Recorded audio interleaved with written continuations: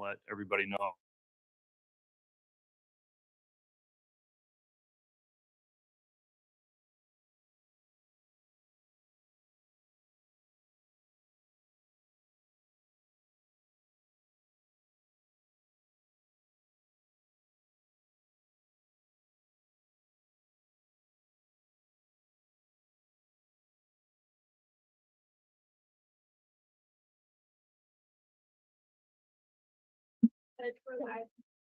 All right. We're on the record on CR 22211623 State versus Chad Guy Daybell. Mr. Daybell's here present, represented by counsel Mr. Pryor. The prosecution's here as well. Prior to bringing the jurors in and the public into the courtroom this morning, we had a request over the weekend for an exigent hearing this morning. In order to not keep jurors held longer than necessary, we're conducting this hearing first before the public's allowed into the courtroom, but the court is live streaming the hearing for that public access.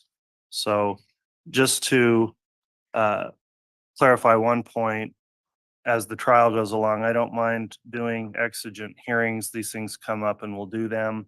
However, there still needs to be, whenever possible, a motion filed so it can be lodged in the case, even if it's just a quick one-page motion notifying the parties in the court of what the topic will be. So we did this based off an email received, but it's a request from the defense to reconsider a ruling that was made last week on evidence as it related to the defense request to bring in testimony or evidence relating to Joe Ryan. The court made a ruling last week that it was inadmissible as being irrelevant, and Mr. Pryor, I understand you wanted to get a further either clarification or another opportunity to argue that point. Is that something you want to argue this morning? Judge, I would like to argue it. Judge, would the court prefer I go to the podium or can I argue from here? I think it's best if you just stay at counsel table, so Okay. the microphone will pick that up. And may I, Judge, proceed? Yes. Judge, it's really a two-prong argument. One, I wanted to make a record of the fact that the court had ruled that the evidence relating to Joseph Ryan and that Alex Cox had committed an aggravated assault felony on Joseph Ryan, and that Mr. Ryan feared for his life. That was in 2007. Judge, I have a probable cause affidavit from that particular jurisdiction relaying the facts of that particular incident. I would point out, Judge, that part of our argument is that Alex Cox's modus operandi was to protect Lori Vallow whenever there was any sort of discernible threat towards her or any kind of threat towards her. Alex Cox would come to the rescue and engage in this kind of conduct. As an example, Judge, this is our position is that's exactly what happened with Charles Vallow. That's exactly what happened with Brandon Boudreaux. And those occurred in, I believe, 2019. Approximately 12 years earlier in 2007, the same modus operandi. And the difficulty, Judge, and the relevance in my mind is that we are looking at a third husband. The third husband, this was just not some random act. This was a third husband of Lori Vallow who was subjected and put in a position of fear.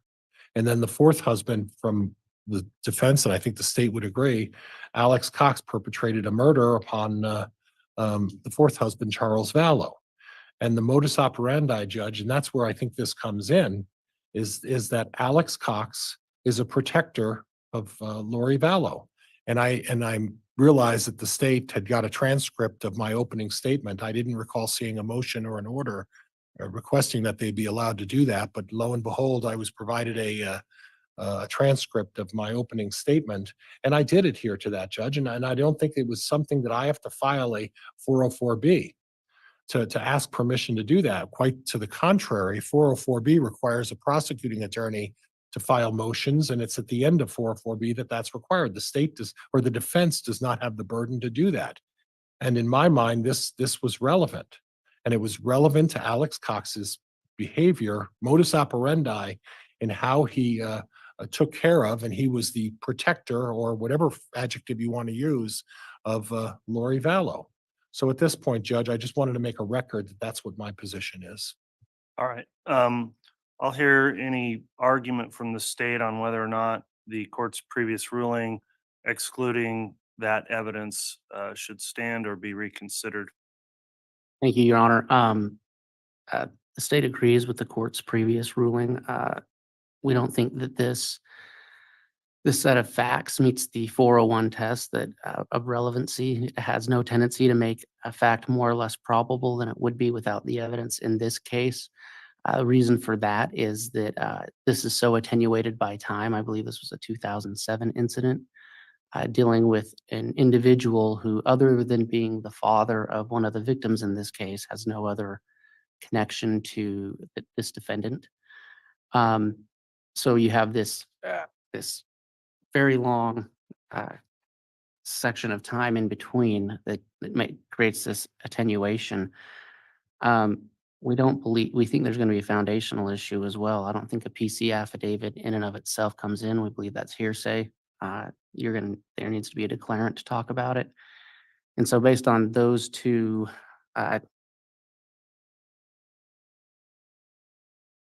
based on that, and on just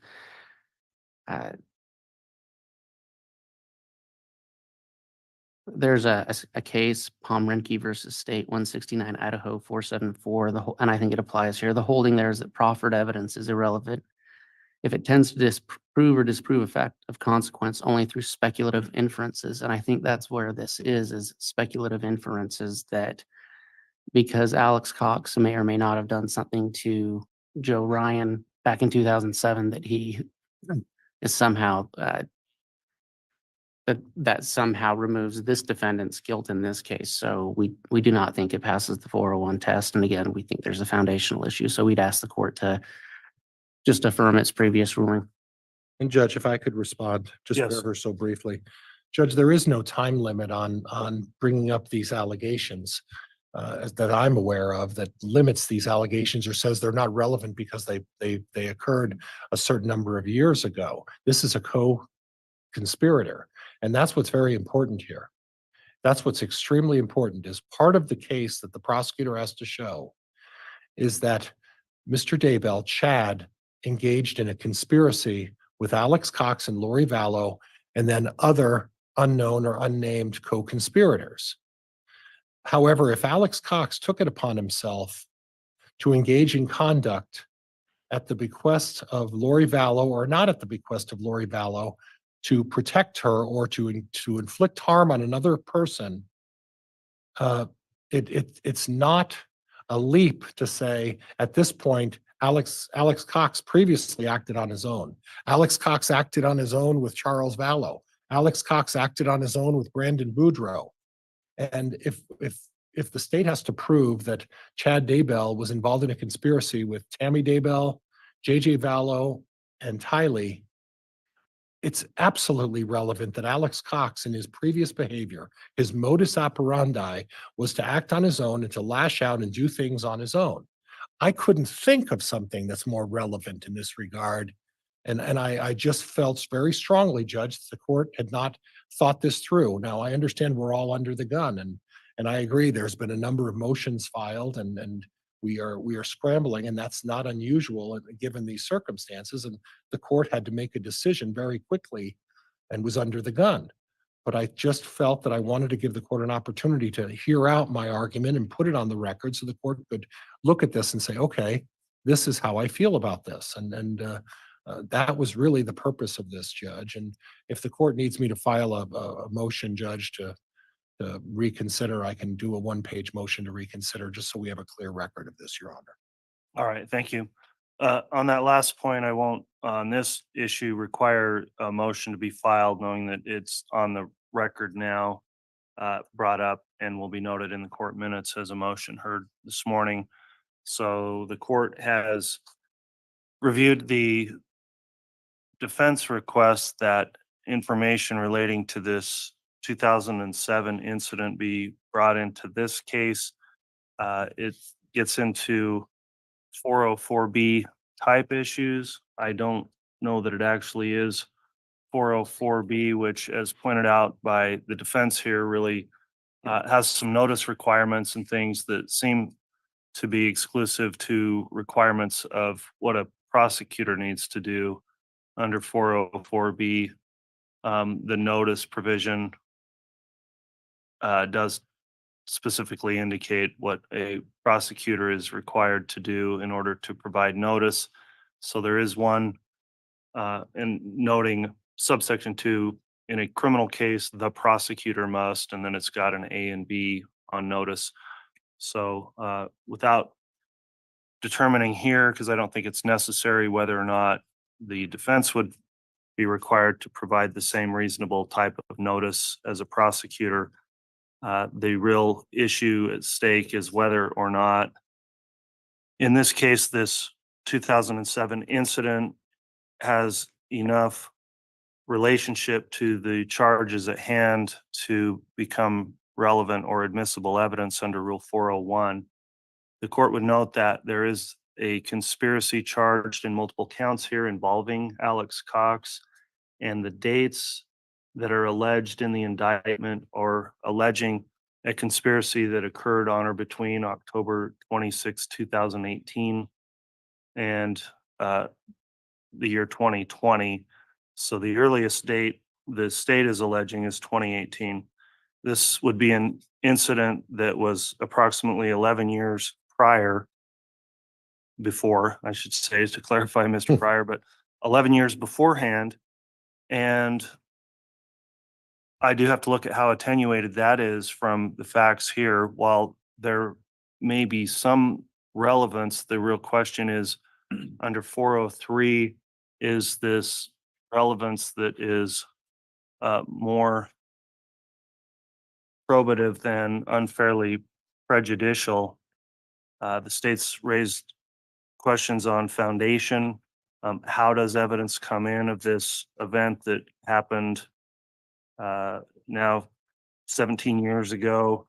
Who would lay the foundation to really get any of that evidence in if it starts coming in and the state wants to challenge the defense theory? Also, while Alex Cox is a named co-conspirator, Joe Ryan's not listed as a victim in the case. And the court just finds that under looking at 403 balancing test and Rule 401, I'm going to maintain the ruling that this is simply too far outside of the scope of the charges, too far outside of the scope of the alleged conspiracy, would be more prejudicial than probative, and without adequate time or even possibly way to establish a foundation to allow a response from the state, would be unfairly prejudicial as well. So having considered that, then the court is going to maintain that previous ruling that the incidents alleged as they relate to Joe Ryan and Alex Cox will be inadmissible during the trial. And that will be the court's ruling. So Mr. Pryor, I'll ask you to refrain from further references to that based on this evidentiary ruling. Any questions on that, Mr. Pryor? No, Judge. All right, any questions from the state? No. Okay, thanks. Counsel, we'll go off the record here momentarily then. While everybody gets ready, I'll step off the bench. We'll let the public come in and we will let the jurors in. I'll let everyone know we do have all 18 jurors returned today. They've each signed their affirmation, so they are good to go to hear evidence this morning. And as soon as the public's seated, let me know and we'll come back on and get started with evidence. Let me just ask the state, who's the witness that's going to be coming up today first? The first will be Vince Kamanu. Okay. All rise.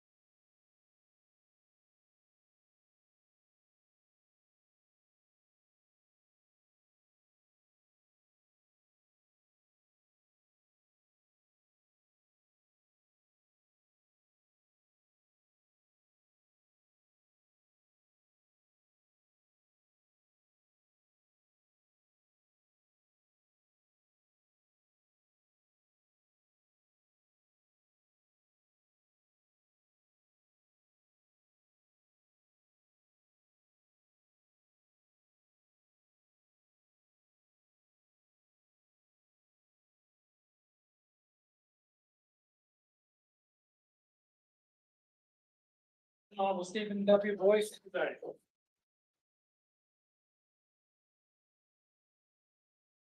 Thank you. Please be seated.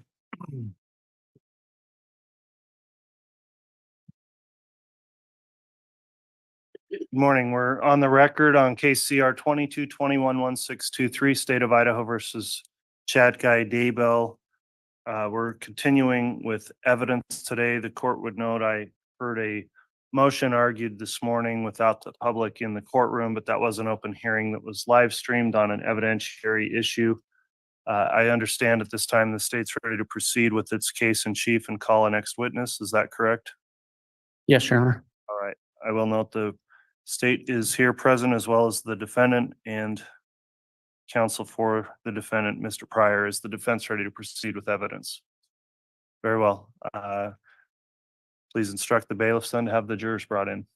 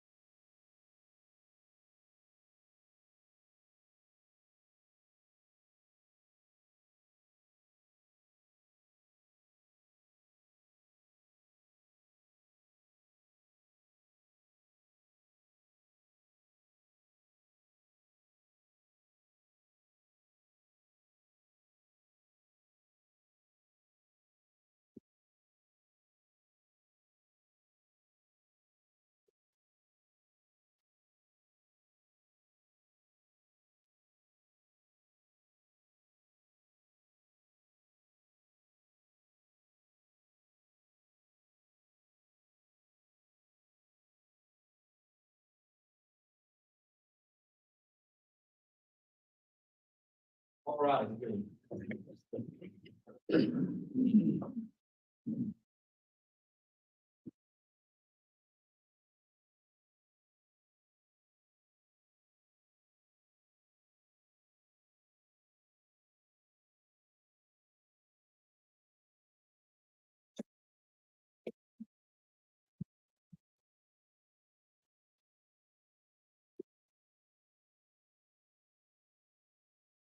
The jury is present. All right. Thank you, Mr. Bailiff. Please be seated.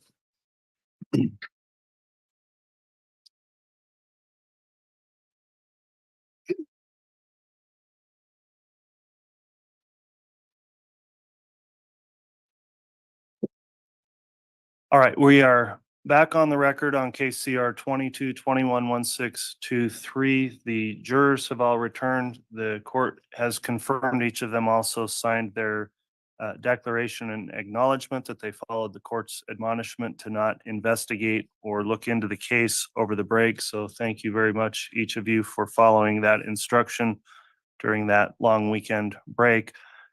The state is continuing with its case in chief and presenting evidence. I'll note the defendant and counsel are present as well as the prosecution for the state. And I'll also note this hearing is being live streamed today. As I mentioned last week, if we do run into any technical issues with that live stream feed, we'll instruct tech to try to let us know how quickly that may be fixed, but would likely proceed with the trial if we do run into any issue causing a delay with that. So at this time, then, I understand the state has a next witness to call. Is the state ready to proceed this morning? Yes, Your Honor. All right. Is the defense ready to proceed? All right. Then the state may call its next witness. Thank you. The state calls Vince Kaya Kamanu.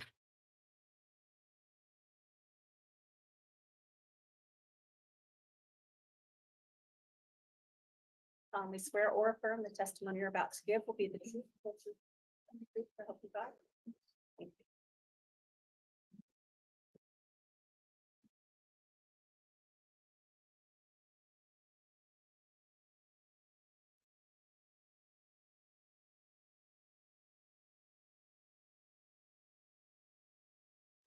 All right. Officer Kaya Kamanu, as you're answering questions, please make verbal responses for the record. Mr. Wood, you can inquire. Thank you. Can you state your name and spell your last name for the record? Vincent Keone Kamanu. Last is K-A-A-I-A. Officer, I'm sorry, could you talk a little more loudly right into your mic? I think we're barely picking that up. Is that better? Is that loud enough? Is it quiet?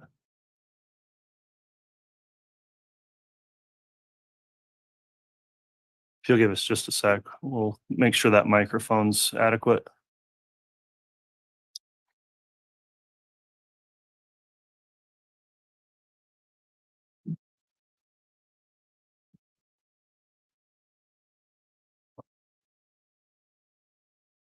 You want me to start spelling the last name, see if that picks up? I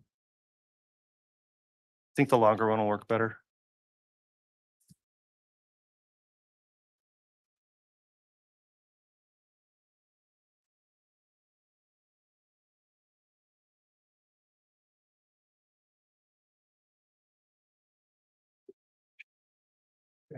Shannon.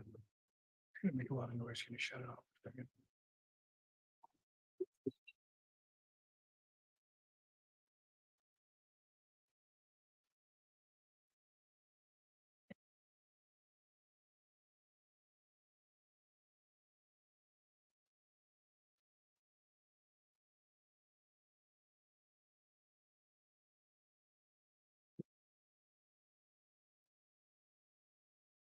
Can you say something into that? Just to test it? Yes. I think that's definitely better. Thanks for that. Mr. Wood, go ahead and just restart if you would, please. Thank you. Can you state your name and spell your last name for the record? Vincent Keone Kamanu. Last is K-A-A-I-A-K-A-M-A-N-U.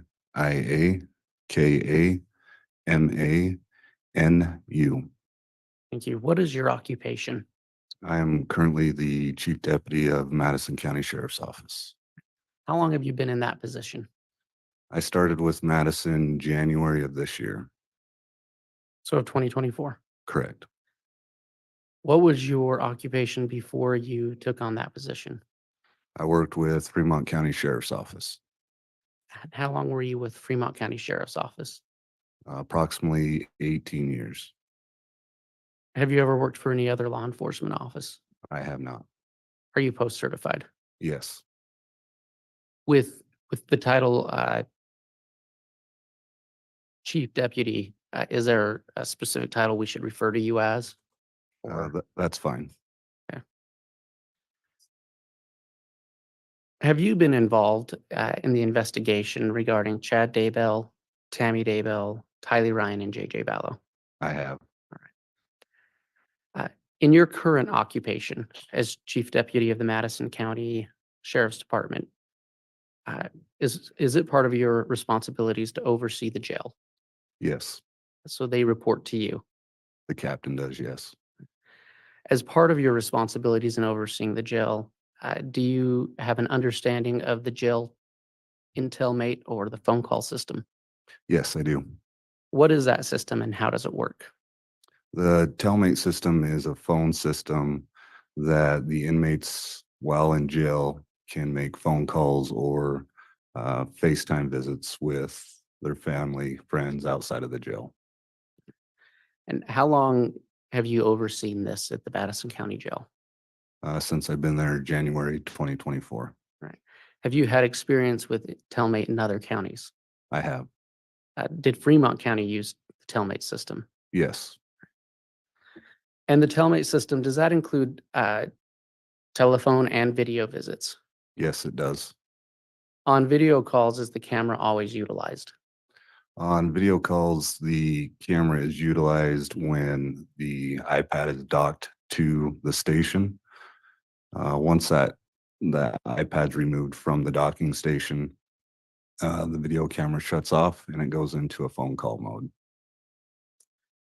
How do you ensure that inmates don't make calls on behalf of other inmates? When someone's brought into the jail and booked in, they're given a specific PIN number that's to them. When they go to set that up through Telmate, they have to give their PIN number that they were given. They also take a face photo and they say their name approximately 3 times, so it's voice recorded.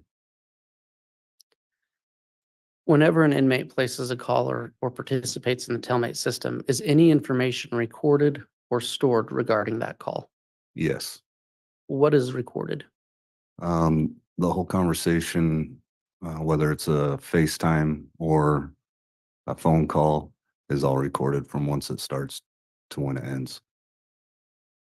And is the outside party required to provide name and personal information? They can go on to what's called gettingoutofjail.com and put that information in.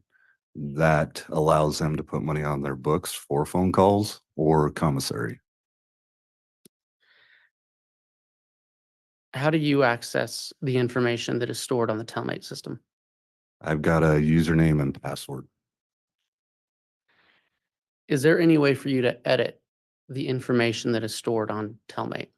No, Are you aware of any other agency being able to edit it? no. Where are the phones and tablets located in the jail? In our jail system, we have what are called pods, and the pads and phones are located in the day room where all the inmates have access to that. The phone is connected to the wall, so if they're just doing a voice call, they need to stay out there. Like I testified earlier, they have that pad there and they need to stay there to do a face-to-face or FaceTime.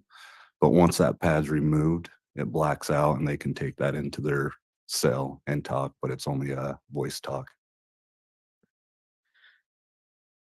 How do you know the date and time of each call? The calls are time stamped. Now, we've been talking about Madison County, correct? Correct. I want to call your attention to June 9th of 2020. At that time, was Lori Vallow Daybell an inmate at the Madison County Jail? Yes, And to your knowledge, Chad Daybell was not in jail at that time. correct. Right. Your Honor, I'd ask that the witness be handed State's Exhibit 33. Very well.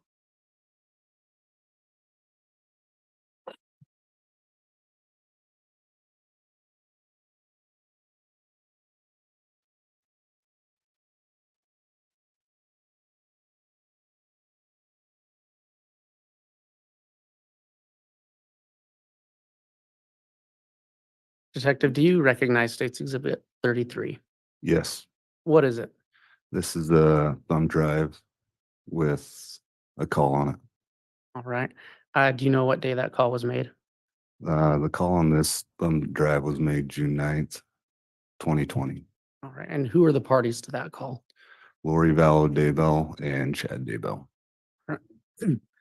And have you reviewed the call on that thumb drive? Yes, Are your initials on that thumb drive? yes, Did you put your initials on that thumb drive after reviewing that call? yes, Is that call a true and accurate representation of what is stored on the Telmate system? yes. Your Honor, I'd ask that State's Exhibit 33 be entered into evidence. Any objection? All right, and just one more clarifying point. Is that the only file contained on that thumb drive, Mr. Wood? Yes, it is. Thank you. Exhibit 33 is admitted.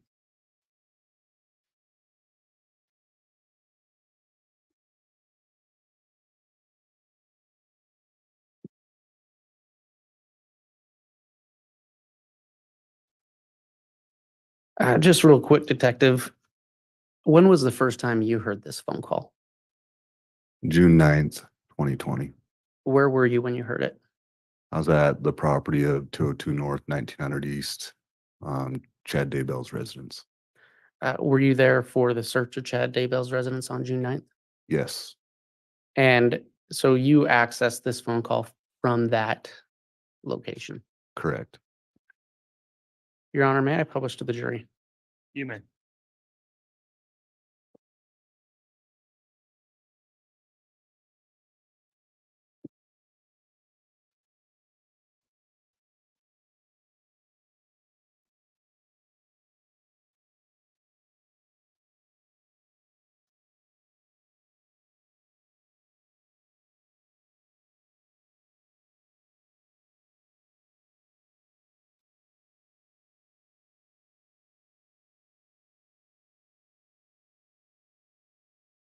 This is a call from and paid for by Lori. an inmate at Madison County Jail. This call is subject to recording and monitoring. If you don't wish to talk, hang up now. Thank you for using Telmate. Hi, babe. Hello. Are you okay? So they're searching the property. The house right now? Yeah. Yeah. I'm an MS.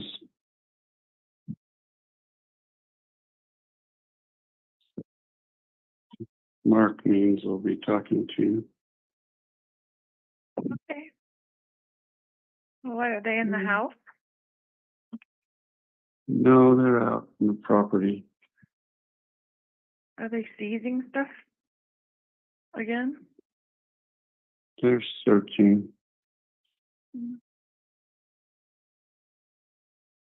There's a search warrant, and so what I'm just at MS with the kids.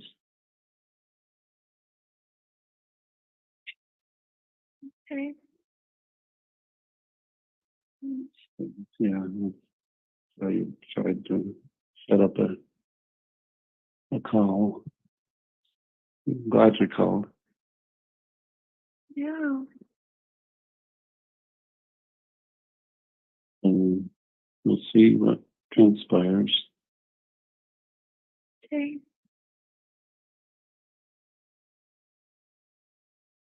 Yeah, I don't. What do you want me to do?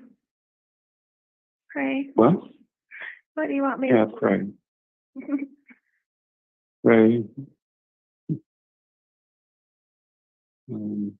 Yeah. Okay. What can I do for you? I'm feeling pretty calm. I would call Mark, though, maybe.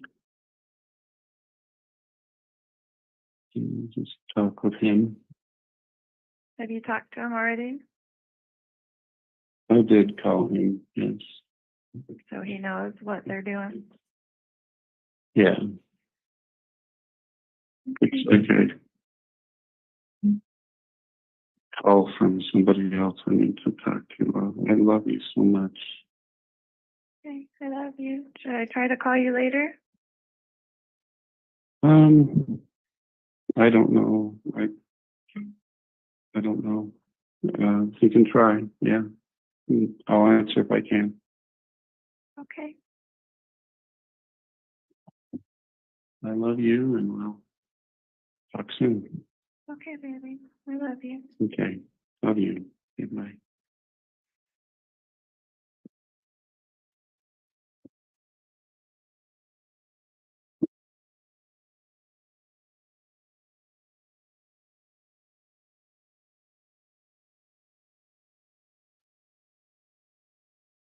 Detective, do you know approximately what time of day that phone call was made? It's around 11 o'clock in the afternoon. Your Honor, the state will be recalling Detective Kai Kamani for other things, but at this time, we have no further questions.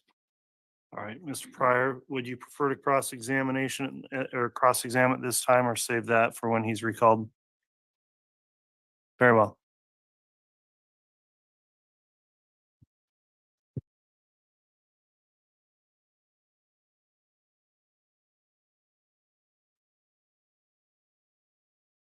And Officer, you've also, are coming back, you've got a subpoena from my office as well to show up, and we've made arrangements for that. Is that correct? Correct. Thank you. Officer, Prosecutor Wood asked you where you were on June 9th of 2020, Correct. and you were at the Daybell residence. Is that right? Yes. Any idea how many other officers were there at that time? I can't recall how many other officers and agencies were there. Was it more than 10? Yes. More than 15? Yes.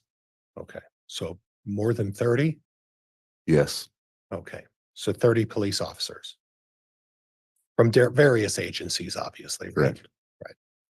And at that point, I heard on the tape where Mr. Daybell mentioned that he was at Emma's. Now, do you know who he's talking about when he says Emma? His daughter, Okay, and in relation to the house, where does Emma live? at the time of this incident, Emma lived kitty corner, roughly from Mr. Daybell's home. That would be what, the southeast corner? The southwest. Southwest, excuse me, Yes. my southwest corner of the property. But it Correct. was kitty corner, Yeah, relatively close to the Chad Daybell's house, right? yes, Within walking distance. yes, So he was over there and there were no restrictions on his movement, is that right? correct. And he could come and go as he pleases. At that time, yes, Right. And at that point, you overheard him talk about a Mark Means. on the phone call, yes. Right. Okay. And on the phone call, he said he was going to talk to somebody else. Correct. Okay. Did you ever learn who he was trying to talk to, that other person? I did not. Okay. Did you have an occasion to be present when Officer Wheeler and Officer Hope were recording the interaction with Mr. Daybell? I was not. Okay. Okay. And at that point, if Mr. Daybell were to be leaving at that time that this phone call took place, he would have the right to do that and there was no restriction stopping him. Correct. And he could go if he wanted to meet somebody or meet up with somebody, he'd have that opportunity. Correct.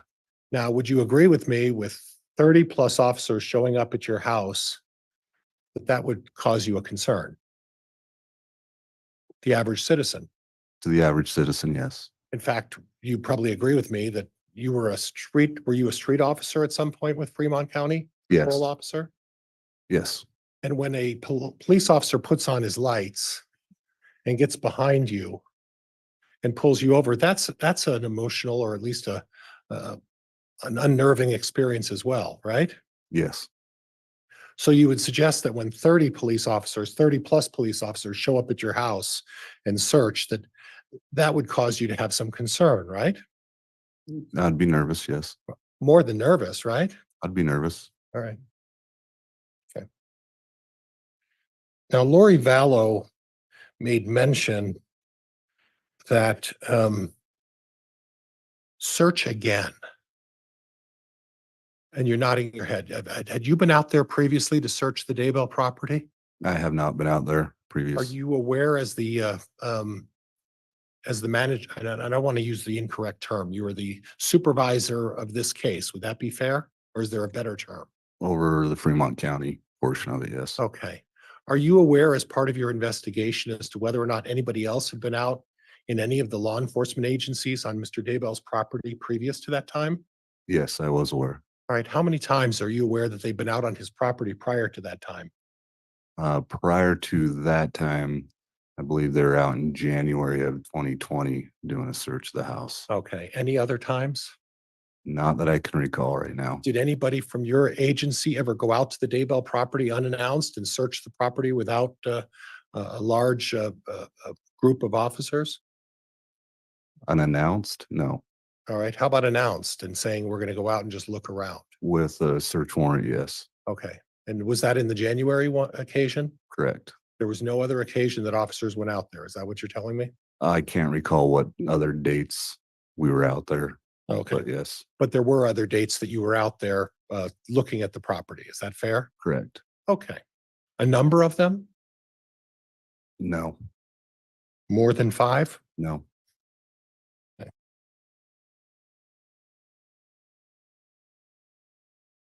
Now, as part of your investigation of this case, you've interviewed a number of witnesses in this case. Would that be fair? Correct. You've interviewed Melanie Gibb Correct. several times. One time. Okay. Regan Price, Yes. how many times? One time. Zaluma Pastenas, Approximately 3 or 4 times. I'd have to Okay. check my notes. and then Garth Daybell, Chad's son. You've interviewed him a couple of times. One time. Okay. And where was that interview? That was done at Rexburg PD. Okay, and in that occasion, you showed up at Garth Daybell's house, is that right? Or did you show up at the school? We went to the school, yes. Okay. And at the school, it's where Garth was working, is that right? Correct. I wouldn't consider that an interview. Okay, well, we'll get to that in a minute. Okay. But at some point you approached Mr. Daybell, and who was with you at that point? Special Agent Ricky Wright? Okay, anybody else? No, And at that point, you took Garth and asked that he go down to the police station with you, is that right? no, not at that time. Okay. But you mentioned that you approached Garth Daybell at the school Correct. and that the interview, or at least what you said may not have been an interview, took place at the police station. So there was 2 different times. Oh, okay. One time we talked with Garth at the school to advise him of the findings of his mother's death. Okay. That I would not consider an interview. Okay. The second interview was done at Rexburg, or the first interview that we brought him in to Rexburg PD. Okay. And when you say brought him in, where did you first have contact with him on the day you brought him in to the Rexburg Police Department? That we made contact with him at his home. And at that point, did he have a choice at that point, or were you taking him into custodial care at that point? At that time, it was custodial care to come in and talk with us. Okay, so he didn't have an option. He was going to go to the Rexburg Police Department. Is that right? Correct. Okay, and then how long was he at the Rexburg Police Department on that particular day? I'd have to look. I want to say a couple hours. And at that point, did you ever talk to him? Small talk until his attorney got there. Okay, Got him some McDonald's, some pop. okay. But at that point, there was nothing in terms of the interview with Garth on that particular day. Is that right? Not until his attorney got there. Okay. Okay. And do you have a recollection of how long it took for an attorney for him to get there? I don't off the top of my head. I'd have to look in my notes on that. Now, we're going to be revisiting that in a little while in terms of the audio or the videotapes of Chad on June 9th. Did you have an opportunity to review the audio and the videotapes of Chad and Emma on June 9th? I have not. Okay, so you don't have any information about those? I That do wasn't not. part of your investigation in this case? I do not. Okay, okay. Other than law enforcement on June 9th of 2020 and June 10th of 2020, other than law enforcement, was there anybody on the scene at the residence on either of those days who was not a law enforcement officer? We had the Fremont County coroner there, Okay, and a few cadaver dogs. okay, I believe that's it. okay. Nobody else? Not that I can recall at that time, no. And were you there the entire time, or were you there just for a short period of time? The entire time. The entire time would have been from like 7 o'clock in the morning until when on the 9th? We finished up about 4 or 5 on the 9th. Okay. And the last part I want to cover, and we're going to revisit some stuff. I mean, we'll do this in pieces, obviously. When you were in there in January of what year again? I'm sorry. 2020. Okay. When you were there in January of 2020, you also brought cadaver dogs, right? Are you referring to the warrant that was done January 2020? Yes, that's what I'm referring to. I was not at that search warrant, so Okay. And I don't know why I thought you were. Do you have any knowledge as to whether or not they brought cadaver dogs that day? I can't recall if they did or didn't. Okay, Judge, that's all I have. Thank you, Your Honor. All right, thank you, Mr. Pryor. Mr. Wood, any redirect?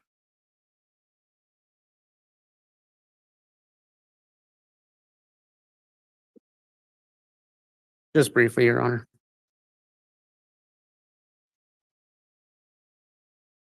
The defense spoke to you about nervousness.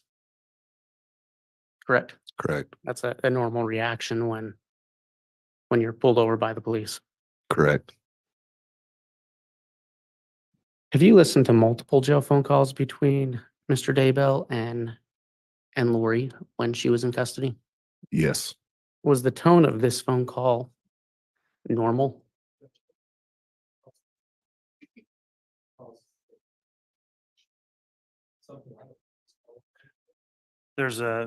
I would require some additional foundation for that, Mr. Wood. Okay. So I'll overrule the objection at this point. Has it been a regular part of your investigation to listen to jail phone calls between Chad and Lori? Yes. And you've listened to many of them. Yes. And in listening to those, would you say that the phone call on June 9th, that the tone of that phone call is different than their average phone call? It's overruled with additional foundation. I will permit any recross just on this issue as well, though, Mr. Pryor. Go ahead, Mr. Wood. Was it a different tone? Yes.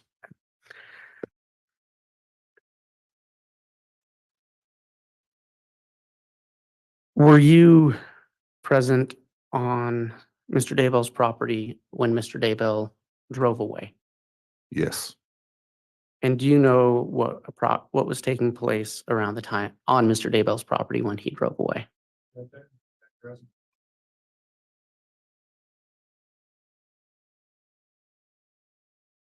Could you repeat that into your microphone, please? I'm an object, Judge, on the basis of foundation. Well, he indicated he was on location when this happened, so that's overruled. Repeat that. Sorry.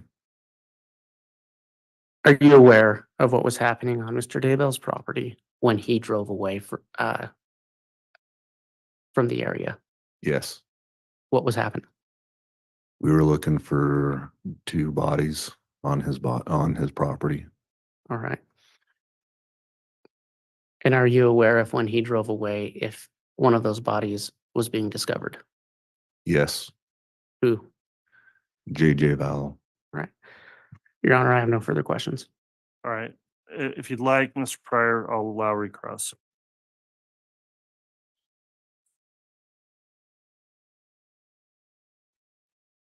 But limited in scope to those two issues.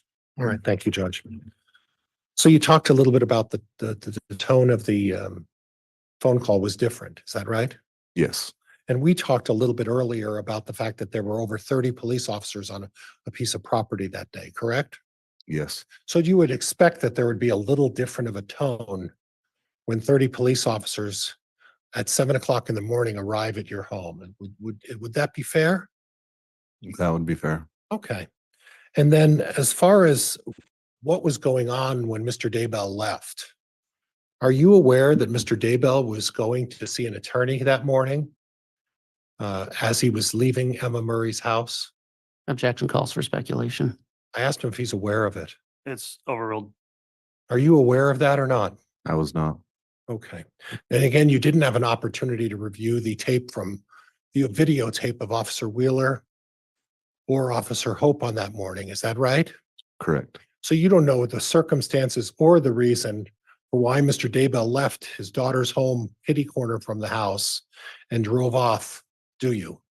I'm not aware why he drove off. So to suggest that the fact that they found a body on his property and that was the reason for him driving off, you don't know what the reason Mr. Daybell drove off.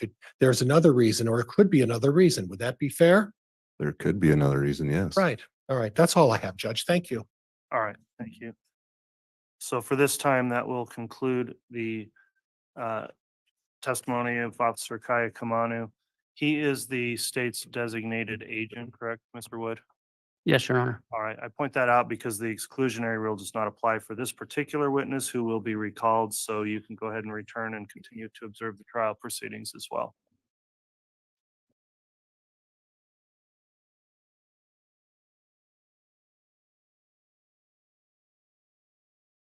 The state may call its next witness. We would call Detective Eric Wheeler, Your Honor.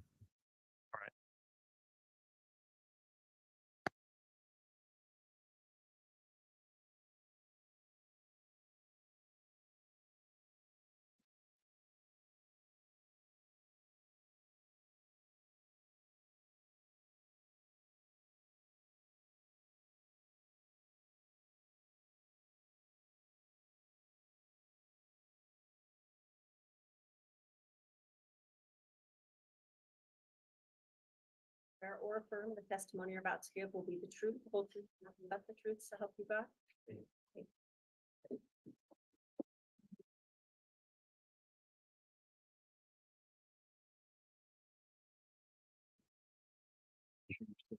Speaking clearly, please. You have a laser pointer right there if needed.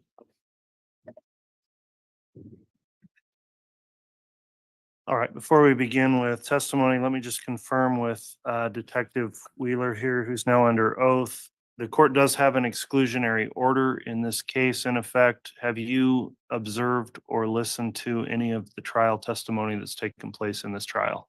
No, Okay, so you have followed that. You haven't discussed any of the testimony with anyone else or reviewed that with anyone from the state? no. Very well. Mr. Wixom, if you'd like to inquire on direct, you may. Thank you, Your Honor. Good morning, Detective Wheeler. Morning. Could you please state and spell your full name for the record? Detective Eric Wheeler, ERIC WHEELER. Thank you. And can you please explain to the jury, where do you work? The Rexburg Police Department. How long have you worked there? 18 years. And what's your current rank? Detective, And what was your rank prior to becoming detective? patrol sergeant. And how long were you a patrol sergeant? Oh, approximately 3 or 4 years. And how long have you been a detective now? 3 years. So prior to that, were you a patrol officer? Yes, sir. And just very briefly, for the jury's sake, will you please explain to them what's the basic post-training that law enforcement receives? So I've received my advanced and master certificate through Idaho Post, and so it's training that you have to go through, in service type training.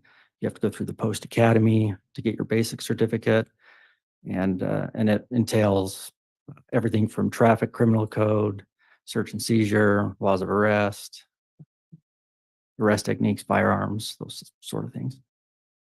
Thank you. And I want to draw your attention to almost 5 years ago, back to June 9th of 2020. Were you involved in any kind of search that occurred in Fremont County? Yes, I was. What search was that? It was the search warrant that we were asked to help with at the 202 North, 1900 East, Fremont County, Chad Daybell property. And what was the subject of the search? My role in the search was to maintain scene security, safety, traffic and crowd control while investigators conducted the search on the property. And just briefly help the jury understand more. Why do law enforcement need to maintain safety and security at a search scene? Anytime we're doing a search on anybody's property or home, there's a risk that's an inherent risk to the officers as they're conducting that search. And so whether that's agitated bystanders or the homeowners themselves. And so we just like to keep everybody safe by maintaining that control. And we'll come back to your role in that capacity, but I want to fast forward a bit. Ultimately, did you help find anything on the property as part of that search? Yes, What did you find? I found remains of Tylee, and then I observed the remains of JJ. And very briefly, can you explain to the jury before we go back? Describe where those remains were found for each of them relative to the property. Judge, I probably need a little bit more foundation. All right, he was present at the scene. He just said he observed this on the same date.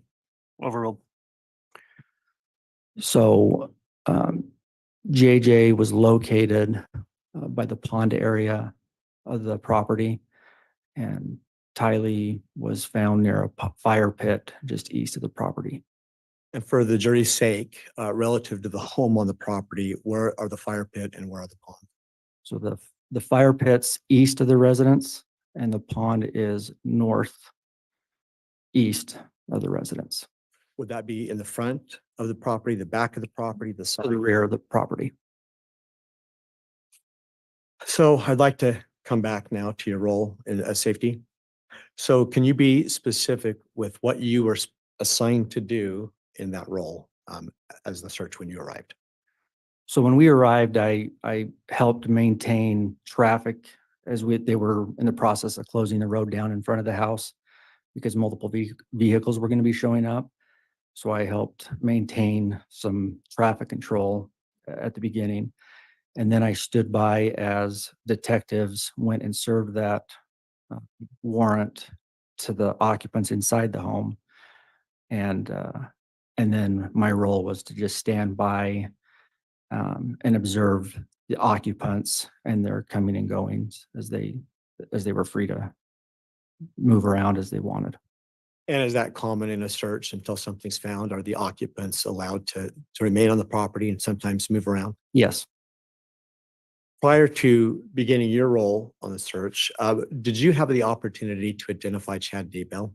yes. How did you do that? Prior to this, just through investigation, through tips that we were receiving, even in patrol, we were helping field multiple tips that would come into the agency as we were looking for the children.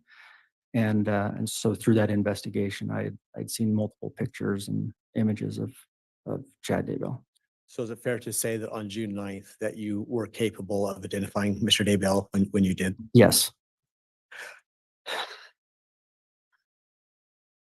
When you took your role, when's the first time that, let me withdraw that. Can you tell the jury what time of day, the best you can recall, that you arrived on scene to help with the search? We arrived to the residence, I believe I got there just after 7 a.m. on the 9th. And can you also let the jury know, were there other law enforcement agencies involved?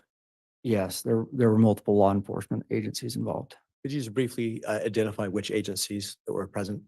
The ones that I knew were present at that time were the Rexburg Police Department, the Fremont County Sheriff's Office, and the FBI. Were there a large number of law enforcement present? Or a Yes. small number? Yes. So when you arrived, you were given this assignment. Please recall and then explain to the jury, when's the first time that you personally got eyes on Chad Daybell?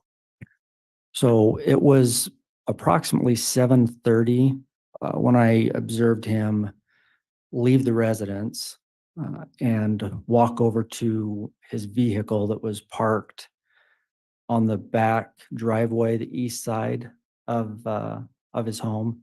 He got in the vehicle and then moved his vehicle over to the west driveway area and backed his car into that driveway on the west side of the house. And if I could have you explain to the jury, Detective Wheeler, when he moved the car to the west side driveway, can you explain to the jury what would his vantage point have been relative to the pond and the fire pit?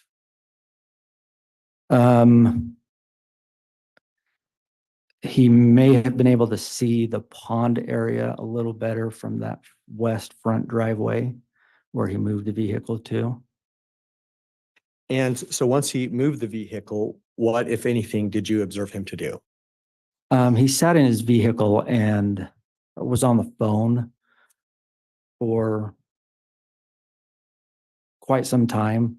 Just sat there in his vehicle.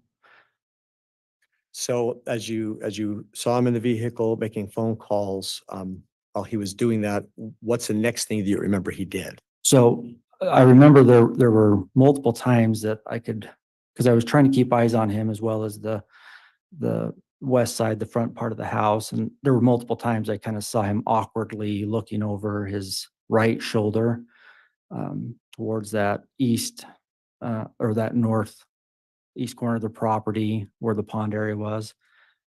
And that's at that time where some of the investigators and cadaver dogs were working. And you just used the word awkwardly. Can you explain to the jury what you meant by awkwardly and what indicated to you that he was awkward? The best way I can explain it is that for somebody to look over their right shoulder for, a long period of time. And the reason I use awkwardly is because there was one time that he did exit the vehicle and kind of walked towards the rear of his vehicle and looked in that direction. And that's when I figured that he was interested or suspicious of something going on in that area. And I had made note to one of the other officers that was close by that behavior.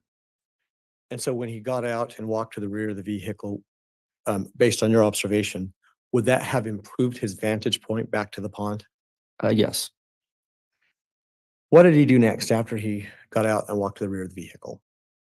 So he got out, walked to the rear, kind of passenger side a little farther on the passenger side of his vehicle, looked around for just briefly, and then got back in his vehicle. What did he do next? I believe he was on the phone for just a little bit longer, and then he drove over to Kitty Corner to his residence where his daughter was staying. Were you aware that that was his daughter's home at that time? Yes, Which daughter? I believe it was Emma. What did he do when he drove over there? I know that he had a conversation briefly outside and then had eventually gone into the home.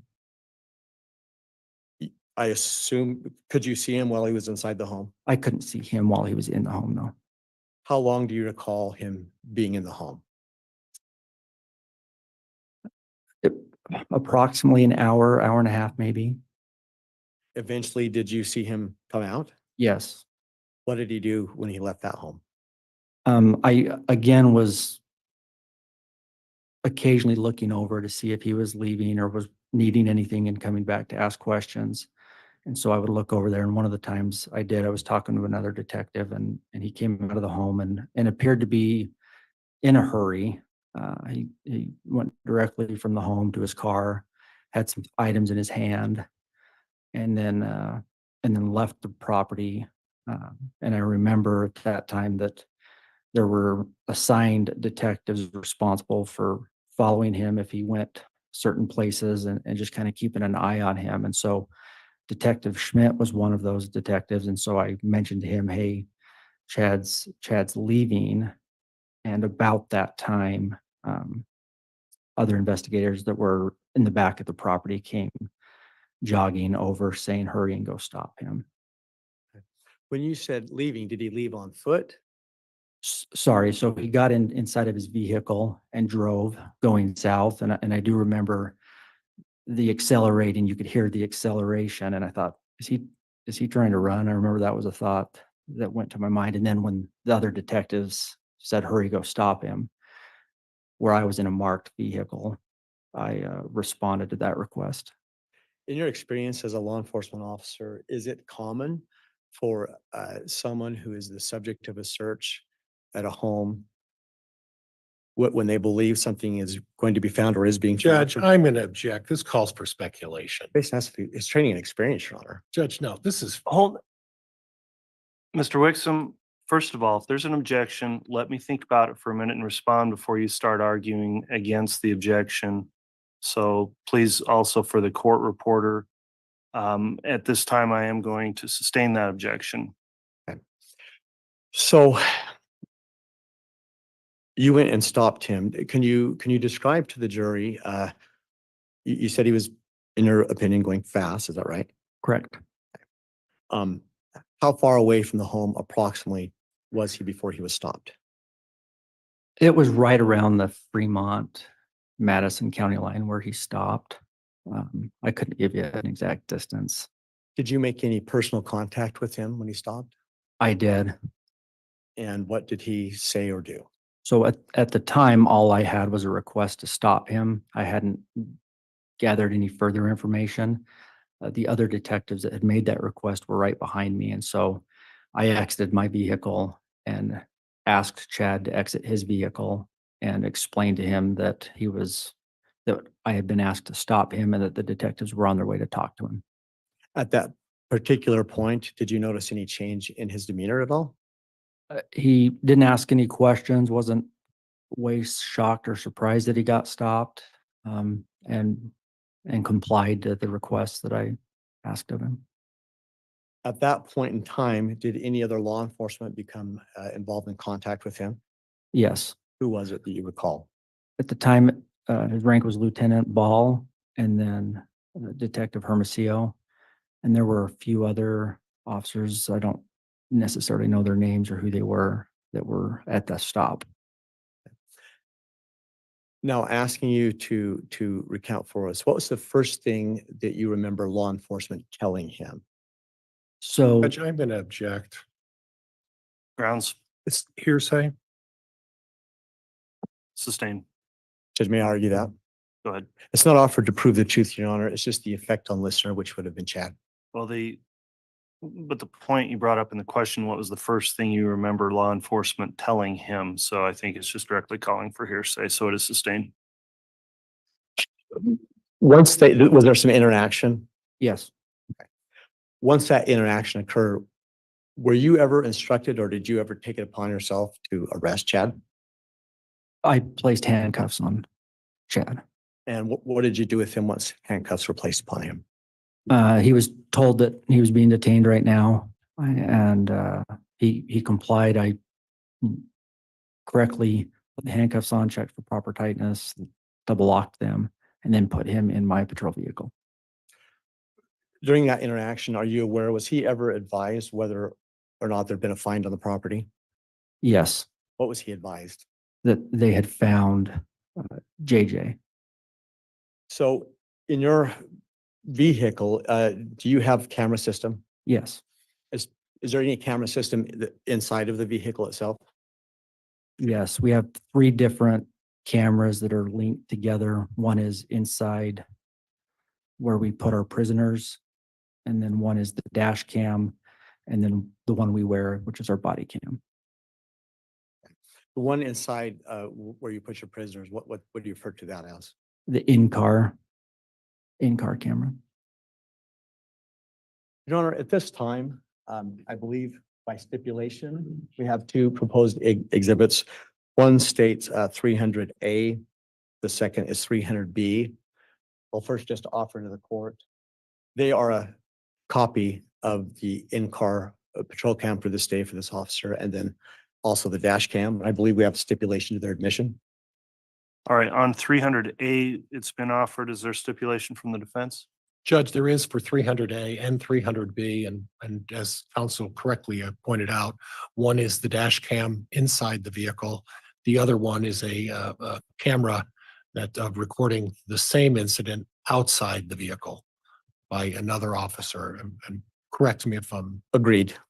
so both of those by agreement, Judge, are being admitted or proposed admission. All right, exhibit 300A and exhibit 300B are both admitted. Your Honor, with that, may I have permission to begin to publish 300A? You may. Thank you.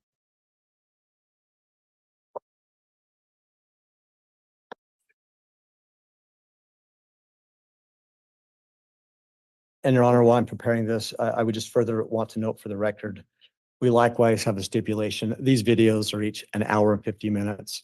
I only intend to play approximately 15 minutes. We have an agreement between counsel that the state can play what they wish to, and defense counsel can likewise play what they may wish to. All right, if you do that, Mr. Wixom, if there is some identifying marker on there, either a timestamp on the video itself, so we can identify in the record precisely what portions were played, then please do that when you publish. Will do, Your Honor. Thank you. Thank you. If I can have just a moment, please.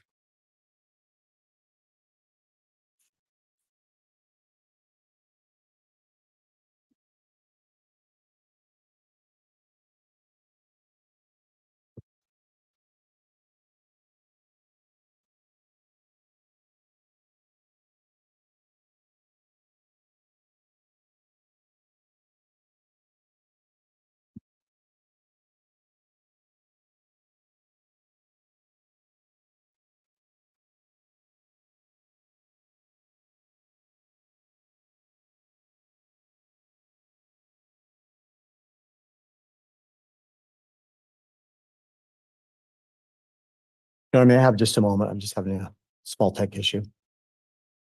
I'll be very quick. All right.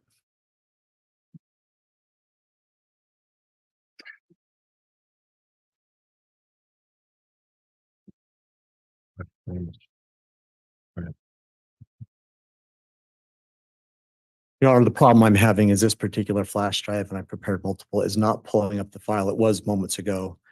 So if the court would like me to send this up, I have an alternate original that I'd like to file, but it also is marked exhibit 300A. Okay, well, the one that comes in will be the one that's published. We'll put it that way. So whatever you publish, that very drive needs to be the admitted exhibit. Will do, Your Honor. Thank Very you. well. Judge, if we need to take a break, we can do that if you'd like. Cool. Do you think you can get that going at this time? I'd rather kind of push through and get that before the morning break. Judge, I'm optimistic that we can get this going. I just, Sure, we'll give you a minute here.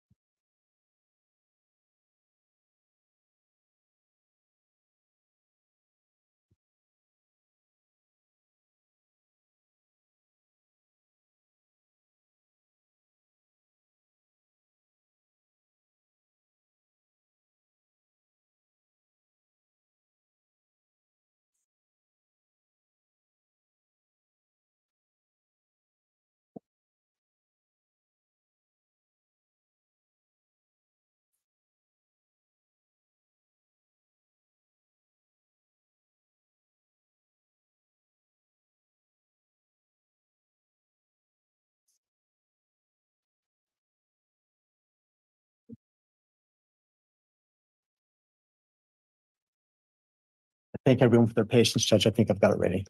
Okay.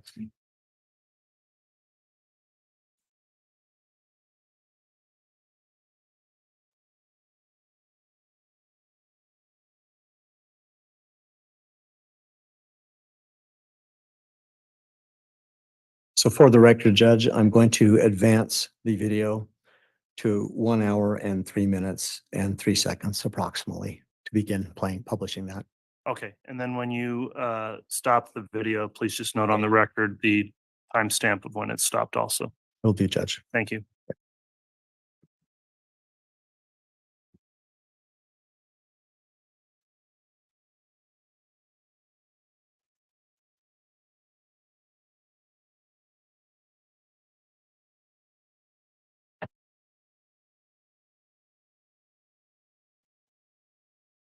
Before I play this, Detective Wheeler, you see on screen a video that's put in front of the jury. yes, Can you just explain and confirm what that is? that's my patrol vehicle with Chad Daybell sitting in the back section where we have our detainees. And to confirm also, is this the day of June 9th, 2020? Yes, So this is all relative to the search that you've been testifying about already? yes. Thank you.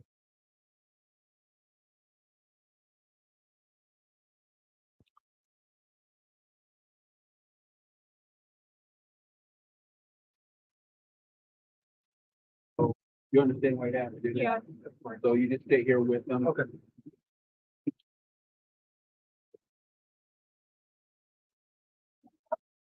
Hi. They said I could talk with you and I didn't want you to be alone. Judge, I'm going to stop at 1 minute, 1 hour, 3 minutes and 17 seconds and ask a question. Detective Wheeler, are you aware of who is the person that has just approached Mr. Daybell in the vehicle? His daughter, Emma. Thank you. I love you so much. I love you. Glad you came over. I thought they had taken you downtown already. I got about to the Fremont County line. I saw it as soon as you left. Again, stopping at 1 hour, 3 minutes and 38 seconds. Detective Wheeler, can you just explain to the jury the positioning of your patrol vehicle relative to the Daybell property and vantage points that could be seen from where Mr. Daybell is sitting as he sits now? So we're parked on the south side of the residence. I believe the road is 200 north. So we're just south of the residence and facing west. And so if he were to look right outside of that open door, he would be looking at his house. And from his sitting position, would he have a vantage point to see the pond area on his property or the fire pit area on his property? From that position, he would just have to look over to his right shoulder and out that door. kind of towards the back of the vehicle. What would he be able to see if he did that? He'd be able to see the fire pit area for sure. And to be clear, whose remains were found in the fire pit? That was Tylee. I'm going to go ahead and play this continuously for a while, Your Honor. Chased you down and then they came back. Ron, Ron? just concerning the car, Huh? I know they, Yes. oh, okay, What's that? oh, just about the car. Oh, we'll take care of the car. We're gonna take it. Is she able and then to we'll- get it? Yeah, you can get that. We may have to go through the car, if you're arrested in it, Right, the things we gotta do, but then. she can have her bananas and her, I gave him First. food. We'll try to get a car before it's spoiled. You can eat it.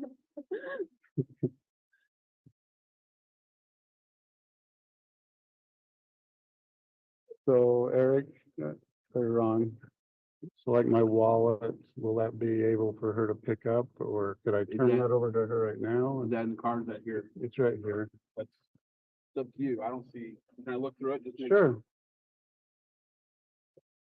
They're going to get Mark. Lisa. No, Oh, so Garth. oh. Is there anything that you're gonna need in that? Well, she'll be running my finances, I suppose, so. That has a little money on it, you could, Okay, just, so these are credit cards, so you're good if she just takes them, yes. correct? um, In the middle drawer on the left side in Mark's room, there's about $9,000 in 2 white envelopes. Okay. So get that.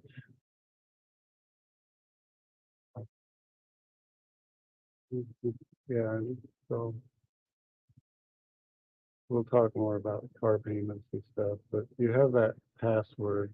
I do. I believe the That's this one. First Hawaiian Bank, if you use that same password for this account, it's Chad Daybell. Look what else is in here.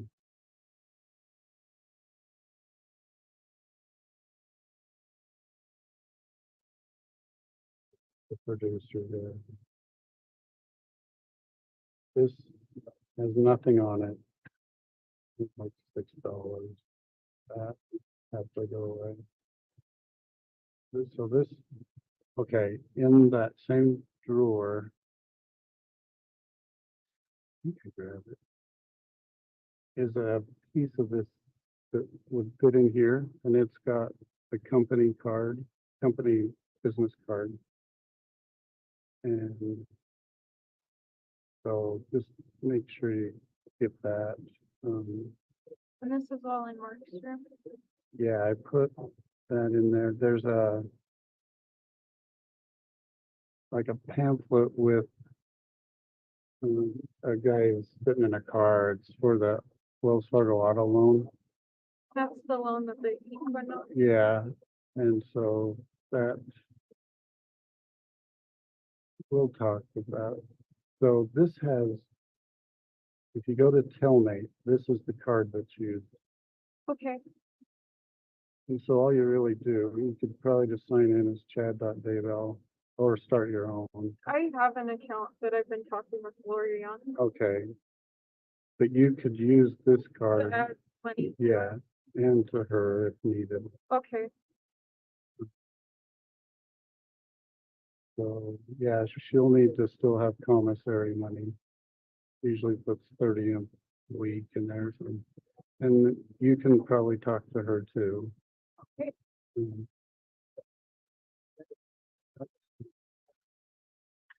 I'm sorry. I love you so much.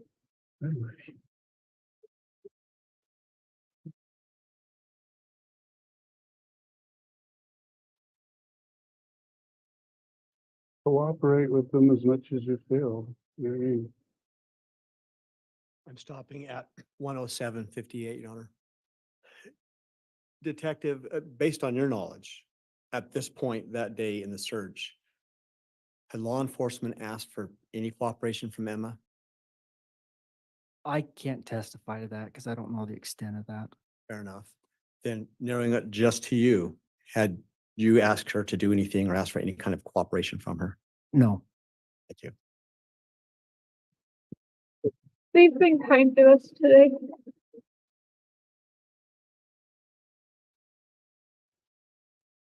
I texted John Pryor, so he has my number. He said thank you. Okay. And a lot of the company stuff that pays for the house should just auto pay still out of that company account. You know, I left 5,000 in there. Okay. You need some, come find me. Okay, thank you.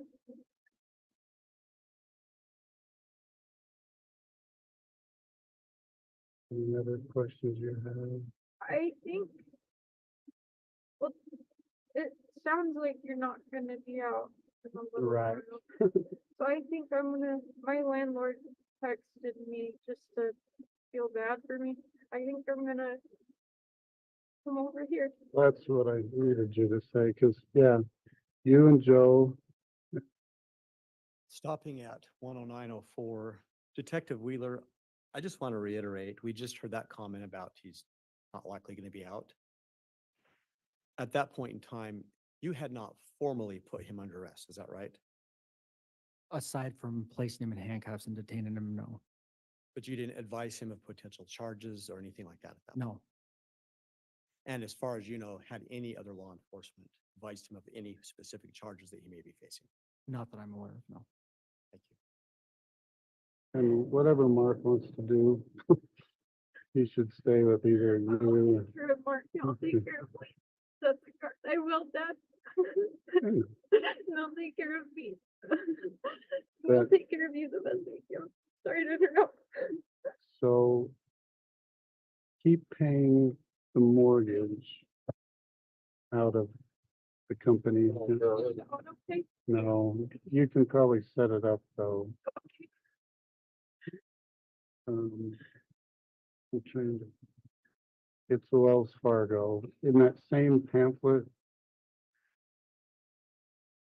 Remember the password, I'll look, but but I've had a lot of success with mom stuff, just saying, will you help me? My mom died. I'm pretty sure, will you help me? My dad's in jail. Has the same. it should be paid through July 1st. Okay. And I think the car is paid through July 15th. So you shouldn't have any bills to worry about.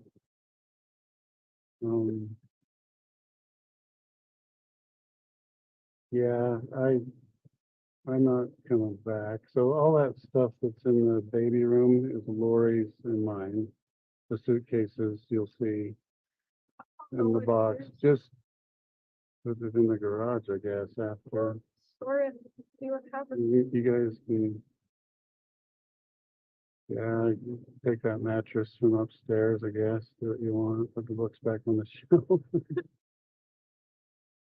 We're gonna make it through. I'm glad we could talk. I'm glad they let you come over. I started crying and Lieutenant Ball went, do you want to talk to him? And I'm like, can I? He said, he's just over there. It's like, oh, that changes things. So you probably saw us out there. Yeah, I was watching. So,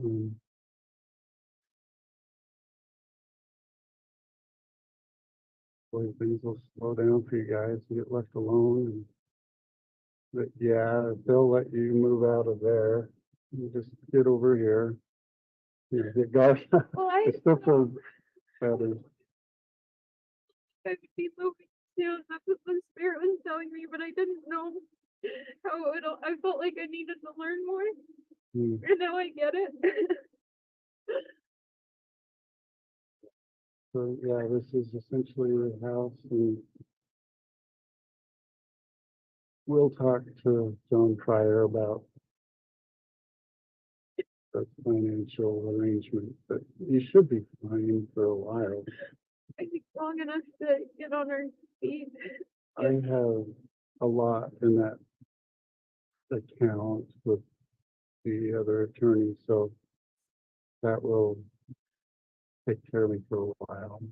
And maybe we just do a refinance on the house or a home equity loan. Does it, I don't When think you- it's gonna break us. I think that might be an option there. I might need to authorize putting you on the the mortgage. account with you? And just probably leave Joe off it? Yeah. Yeah, keep me on it with you. And Do you have accounts like that when you're in jail? I don't know.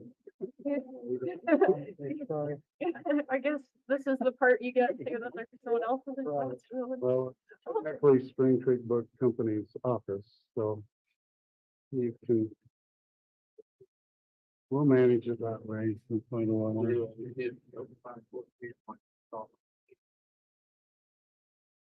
And you have you can send things through Amazon to the jail? Yeah. So like, I couldn't send you a package, but Amazon, if I ordered it through there, it could get to you. Yeah. I'll only do that as you ask for stuff. Lori would know the Amazon account. I'll talk to her. Yeah. Cause I have like $265 or so in there as gift certificates. So don't pay. Yeah, I won't. We'll get it figured out. It's like Cholo 1105. Same as for Loves Elena. At iCloud.com, I believe is the password. I don't know what they're gonna do with the computers. You could probably, it wasn't part of the search warrant. Are they, do you know, are they leaving the computers? Well, they were in my bag. They were in the car. With him? We'll probably hold on to those and try to get it out. Okay, but things that are currently in the house will likely be left. I don't know what they're gonna take out. Okay.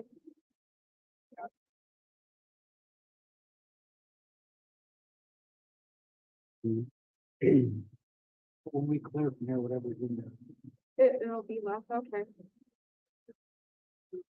I talked to them and told them the bedrooms and to not mess it up. And they didn't seem like they were gonna luminol at all. Okay, But yeah, get Garth and Beth moved and you guys come over here. It'll work out. It's all in the Lord's hands. thank you so much. We'll talk. Use, You use always- that cellmate. I don't know if I'm Madison or Fremont. I think they're deciding that right now, but That's what it sounded like. Detective Ball wouldn't, or Lieutenant Ball wouldn't say because he didn't know. I'm sure Fremont has a cellmate system. Well, at Fremont, when I went in to get fingerprinted to teach, I was like in there, like in the jail. I was like in my like teacher clothes, this little recent grad. So I don't know what they do. Sorry, all the neighbors are gonna be talking, but you They all just, are. We're okay, Dad. well, I- We're okay. You raised us that we're independent now with your wallet. glad you got that. We're not Colby. Right, but yeah, get that money out of there, probably just put it in your own personal account. Rather than have the cash laying around.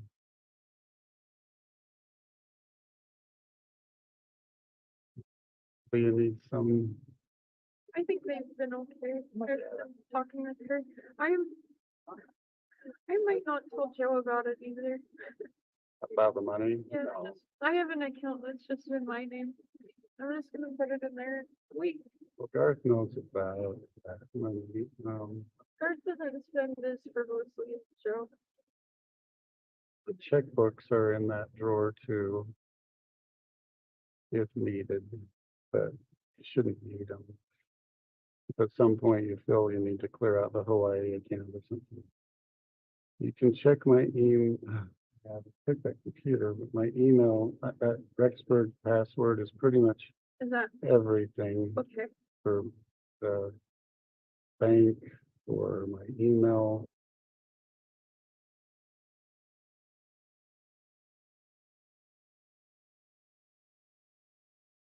Cholo 1105, but I think I switched to all of those. Yeah, I talked to Lori just for like 2 minutes. So she's aware they were searching. Was she surprised? She seemed bothered or disturbed. I mean, yeah, but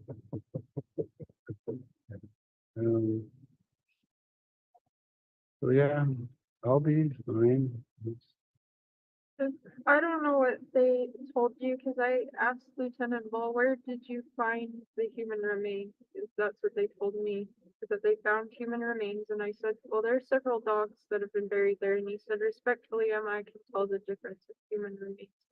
And I asked, where was it? And he said, over by the pond, under that tree, that it was in the ground and had boards over it. Okay. But that didn't, Jason and I have walked all over there. Yeah. That, and I Hmm. can see in your face that surprised you, that, because they asked, do you want to know what he's charged for? And then they went, well, actually, we don't have it. They said, we don't want to tell you something wrong. How they're gonna. And so he told me that what they're looking at is that they found one body with the probable cause, there's likely two. So I asked, are you gonna search the property forever until it's found? And he said, well, no, but we're going to look. And he said, because I said, what about, this is the home for my siblings and there's a baby. And he said, if you're not able to get back in tonight, we'll hook them up with a hotel. Said, you're not in trouble. I think they'll let them back. I There's nothing in the house. They haven't. Stopping at 1 hour, 19 minutes and 17 seconds. Detective Wheeler, at that point, to the best that you can recall, was any of the search focused inside of the house? Not that I can recall. So the focus, as based on your memory, was all outside of the house. Correct.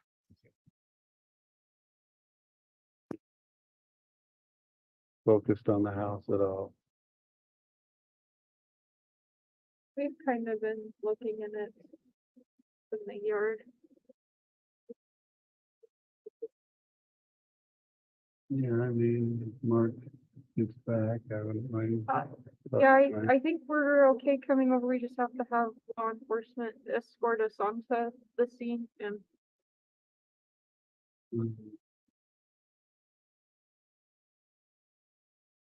We'll make it through. Mark deals with trauma weird that he just acts vaguely unimpressed.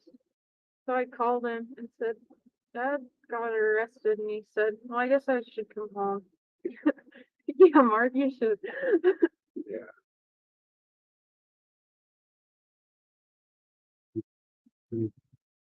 Yeah, you don't need to go.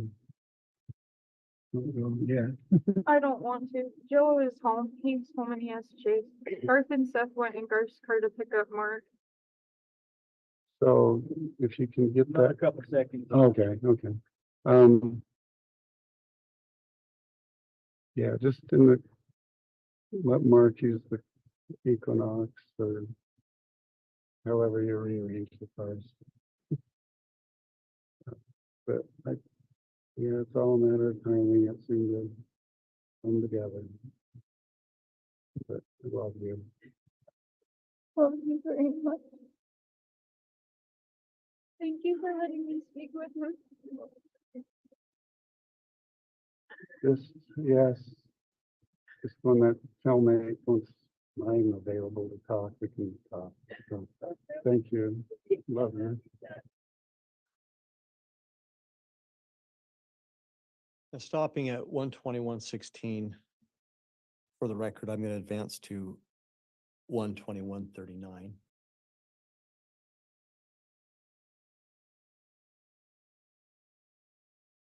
(121:36).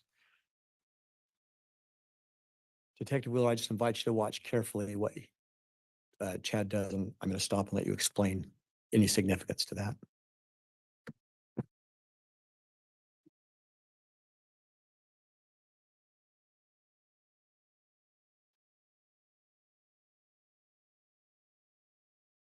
stopping at 121:47.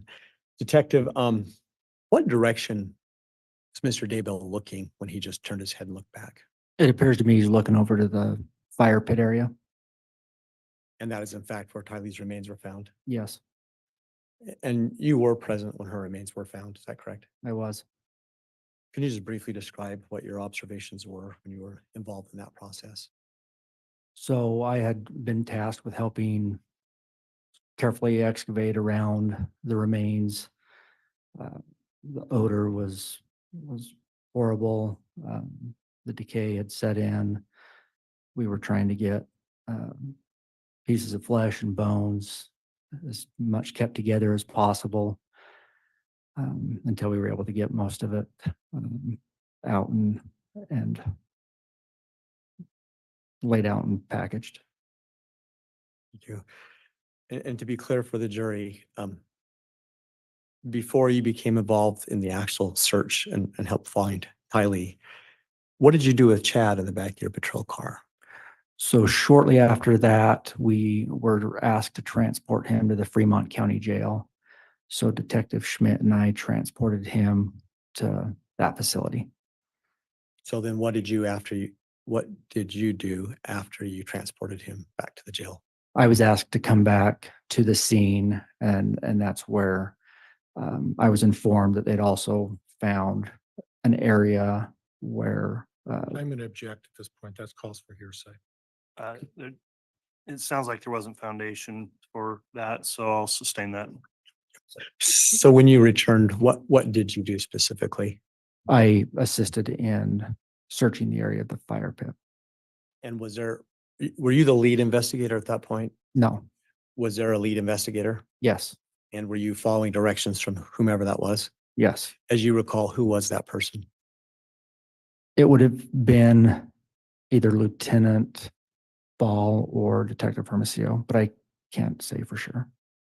There's no doubt you were a subordinate. Is that fair? No doubt. I think the last question, about how long were you back at the property in this process of recovering Tylee's remains? I had returned back to the property at approximately 1:30 or 2 in the afternoon after I dropped Chad off. And we were there the rest of that day and into the next day, the 10th. Approximately how many hours the rest of that day were you there? I had to estimate another 5 or 6. I also assisted in setting up light trailers and things for scene security overnight. Sorry, light trailers. Your Honor, at this time, I don't have any further questions. I might ask as a courtesy to counsel if he wants me to leave my laptop and the exhibit in case he wants to play from it. Judge, I can use my own laptop and I've marked as exhibit number 63 on my list, a copy of the outside video that Officer Wheeler was involved in. There's 2 videos that we stipulated to. Just as a precaution, Judge, and it's not that I don't trust Mr. Wixom's technology, but I'd ask Mr. Wixom to stipulate to the admission of my exhibit number 63, which I'll make a representation is the exact audio video of the outside of the stop of Mr. Daybell. We do not object, Your Honor. We believe it will precisely mirror and should precisely mirror exhibit 300B from the state that you've already admitted. Let me be really clear on that then. So we've already admitted 2 exhibits. I really don't want a duplicate exhibit. And it sounds like 300B would be the same as 63. That's what I believe based on the representations of counsel, yes. All right, counsel, if there's a way to use the same single exhibit, I would prefer that to avoid any confusion in the record. Judge, for convenience, would Mr. Wixom permit me to use my video of 63 for demonstrative purposes with this witness? Counsel, why don't you work that out? I think what we'll do is take a mid-morning recess before you begin cross, Mr. Pryor. And if you'll talk just for a moment, we've already admitted 300B. And so again, I'm just hesitant to have a duplicate video showing the same thing. I guess I'm not, maybe I could be convinced, but I think it's best practice to have one exhibit for one video. Certainly. So if your file works in his computer, perhaps he can just use his computer with the admitted court exhibit 300B. It's fine with me, Your Honor. Okay, if you'll take a look at that on the break, let's go ahead and take our mid-morning recess. Let's try to reconvene again in 30 minutes. Your Honor, for the record, I wanted to turn in the exhibit that I just played because there was the issue with the other player, just so the court can keep track of what was just played. Okay, yeah, that'll be the one that will be the 300A. Thank you. All right. We'll be in recess.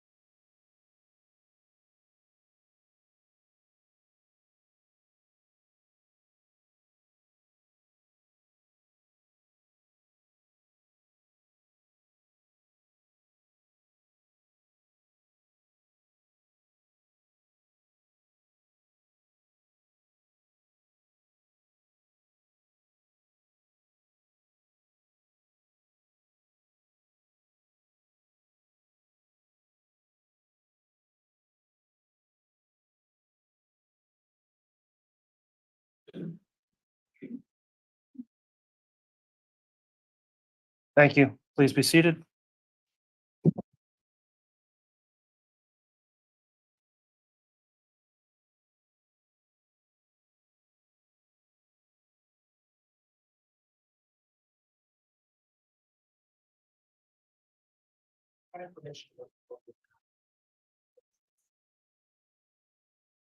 You can go now. And then we'll have the jurors brought in, please.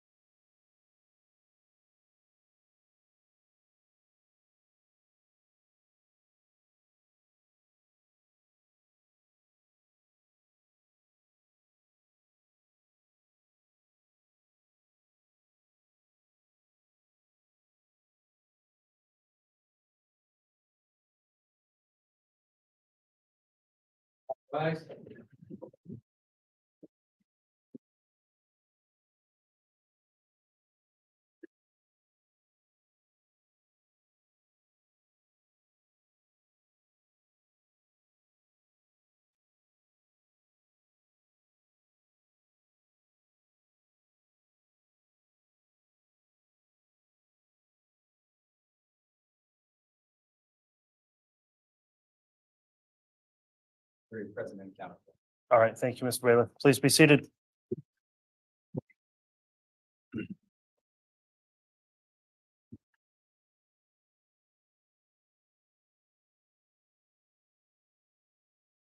All right, we concluded our mid-morning recess at this time then. Detective Wheeler's still on the stand, still under oath for his testimony. And this will be the time for cross-examination. When you get to any exhibits, we did discuss those in the sidebar. And Mr. Pryor, you can just move for admissions of any exhibits you have with this cross-examination. So. And Judge, by stipulation of the parties are stipulating to Defense Exhibit 63, which represents the body cam of Officer Wheeler, which I don't think has been brought up yet. All right, Exhibit 63 was clarified. It is not the same as what we previously said was 300B. So 63 is a new exhibit, and I understand the state's reviewed that. Is there any objection to Exhibit 63 being admitted? All right, Exhibit 63 is admitted then. Mr. Pryor, you can commence with your cross. And Judge, at the appropriate time, I'll ask permission to publish when I get to that point. Very well. Officer Wheeler, I just want to clarify a couple of things if we could. Yep. I want to clarify your role from the morning when you arrived at 7 a.m. and your testimony is you did arrive at about 7 a.m. Is that right? Correct. Okay, and then what was your role immediately at 7 AM? So I assisted in securing the front roadway that goes in front of the property, 1900 East. And then just assisting with any crowd control and traffic control at that intersection in that road. Okay, was there a significant crowd there at that point? No, there had not been, right at 7. Okay, and approximately how many officers were there at the time?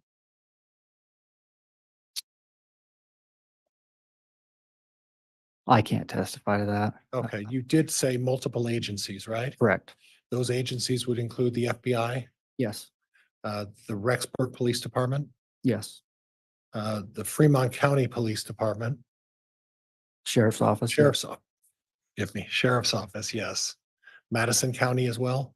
I don't recall seeing any Madison County to my knowledge. Okay, any other citizens there other than law enforcement who were present that you recognized Not on the property, no.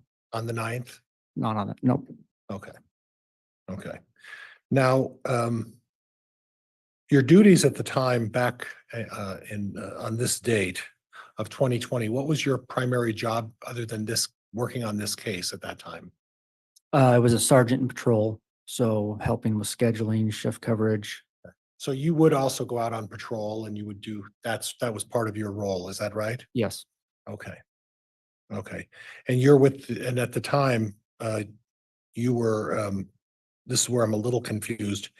At the time, you were with the Rexburg Police Department or were you with a different agency? Rexburg Police Department. Okay. And as part of your duties, as part of your role as a sergeant, supervisory role, you had a vehicle with a camera inside, right? Yes, And the camera also videotaped outside, is that right? yes, And as part of your role in a supervisory position with the Rexburg Police Department, you also carried a body cam, is that right? yes, Okay, and it was standard for you to carry a body cam as part of your role as in a supervisory position, is that right? for patrol, yes. Okay, okay. Now, in describing Fremont County, that's a rural part of town out near Mr. Daybell's place, is that fair? Yes. Okay. Now, from 7 o'clock until what time did you leave your role as your supervisory position in overseeing the comings and goings of people going onto the property? I would say when I was asked to make the traffic stop. So in other words, you were there at 7 AM. And when you made the traffic stop, and again, what time was that? Believe it was approximately 11:20 a.m. Okay, so you were there for approximately 4 hours and 20 minutes. Your role was to supervise the outside of the property there and obviously keep an eye on Mr. Daybell, right? Correct. Okay. And from 7 o'clock until 11 o'clock, again, tell me where Mr. Daybell's whereabouts were? So initially, he got into his car, moved it to the west side of his home in the driveway. Later took it over to the house kitty corner from his property, and then left southbound on 1900 East. Okay, so from the time he parked the car in the driveway, how long did he sit in the driveway? This would be an estimation, Oh, that's- approximately an hour, 45 minutes to an hour. Okay, so and I'm not going to hold you to this. Yeah. 7 to 8 o'clock is fair for him being in the driveway. He didn't exit the house till 7:30 Okay, 7 to 8:30 in the driveway? approximately. And then you saw him get in his car. And you said that the tail end was backed into the garage, right? At his property, yes. So the tail end of his vehicle was to the back where the garage is. Correct. And how far from the back of the garage was Mr. Daybell's bumper? Can you tell me? I couldn't. Was it close? Was it far? To the garage? Yeah. Back bumper to the garage? Yeah. I know you could walk between it. You could walk between it. Yes. So there wasn't 30 feet, but it was closer to just a couple of feet to get behind. I can't testify to that. You don't remember? I don't remember. Okay, that's okay. So then approximately about 8:30, you saw the car exit and he drove over to Emma's place. Is that right? Yes, Okay. Did he have any contact with law enforcement up until that time? he had. He had? Yes. Do you know who spoke with him? I don't know everybody that spoke to him when they made contact inside the home originally. So at some point, he was advised that they found remains on his property. When did that take place? That didn't take place to my knowledge until he was stopped on the traffic stop. Oh, okay.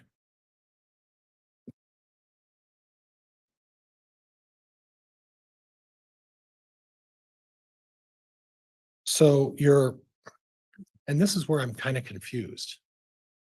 And please, educate me a little bit. So you said that Mr. Daybell was in Emma's house, his daughter's house, for about an hour and a half, maybe 2 hours. Is that fair? Yeah. Okay. And while he was in the house, you didn't see him try to run away or flee or do anything like that, right? Correct. He didn't have any knowledge of anything going on out on his property other than there were multiple police officers out there, right? I can't testify to that. I don't know what he could see from that Yeah. home. Well, as a patrol officer, you understand, and as a sergeant, you understand that when someone is stopped for a traffic ticket, there's a certain amount of anxiety with people when that happens to them. Would you agree with that? Yeah. And would you agree then that if there are 30 police officers, 30 plus police officers showing up at your property and looking all over your property outside, not inside, but outside, would that tend to think that maybe you're a little curious about what's going on your property? It could. And that doesn't mean that you're guilty of anything. That doesn't mean you have any knowledge. What that means is you're curious about, why are there 30 officers wandering around my property? Wouldn't you agree with that? That could be the case. Okay, thank you. So then when Mr. Daybell left Emma's house, it's your testimony that he sped off. Is that what your testimony was?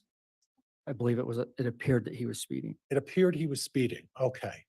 So he doesn't have any knowledge about what's going on the property at that point, right? No, I don't know that. Okay, I he don't know does, what he he could- hasn't been told by anybody from the law enforcement agency that that they found something on his property. Is that fair? Not that I was aware of. Okay. And then in your testimony, and maybe he wasn't speeding, maybe he was going fast. Is that fair? Yes. Okay, so he wasn't racing off then, correct? He accelerated quicker than, Okay. And the speed limit on Salem Highway, and I've been on there a couple of times, is about 50 miles an hour. Starts slow, but when you get right on Salem Highway, it's a 50-mile-an-hour road. Council's testifying. Okay, I'll ask him, Judge Ensign. Hold on. Again, when there's an objection, I don't want an immediate argument back. I want a moment to rule, and that objection is overruled. Okay, So you can re-ask and the officer can answer if he knows, knowing he's a law enforcement officer in the Okay. area. do you have knowledge of what the speed limit is on Salem Highway in front of Mr. Daybell's house? 50 miles an hour.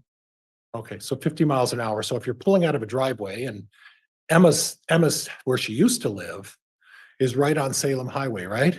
Correct. So it wouldn't be unusual for someone to pull into traffic and start accelerating into going down the road, right? No, Okay. Now, I saw on the body cam, did you have a chance to go look over your body cam? yes. Okay, and when did you review that?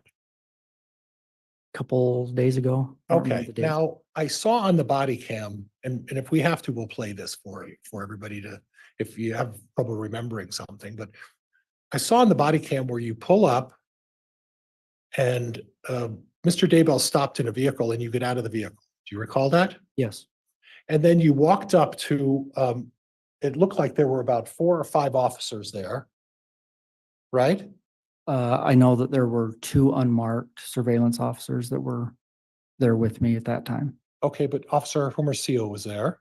He arrived shortly after, Officer Ball was there. arrived shortly after. And as soon as they arrived and you walked up, there was a discussion to Mr. Daybell about where he was going. Do you remember that? I don't recall that. Did you have a discussion that he was going to visit somebody that morning? I did not. Did he have a discussion about having a meeting with his lawyer that morning? Not to my, Remember knowl- that? not to my knowledge. Okay. So you have no recollection of the discussion of anyone at that point pointing out to Mr. Daybell that he can't go see his lawyer. The lawyer can come to him. I do recall overhearing a statement about his lawyer. Okay, so now you remember the statement about the lawyer. So gleaming from that statement, you were to understand that Mr. Daybell was in the process of going to see his lawyer, right? No, Okay.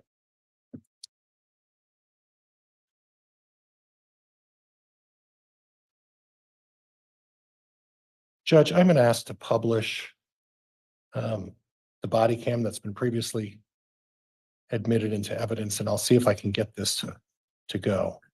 And that'll be exhibit 63. Yes, Your Honor. There's a pretty dodge coming through, I believe, with the on the follow tape.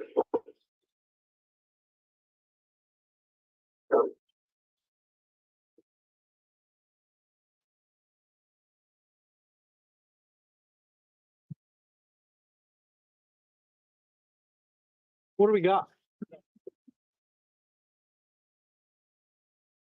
Do we know what we have? I don't know what they want. Yeah, go and step out here for us. They just asked us to stop you, so just come right here. They're gonna come and chat with you, okay? Just stand right here. You don't have anything on you? No weapons or nothing? Okay, Shannon. We were JJ. So we're gonna detain you for a minute. We'll figure out what we're gonna do.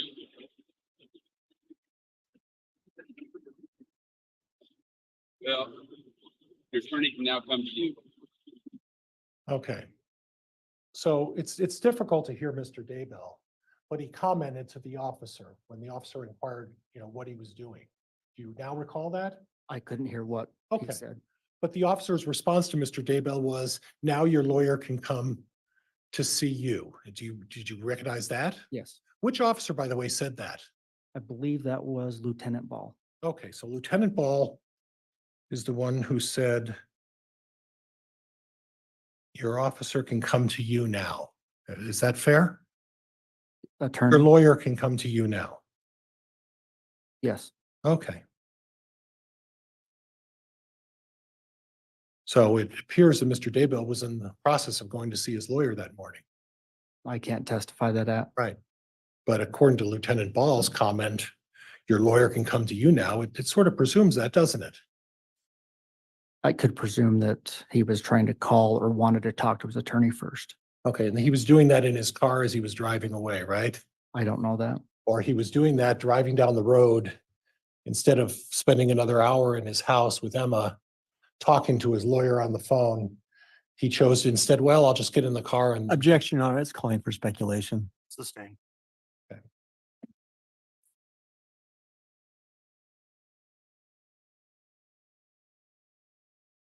And then after that point, you put Chad into handcuffs, right? Yes, Put him in the back of your car. yes, And that was the video that we observed with Mr. Wixom, correct? correct. Okay.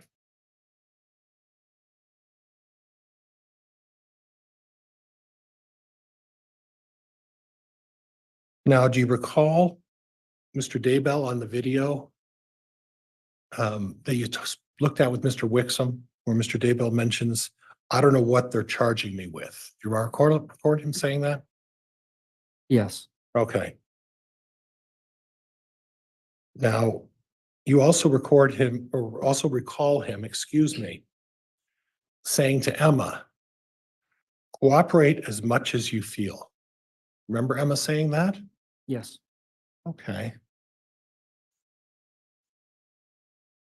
At what point during that process was Mr. Daybell advised that they found a body on his property?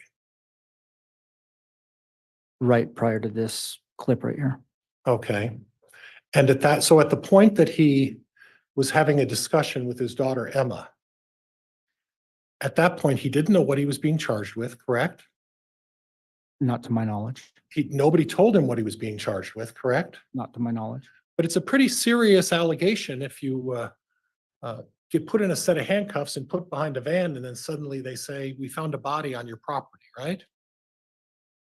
Could you repeat the question? That's a pretty serious allegation. Yes, In your traffic experience, that's not something that happens every day, right? right. So at that point, Mr. Daybell is put in the back of the car, Chad's put in the back of the car, and Emma was allowed to talk with him, right? Correct. So we don't know what was going on in Mr. Daybell's mind, do we? I don't. Right. And we don't know what he's thinking, right? Right. But we do know that he's been told, guess what? They found a body on your property, right? Correct. Okay. And you're in handcuffs. Right? Correct. And then Mr. Daybell says, we're going to make it through this, right? Yes, sir.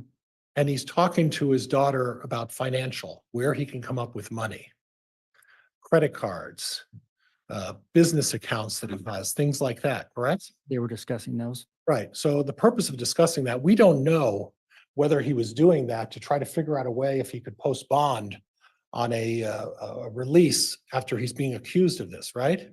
I don't know that. You don't know that, right? We don't know what the reason for him trying to get his financials in order, right? Right.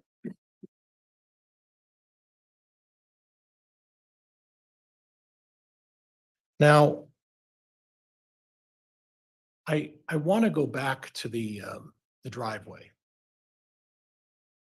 And originally, Chad was parked in a driveway from the south side. There's a driveway that comes in through the south, right? Yes, southeast of the residence. Southeast of the residence. A long driveway that gets right into the middle of the, what I would call the backyard, the lawn area of the yard, right? Correct. Okay, now that's where he originally was parked, correct? Yes. And would you agree with me that parked in that location gives you the best view of the fire pit and the pond? I don't know about the pond because there was a shed there, but the fire pit. Clearly the fire pit, right? Correct.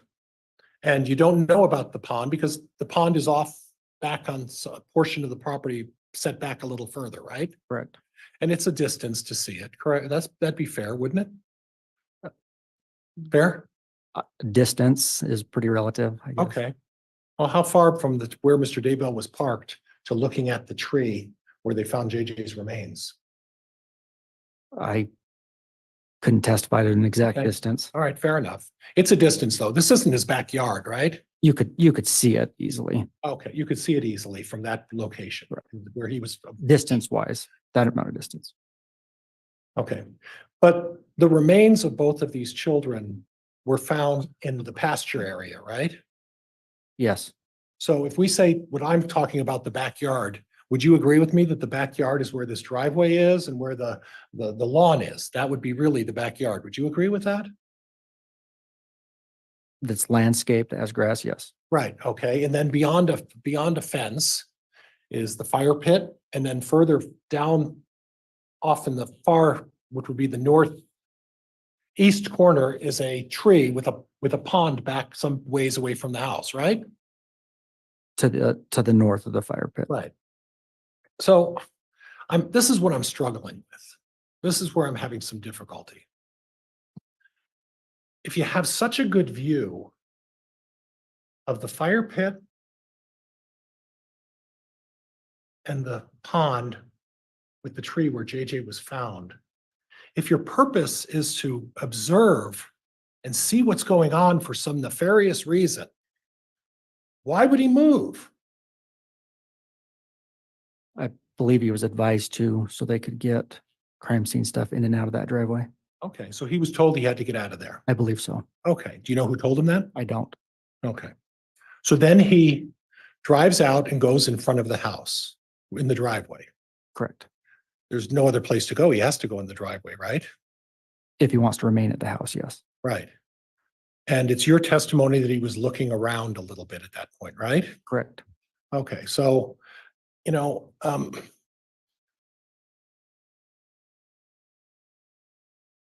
he wasn't emotional at that point, right? I didn't have a good vantage point to Okay. determine that. He didn't have a look of fear on his face at that point. Is that right? Not that I could see. Okay. He didn't have a look of nervousness or tension or anything like that, did he? I believe that he did You believe he did? Are you basing that on him turning his head and looking around? multiple times. Okay, how many times is multiple? There was 4 or 5, and then him exiting the vehicle. Okay, okay. So if someone is on your property and there are 30 police officers digging around on your property, you don't think someone would be curious about what's going on your property? That's why I said that I believe he was nervous. Okay, he was curious. It could be both, yes. Oh, okay, okay. Okay. But then he didn't run at that point, right? No, He went over to his daughter's, right? correct, And he was there for an hour and a half, almost 2 hours. Right? correct. And then we just saw the video. He got accelerated a little bit, 50 miles an hour in Salem Highway. And when he stopped, he was planning on going to see his lawyer. Right? I don't know that. Okay. Well, why would Lieutenant Ball say he's gonna have to come to you? Was that Calls just for what he- speculation, Your Honor. Sustained. Lieutenant Ball said to him, your lawyer's gonna have to come to you, right? Something along those lines, yes. So there was at least a discussion about going to see the lawyer, right? I don't know that. Okay. You just think that was a statement Lieutenant Ball would just throw out there? Judge, this has been asked and answered. It's a pure speculation. The witness doesn't know. I'll move on, Judge. Well, again, I'd like to be allowed a chance to rule on that, and it is sustained as asked and answered. So do move on, Mr. Pryor.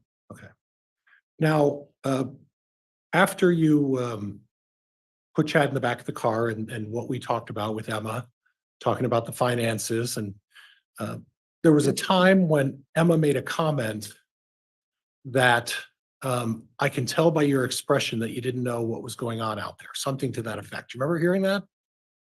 Yes, Okay, and you saw Chad's eyes when they talked about the body and his expression. So he had a reaction to that surprise. Would you agree with that? I couldn't see that. Okay, but obviously we have the video and we can make our own determination at some point, right? Sure. What the reaction was when he's told about a body that was being found. Okay.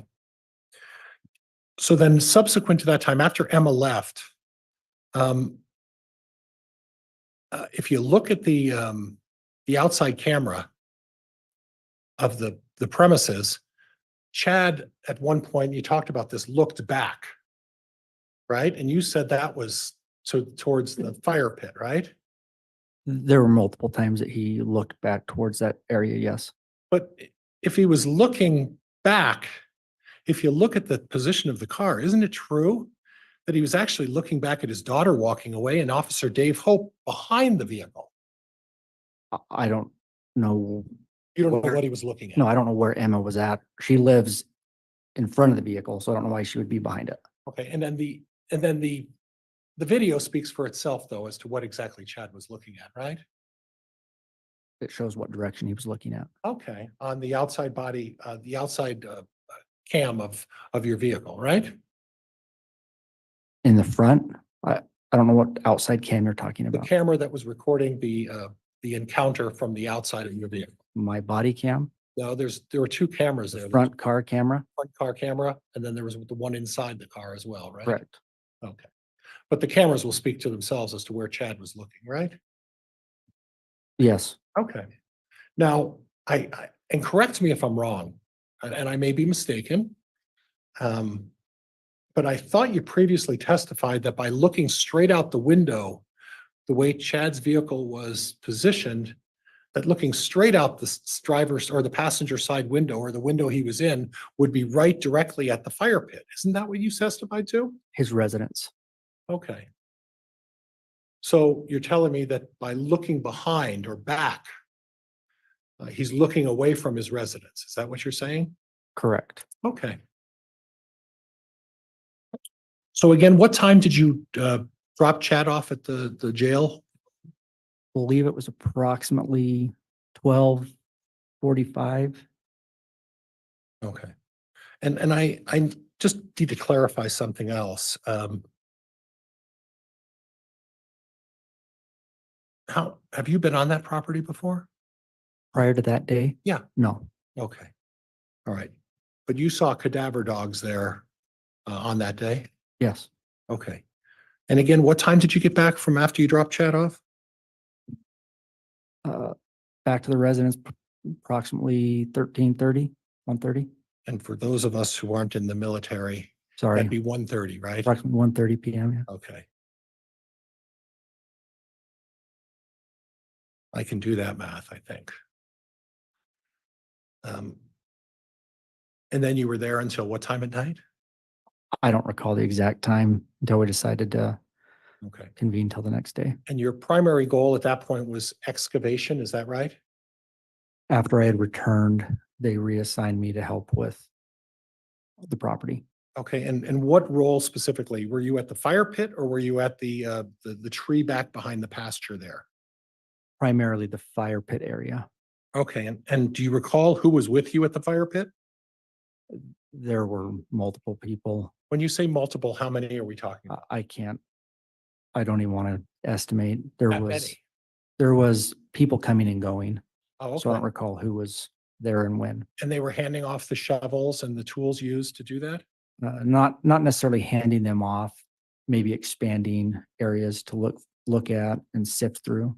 And at one time, how many people would you say were digging around the fire pit with you? I don't want to testify to that. I don't know. You don't want to testify or I you don't I don't know? know. I don't know for sure how many. Was it more than 2? Yes, Was it more than 4? yes. Was it more than 8? I don't, no, I don't know. Okay, and were you using just shovels? No, they had sifters, hand tools, shovels. So shovels, sifters, hand tools, anything else, or is that it? Not that I can recall. Other than digging in the dirt in the fire pit, was there any other obstruction in the fire pit that you recall having difficulty with? Repeat that question. Any difficulty in digging in the soil when you were at the fire pit? Where we found Tylee's Yes, remains, where Tylee's remains were found. just how careful we wanted to be. Okay. So there were no boards, there were no obstructions, there were no rocks or anything like that. It was soil that you had to dig through. Is that fair? There was some clumps of rock or hard, Yeah, but nothing else, just small clumps? not that I recall. Okay, and were you there primarily for a significant amount of the time of the excavation? Yes, Okay, okay, good.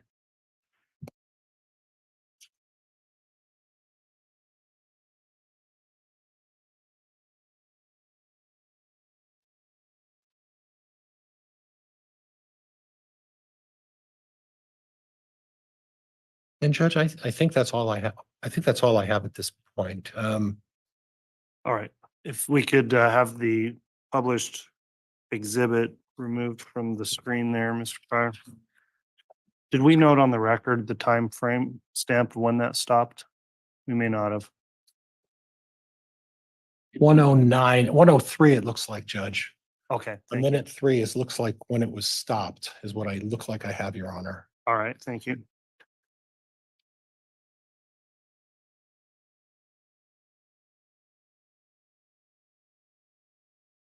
All right, I'll let council return then and we'll have redirect Mr. Wixom.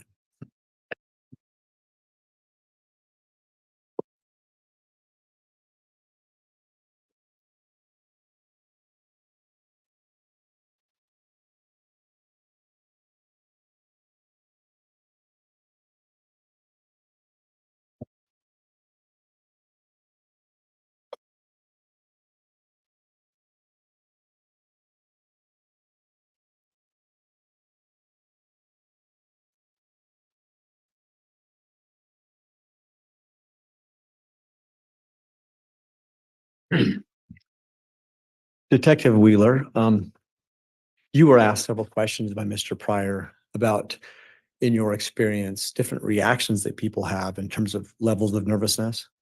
yes, And he asked you a question about whether or not someone might typically get nervous with a simple traffic stop. Can you correct. answer that?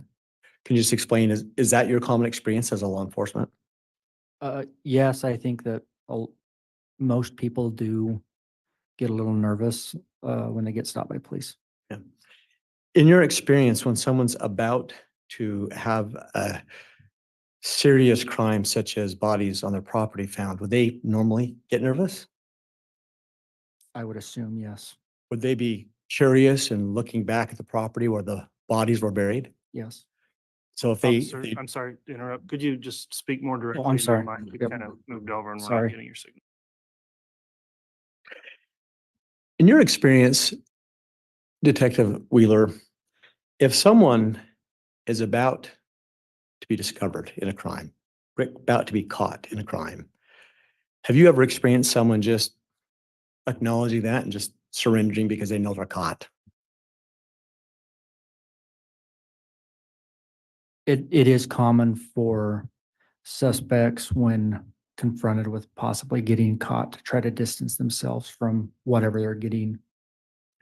What, let me ask you a different way. So have you ever experienced a situation where evidence was being found immediately and the reaction of the suspect was just to accept it and not resist or argue or react in any way? Judge, this, oh, Overruled. go ahead now. Ask Will that question, you please. repeat that question? Have you ever, in your experience as a law enforcement officer, ever been in a situation where evidence was about to be discovered that incriminated the suspect and they just reacted calmly without any nervousness and just basically acquiesced? Very few times. But it has happened? Yes. Mr. Pryor asked a question about when Mr. Daybell was looking back at the property and he was looking curiously. Do you remember that question? Correct. Yeah.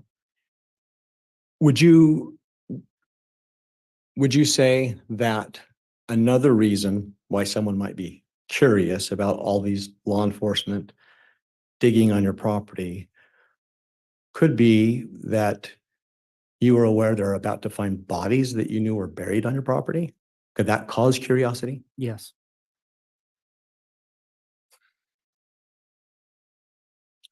Mr. Pryor asked you a question about the speed in the roadway in front of Mr. Daybell's property. Do you remember that? Yes. Yeah. And again, what was the speed on that road? 50 miles an hour. And I think you testified that it may not be abnormal for someone living on that street to drive out into the street and then quickly accelerate to 50 miles an hour or more. Correct. Yeah. Would you disagree that someone who believed that bodies that were buried on his property might be a reason, in addition to that, why they might quickly get on the roadway and drive away quickly and accelerate like you've talked about? Yes. There's been some discussion as well. There's some questions from Mr. Pryor about the fire pit. And I just want to flesh that out a bit. You testified earlier that you were present when Tylee's remains were recovered, Yes. and you participated in that. Yes. We've talked about the fire pit. Are you familiar with what's been called a pet cemetery on that property? Yes. Overruled. Can you explain to the jury, were any of Tylee's remains found in the pet cemetery? So when I became involved, I don't know what the team had designated as cemetery and fire pit. So I can't testify to where exactly they had designated those points, but they were in that area that I assisted. Did you become familiar with at least generally where the team was, what they were calling was the pet cemetery? Sustained. Did you receive any knowledge based upon what the team effort was, what had been designated by law enforcement there as what they were going to call the pet cemetery? Mr. Wixom. Which I'm asking based on his knowledge, simply if he knew what law enforcement designated as that area. Mr. Pryor, please enter the microphone. And in response to that, that knowledge would only be obtained through hearsay. Renew my objection, Your Honor. What would be the exception, Mr. Wixom? Judge, I'm not offering to prove it for the truth of the matter as to where the pet cemetery was. I'm simply asking this witness if he knew that area, generally speaking, as they were conducting their investigation for the remains. The area that they were calling that. But that's all. Judge, and it's absolutely being asked for the truth of the matter asserted. That's exactly why he's asking it.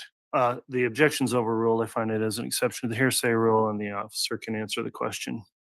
I was familiar with the area called the pet cemetery.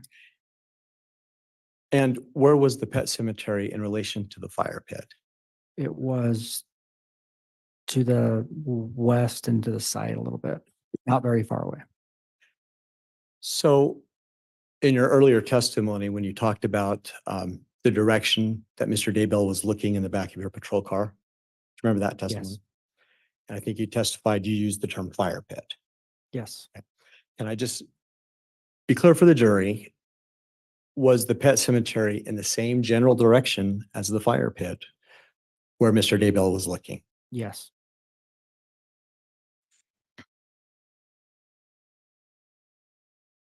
You were asked some questions about the use of shovels and tools in attempting to recover Tylee's remains. Yes. Could you explain a little bit more to the jury what kind of cautions and efforts were made to uncover those remains? The majority of what I did, I was on my hands and knees with brushes and little hand tools, removing portions of dirt away from the mass that we had found. Without being too graphic, when you were removing those portions of dirt, did you personally find any portion of her remains? Yes. Can you describe those remains that you'd found? Judge, I'm going to object. Basis.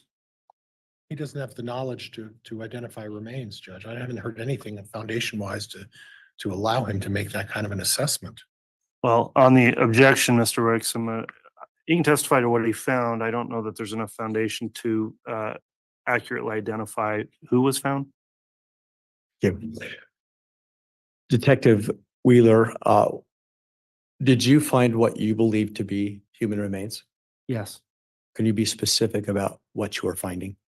We found a portion of a skull and started to uncover that. Then there was flesh and other bones in a bucket, melted. And at the time that the search was being conducted, were you aware of the names of the people whose remains they were looking for? Yes. What were those names? JJ and Tylee. At any point in time, besides the remains of Tylee and the remains of JJ, were any other human remains found on the property? No. So going back to the method and the manner that you used to recover these remains, you said, I think you said you used a brush at points. Brushes and hand tools. Why did you use those specific types of tools? To try to keep what we were uncovering together without falling apart. Not to be oversimplistic, but why is that important in this kind of a recovery in the ground of remains? Why do you need to do that? I think it assists in identification purposes and evidence collecting, so we don't lose anything. Is it fair to say that that's a careful process? Yes. You were asked questions about passing off shovels or different shovels and tools. When you were engaged in this recovery of her remains and you observed other law enforcement, did you ever see anybody in any way haphazardly use those tools? Judge, objection, mischaracterizing the question and the testimony. Overruled.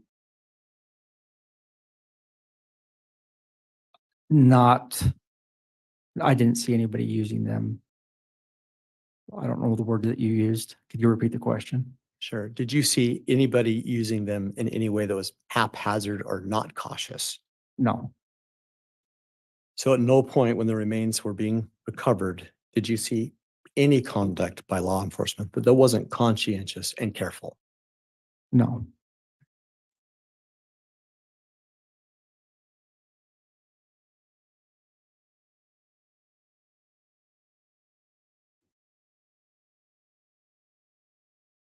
I think you're a 17-year law enforcement veteran, is that correct? 18. 18, thank you. Are you familiar with the term consciousness of guilt? Yes. Judge, I'm going to object at this point. We're going well beyond the scope of cross-examination. I'd like a quick sidebar.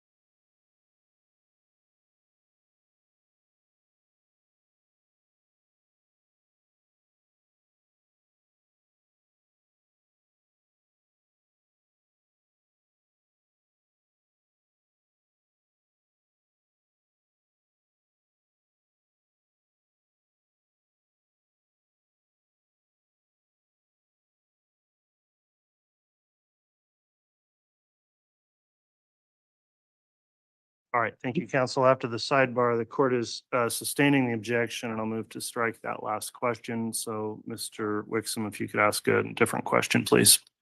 Thank you. Detective Wheeler, if someone gets in a car and flees quickly or appears to, what can that be indicative of? Judge, calls for speculation. Overruled.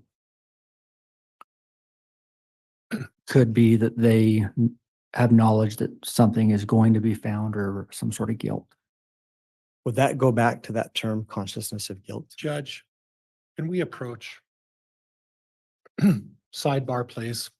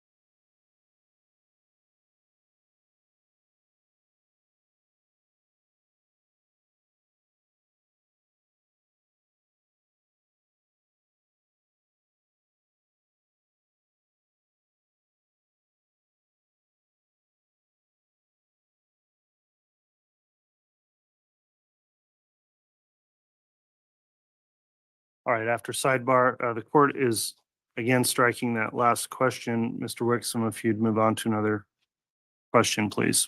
Certainly. Just a last couple of questions.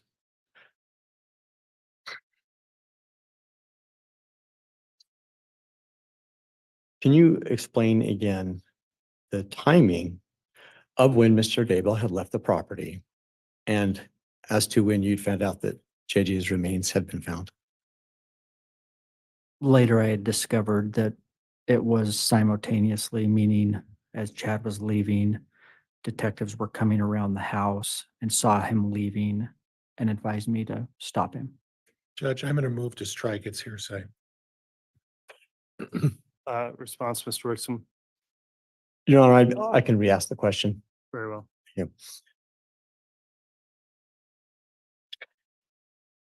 When you had stopped Mr. Daybell and had him get out of the car and come back to the back, you indicated that that's when he was met by the 4 or 5 officers, including Lieutenant Ball. Is that right? Correct. Yes. And we just saw the video where the first thing Lieutenant Ball said was, "We found JJ's remains." Yes. Would you agree with that? Yes. That happened how long after Mr. Daybell had gotten his car and drove away? Just prior. Moments, seconds, what's your best recollection? I wasn't back there, so I don't know the exact time they located him, but I'm asking the statement from Lieutenant Ball to Chad, right. that timing, how long was that statement made to him? How much earlier had he driven away? Oh, just within minutes.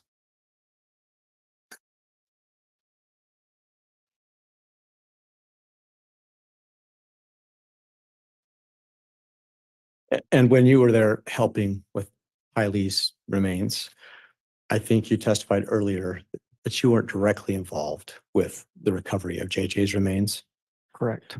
but you were on scene and you made observations about that. Yes. Are you aware of whether or not, pursuant to that search warrant or the way the search was conducted, was law enforcement looking inside the house for remains? I'm not aware of that. Okay. I can't testify to that. The whole time were you there, did you see any law enforcement going inside the house? Just at the beginning when they made contact. And then after that, did they all go outside? Yes. So as far as you are aware, all of the search was happening outside on the property. Yes. Is there any question that you have as to the direction that Chad was looking on your patrol cam when he looks back over his right shoulder? What direction was he looking? Judge, that's a compound question, and he's asking an affirmation from this witness. I'm going to object. Well, on the compound, it's sustained. What direction was Chad looking when he was looking over his right shoulder in the patrol cam? In the direction of the fire pit and pet cemetery. You were asked about this several times by Mr. Pryor. Is there any question that regardless of what else he may have been able to see or look at, that general direction was right at the pet cemetery? Judge, this has been asked and answered by Sustained. counsel. Thank It's you. asked and answered. No further questions, Your Honor. All right. Judge, there were some issues that were brought up. I'd like the opportunity. In limited scope, all out, Mr. Thank you, Pryor. Your Honor.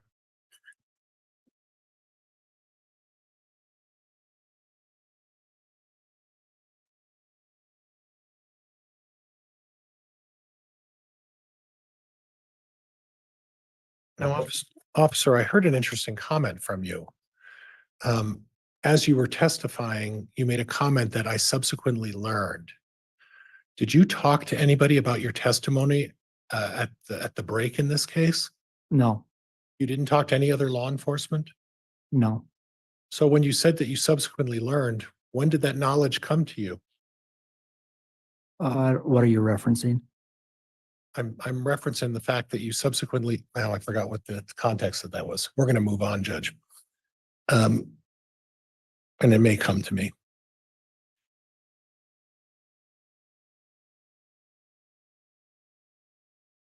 I want to clarify a couple of things. When you say that Mr. Daybell left when he learned about finding remains on his property, was that when he was parked in the driveway? In his residence? Yeah. When he left Emma's residence in his vehicle, shortly after I learned that JJ body was found. Okay, so and that's what I'm trying to clarify a little bit. So Mr. Daybell was parked in the driveway, then he went over to Emma's residence, and it's unclear, and I understand that we don't know whether he was there for an hour and a half or for 2 hours in Emma's residence, right? Yes, And at that point, he didn't know anything about anything being on the property that has been located by law enforcement at that point. Would you agree with that? I don't know what he could see from there. Okay, but he wasn't told by anybody that they found anything at that point, correct? Not by me, Right, or anybody else, not that I know of. right? And then when he gets in his vehicle and he drives away, the prosecutor eloquently used the words fleeing, but we don't know what he was thinking at that point, do we? No, And only after he was stopped by you and those other several officers and notified what was going on, that's when he learned about it, after he drove away and after he had driven down the road, correct? I can't testify to what he knew. Okay, but he was told about the remains at that point. Wouldn't you agree? Yes. All right, I have nothing else, Judge. Thank you. All right, that will conclude the testimony of this witness. Is this witness going to be recalled by either side? I may recall him, Judge. We may call him later by the state, Your Honor, but he can be excused for today as far as the state's concerned. All right, well, Detective Wheeler, if you are to be recalled, again, you're still under an exclusionary order, so you are not permitted to view any of the footage of the trial, the testimony that's being live streamed, or discuss your testimony further until you return to testify. Otherwise, you may be excluded from testifying. So please keep that admonishment in mind in between now and when you may be recalled in the case. With that, then that will conclude this Detective Wheeler's testimony. And let me inquire from the state. Do you have another witness we can get started with before we take lunch? No, we could begin with Lieutenant Joe Powell. Let's go ahead and get a next witness started and try to go till noon before we take lunch, please.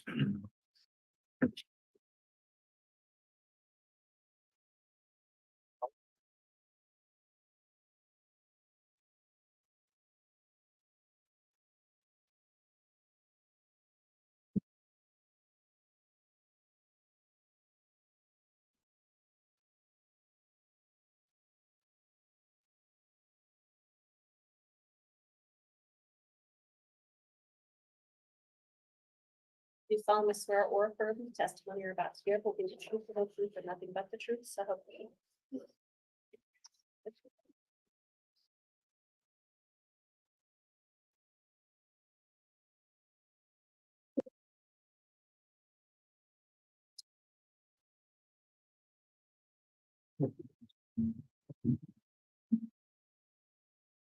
All right, Lieutenant Powell's been sworn. Before we get started with testimony, let me just indicate again, there's an exclusionary rule in this case. Lieutenant Powell, have you been observing any of the trial testimony in this case since it started? No, Right, have you discussed anyone else's testimony that's come before you in the trial? no. All right, with that in mind, Mr. Wixom, then you can go ahead and inquire on direct examination. Thank you, Your Honor. Morning, Lieutenant Powell. Good morning. Will you please state and spell your full name for the record?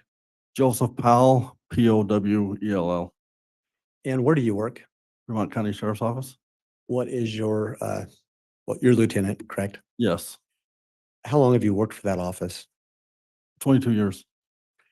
Have you ever worked as a law enforcement officer anywhere else? No, How long have you been a detective? I was a detective for about 4.5 years. What was your prior rank? Patrol, And have you been post-certified? yes. Could you briefly explain to the jury what that involves? You go to the post academy. When I went through, it was 12 weeks of training. Have you ever received any additional training or certification? Yes, they require 40 hours every 2 years, so that continuing education. So over the last 22 years, roughly 11 times you've had to get 40 hours of training. That just went in effect, but yeah, there's lots of hours of training. Did you get any specific training as a detective? Yes, And did you work as a detective prior to becoming a lieutenant? yes, How many years? about 4.5 years. I want to Well, first let me ask this. As a lieutenant, is it ever part of your role to become involved with unattended deaths? Yes. Could you just explain to the jury, what does that term mean, an unattended death? There's nobody around when they wake up, they discover somebody's dead. There's nobody around to know what happened. So why would law enforcement want to be involved and just look at that situation? To see if there's any foul play. I want to draw your attention back to nearly 5 years ago, back in October of 2019.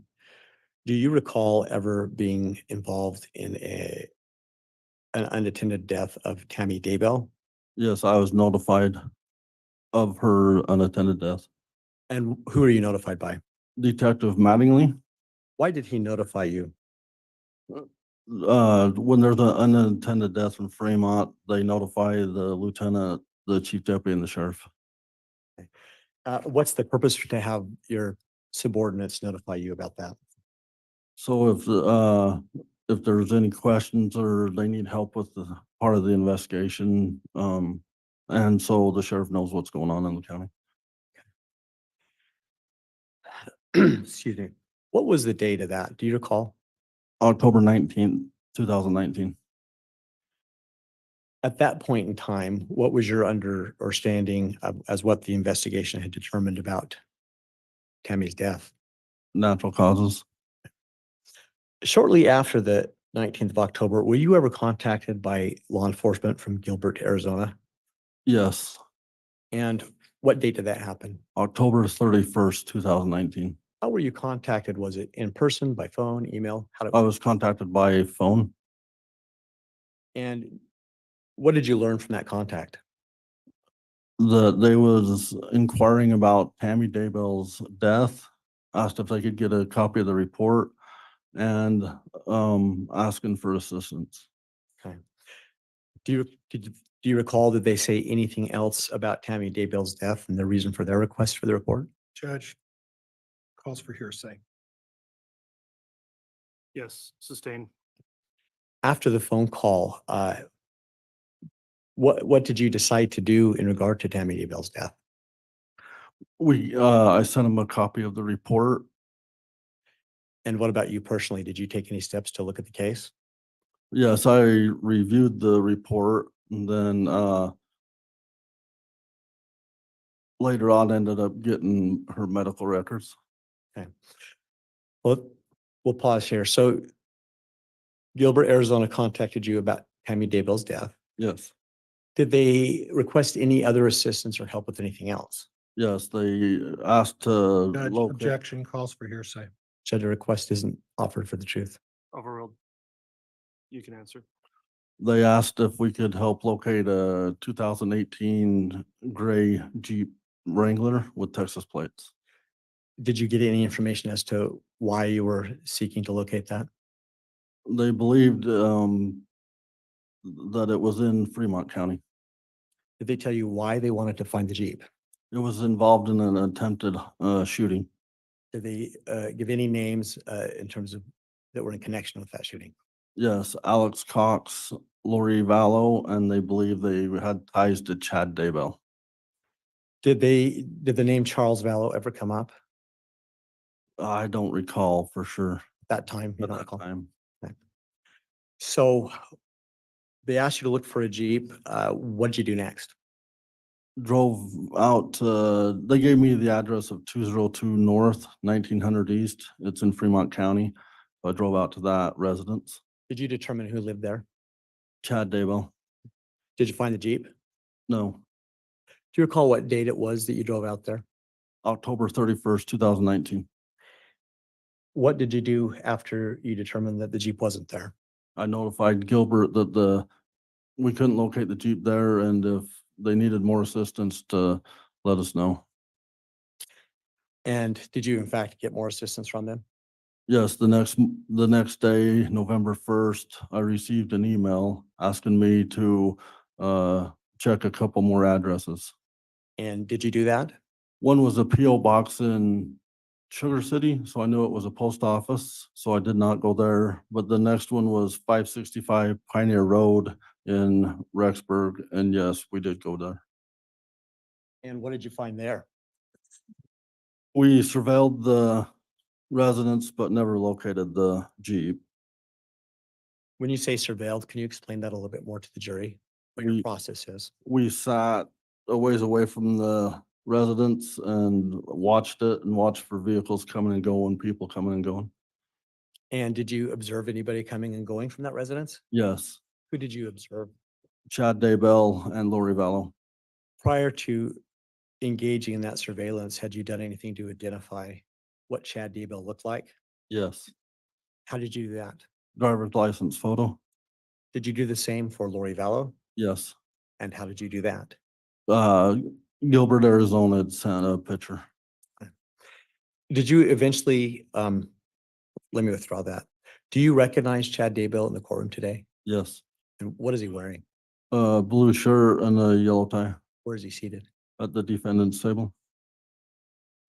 So you said at some point in your surveillance, you saw Chad Daybell and Lori Vallow, is that correct? Yes. Explain to the jury when you first saw them.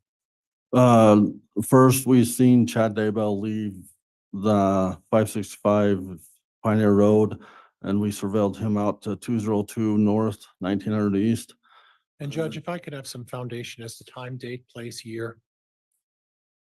All right, Mr. Rickson, if you'd like to re-ask with more detail. Sure. Lieutenant Powell, what date was it that we're talking about that you were surveilling and first see Chad and Lori? November 1st, 2019. These addresses that you were surveilling, where were they again? One's in Madison County and one would be in Fremont County in Idaho. And which address was it that you first saw Chad and Lori at?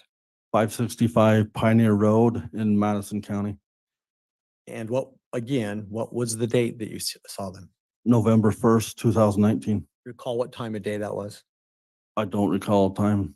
Do you recall morning, afternoon, evening? Morning. Thank you. So forgive me, I forgot where I left off, but what was it that you first saw them doing? On the way down to surveil that, we also contacted Rexburg PD, so they was involved with the surveillance Why did you do that? because we was gonna be in their jurisdiction. Is that normal for law enforcement, Yes, just to touch base with each other? yes, Did they come and assist at all? yes, they did. So you made that contact, then what did you do? We followed Chad Daybell from the 565 Pioneer Road to 202 North, 1900 East. And what did they do at that location? He went in the residence for a little while and then left. We surveilled him to Mountain America Credit Union in Rexburg, Idaho. And then we lost him after that, so we went back and surveilled the house again, the apartment, Back that same day or a different day? same day. About what time was it that you went back? I don't know exact time. I'm guessing late morning. What'd you see next? We seen Lori Vallow leave and go to Sugar City to the post office office. Anything else? After there, she goes to Walgreens and then after Walgreens, back to the apartment. What did they do at the apartment? Then they both go from the apartment to Idaho Falls. We surveil them to Mountain America or the Mountain Credit Union in Idaho Falls, and then the Hobby Lobby, and then the Cafe Rio. Excuse me. What did you observe them doing, if anything, at Hobby Lobby? Holding hands as they is walking in the store. And let me ask, did you take any photographs of that? I did not. Did any other law enforcement take photographs of that? Yes, Do you recall who it was? I don't recall. Did you later see the photographs? Yes, Do you believe that if shown, you might be able to recognize those? yes. Your Honor, at this time, the state would offer what's been marked as the state's exhibit 36B. Got 2 copies for the court.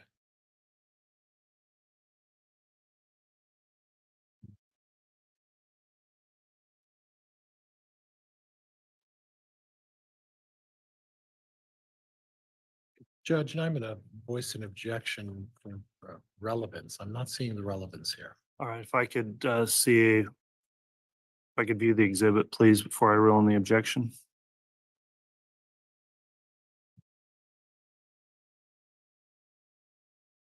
Objection's been made. Mr. Wixom, as to relevance.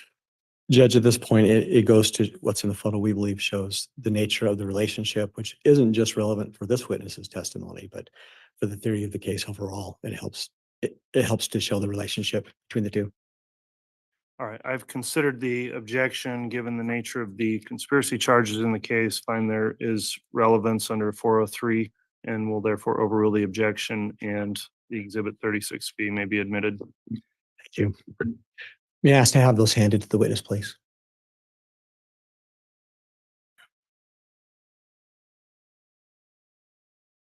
And Lieutenant Powell, even though these have been admitted, just to give context, what do you see in front of you?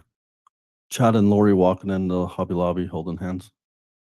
Mr. Wixom, I want to be clear. You're saying these, is there one exhibit or more than one? I apologize. I handed 2 up to you. It's just one exhibit, 34 or 36B, Your Honor. Okay, thank you. Yep, you bet. They're holding hands.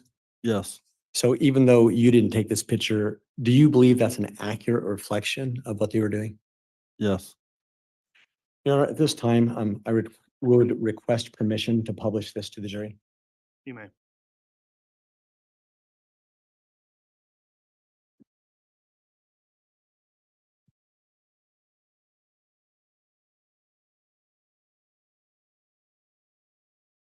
So Lieutenant Powell, if you'll please look at the monitor up there, this photo.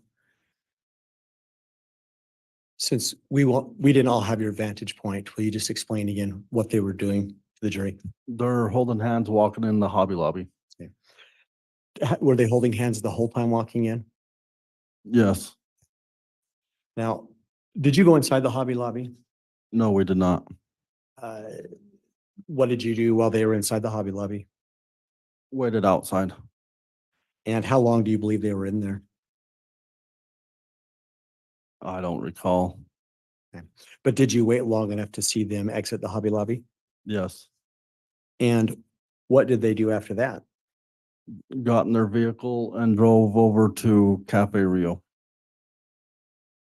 What happened then? Did they go inside? Yes. Did you happen to go inside?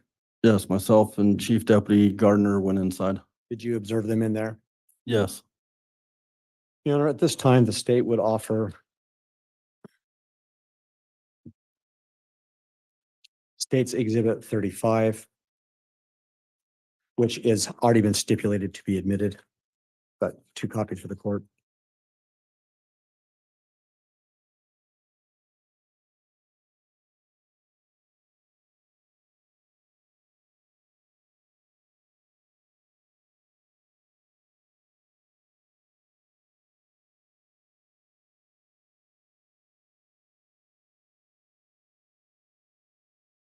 All right, I understand there is no objection then based on what Mr. Wixom has proffered on exhibit 35. Is that correct, Mr. Pryor? It is, Your Honor. Thank you. All right, exhibit 35 is admitted. Here. You know, I may have permission to publish it. You may. And before I do so, could I just confirm, Judge, was that last exhibit admitted? Did I move for admission? It was 36B is admitted. Thank you.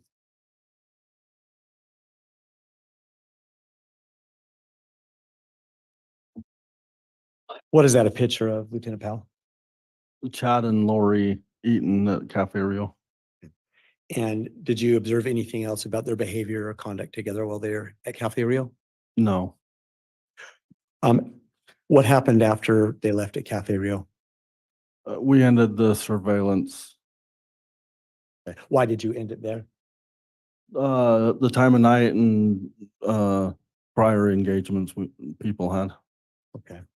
Your Honor, it would now be an appropriate time to stop my direct examination, considering the hour. Yes, let's go ahead and take our lunch break at this time. We will try to do it in an hour, back on at 1, but we'll allow sufficient time for the jurors also to have their lunch and take the break necessary. So we'll come back on after the break. All rise, please.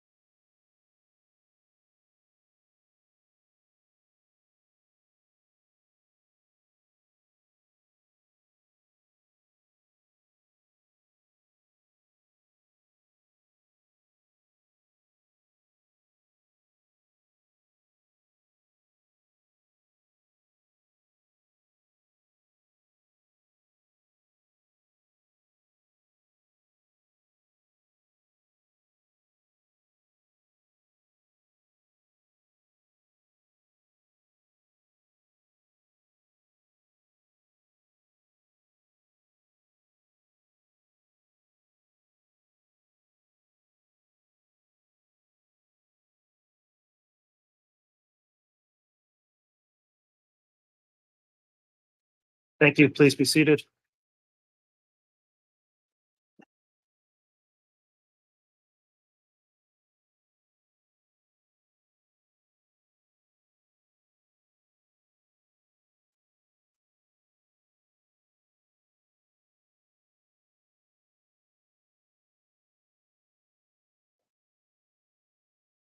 All right, Mr. Bailiff, if you could please have the jurors return to the courtroom.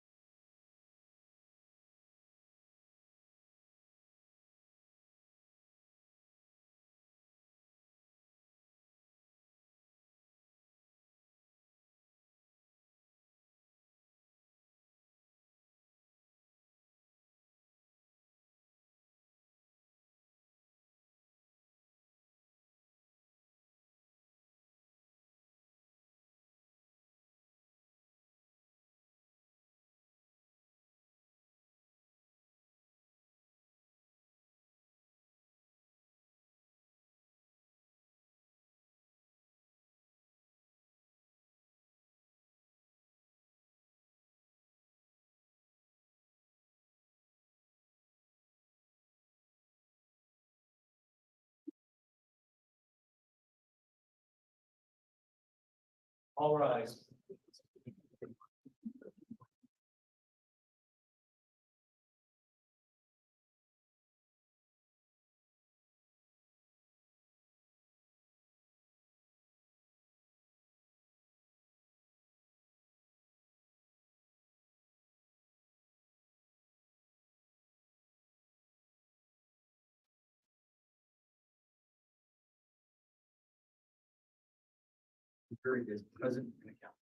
All right, thank you, Mr. Bailiff. Please be seated.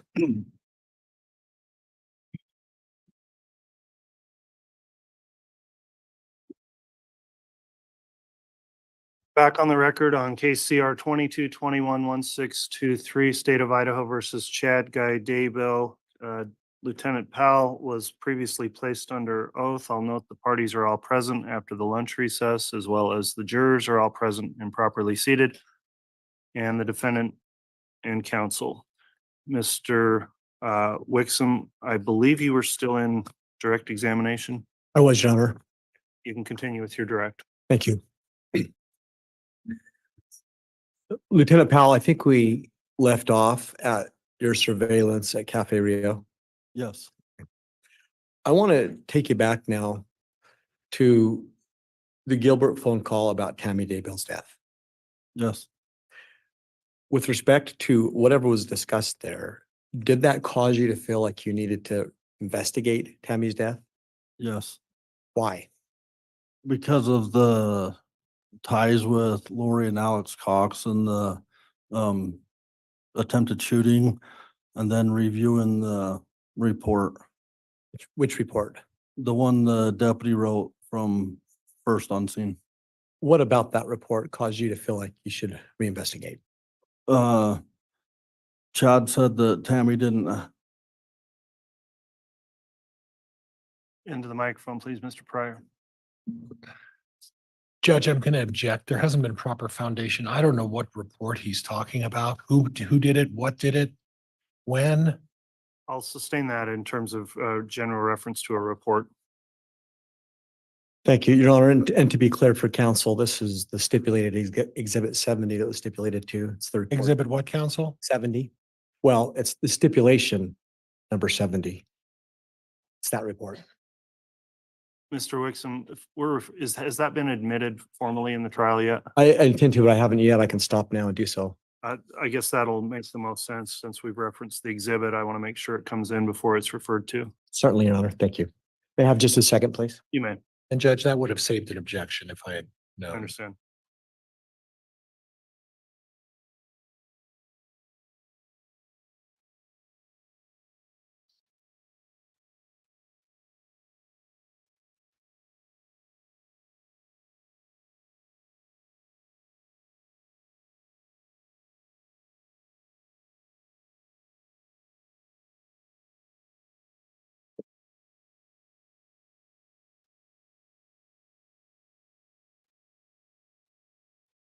You know, at this time, I'd like to hand up to the court after defense counsel reviews it, a copy of the report from Deputy Allison Greenhall.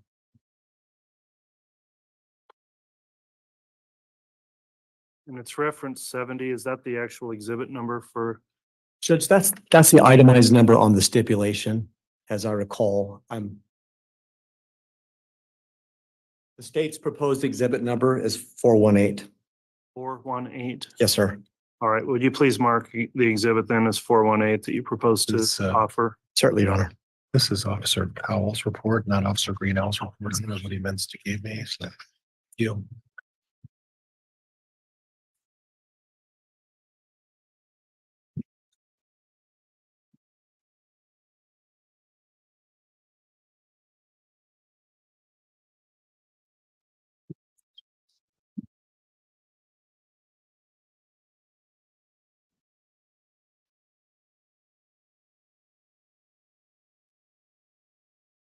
Thank you.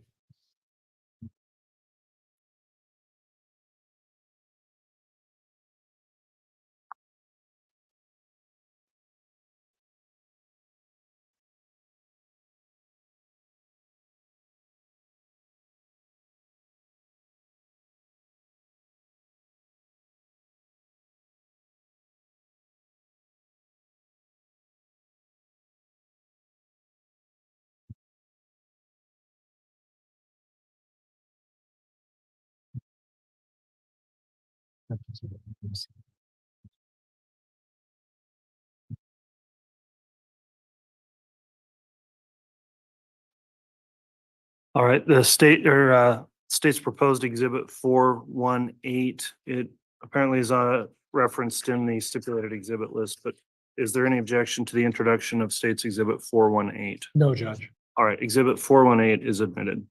Thank you, Your Honor. May I ask to have that handed to the witness, please? Yes. Thank you.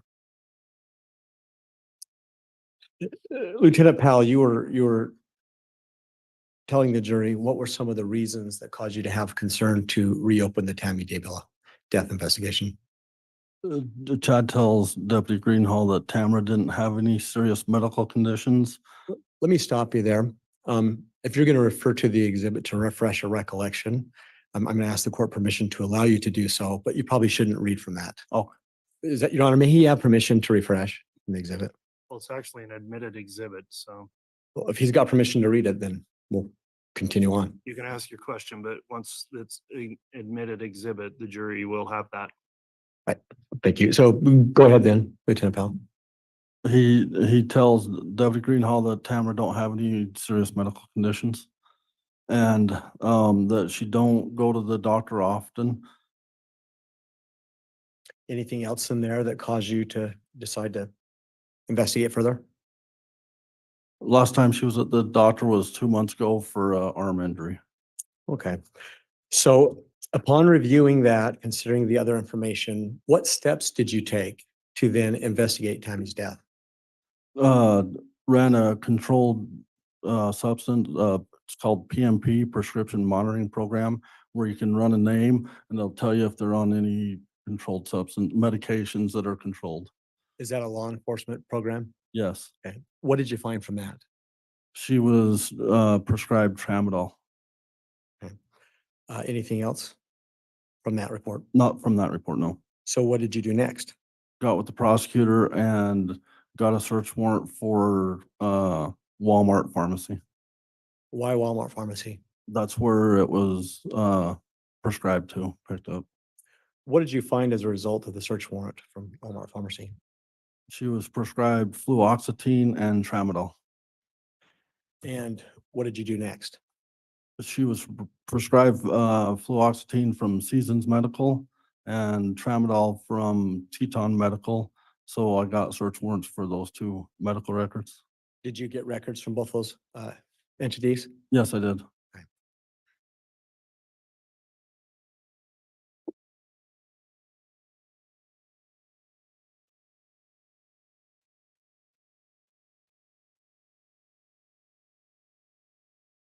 At this time, the state would offer its proposed Exhibit 38 that likewise was stipulated to for admission, which for the record are the records of Teton Medical.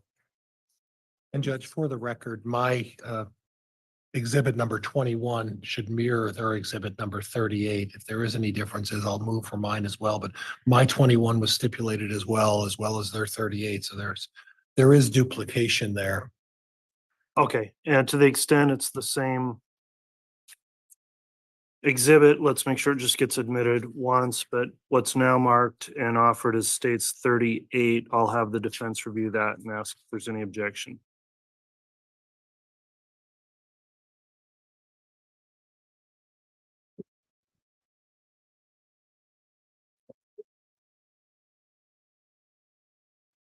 Hang on, one more.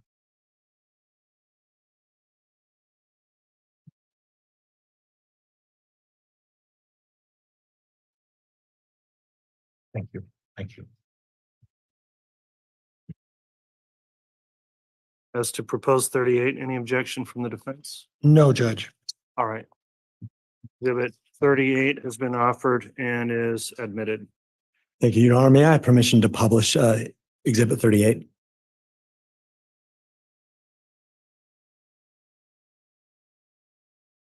You may, the copy I've got, counsel, is essentially illegible on the second page.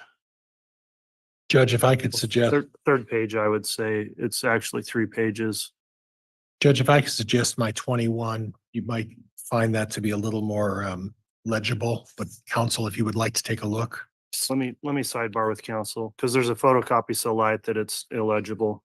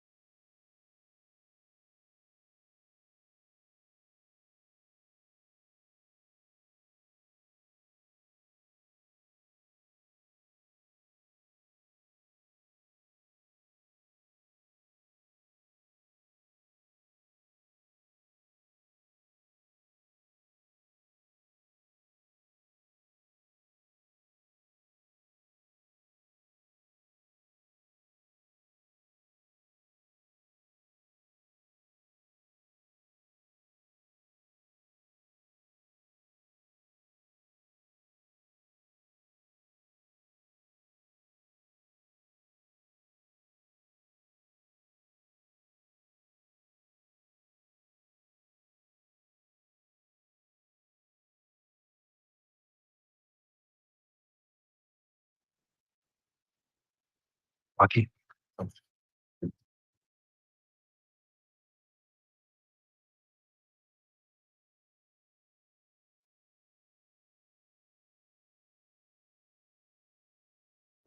right, counsel, I've reviewed the admitted exhibit. However, it's again not very legible in terms of how it was photocopied, but there is a better version of it that was likewise submitted by the defense. So upon suggestion in the sidebar, the court will permit a substitute exhibit. So what was previously admitted 38 will not be admitted, and we'll have that referenced by the defense exhibit, which is the same document in a more legible copy. So what is the exhibit number, Mr. Pryor, that would replace our exhibit 38? Your Honor, Teton Medical Group records would be defense exhibit number 21. Okay. And Seasons Medical Records, which I think council's moving towards, it will be exhibit number 22. And my understanding, Judge, is that we've previously agreed that exhibit number 20 by stipulation is admitted as well, and I'll move for all three of those at this point. Okay, the defense has moved then for those exhibits 21, 22, and 20. Mr. Wixom, any objection from the state? No, we have no objection, Your Honor. We agree to the same exhibits, just with a more clear copy. Yes. Okay, then those will be admitted, and to be clear then for the record, exhibit 38 is no longer admitted as part of the record, being substituted by the more clear version, so you can proceed, Mr. Wixom. Just reference the exhibit number with those new defense numbers when you are referencing them with the witness, please. Will be, Your Honor. Thank you. Okay, Your Honor, may I have permission to publish exhibit number 21? yes.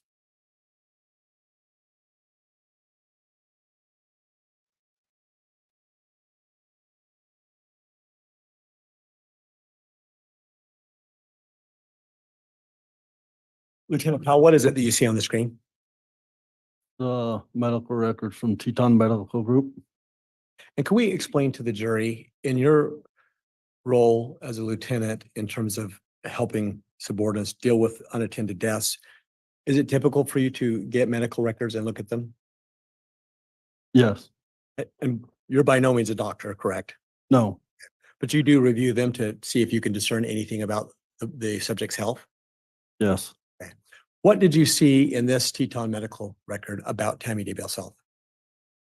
The past medical history was just anxiety, depression, and anemia. Other than that, everything appeared to be normal. So when you, when you sought a warrant for these particular records, how many years time span did you ask for? 2 years?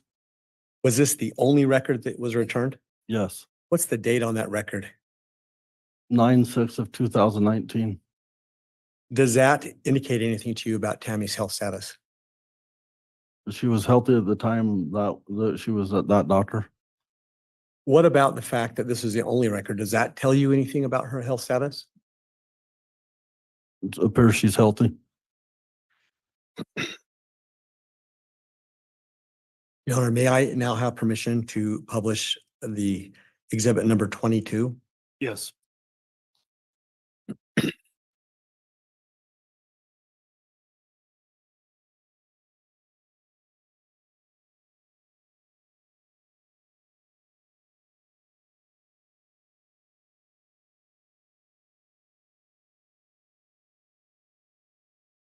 And please just refresh for the jury, who was the second provider that you sought records from under the warrant?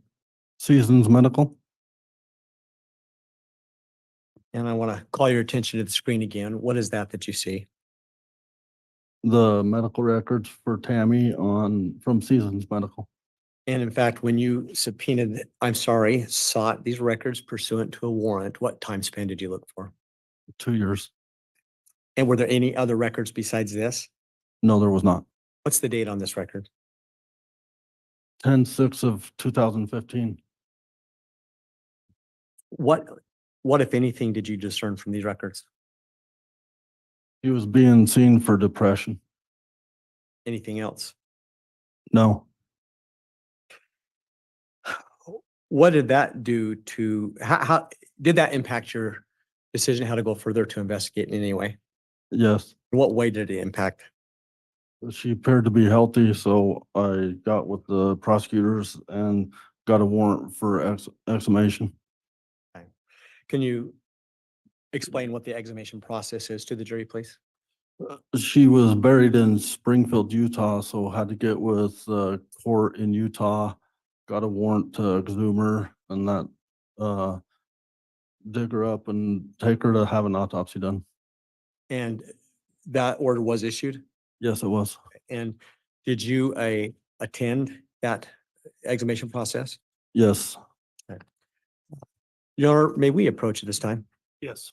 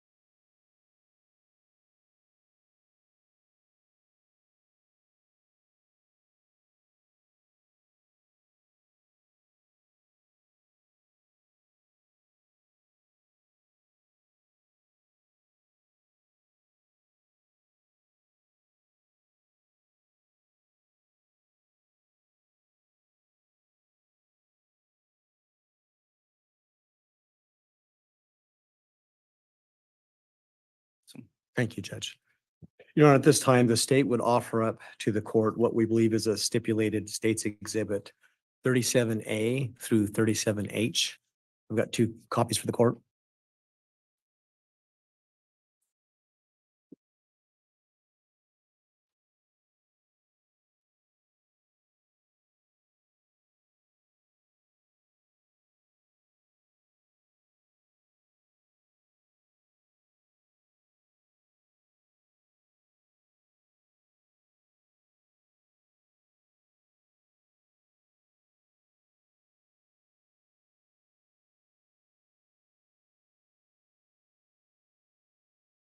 And Judge, these were by stipulation of the parties as well as other photos that will be published at a later time by way of stipulation. All right, I'll take a quick review of them.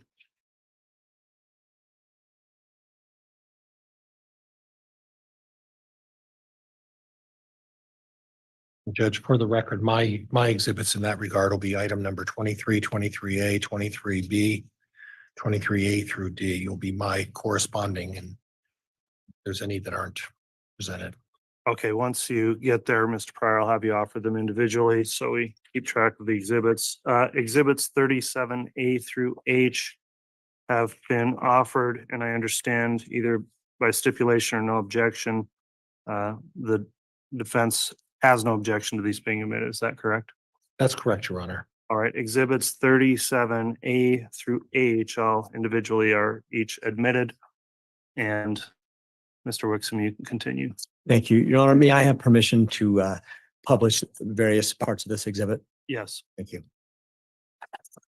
Lieutenant Powell, I think we had left off with you explaining why you were going to do the exhumation. Could you please explain to the jury what's that process as far as law enforcement is concerned? Go and observe and make sure that nothing was tampered with. And what kinds of things do you look for tampering? Any marks on the casket, and the, cement vault and things like that. And why do you look for tampering? To make sure I can say that nothing was tampered with and to obscure the autopsy. So is it safe to say that you were at the graveside when her body was literally pulled from the ground, or her casket was pulled from the ground? Yes, And you observed all that?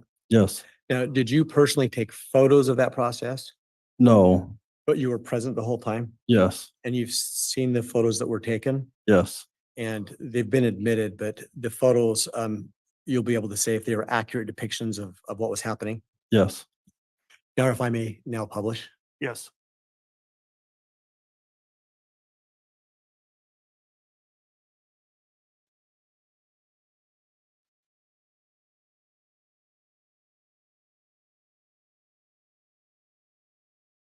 Lieutenant, can you please just explain to the jury, what are we looking at? The backhoe getting ready to start digging the grave out.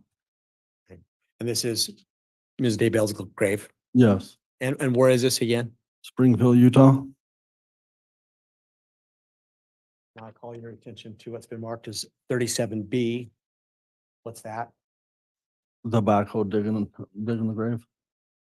37C. Them lifting the cement vault out of the grave. 37D. The cement vault. 37E. The lid taken off the cement vault and the casket. 37F. The inside of the cement vault. And I'll stop there. In the course of your observation of this part of the exhumation, did you see any tampering? No, What did you look at?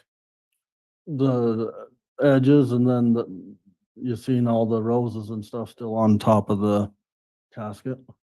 Did you examine the casket as well? Yes, Did you see any indication of tampering there? no, And then once the coffin was removed from the vault, what happened with the coffin? it was loaded and taken to the medical examiner's office in Utah. And this 37, sorry, G, is that a picture of the loading of the coffin? Yes, Now, you said that coffin was taken to an ME, to a medical examiner. yes, Did you ride in the hearse at that time? no, I followed it. Did the hearse and the coffin stay within your line of sight all the way to the MEs? Yes, And in fact, did you go inside when they put the casket in? yes, Did you observe the autopsy? yes, And so therefore, did you also observe the removal of Tammy's body from the casket? yes.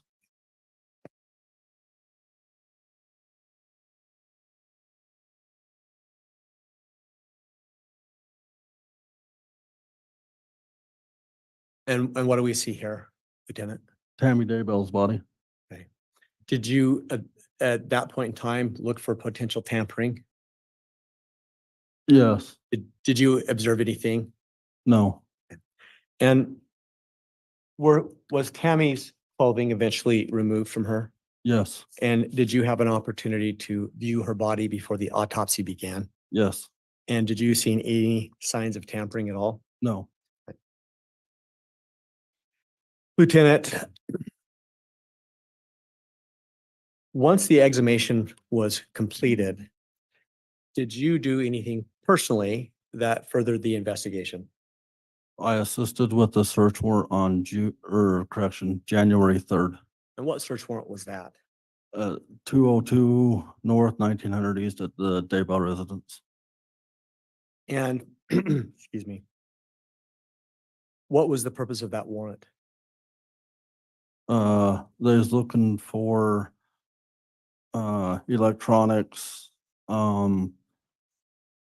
and other things in regards to Tammy's. And your role in that search? I was there helping search, and when something was found, the FBI ERT team would come photograph it and process it. And then how were you involved at that point? After we was all done and the FBI had processed everything, they turned it over to myself and Detective Mattingly. We loaded them in our vehicles and transported it to the Fremont County Sheriff's Office. Was that the end of your involvement? Yes, At some point, was this further investigation of Tammy's death turned over to someone else in the Fremont County Sheriff's Office? yes, the detectives. And why was that? Just, I had other things they wanted me to be doing and wanted it turned over to detectives. And to be clear, as a lieutenant, how many subordinates do you supervise? Approximately 24. Oh, no, it'd be probably about 27.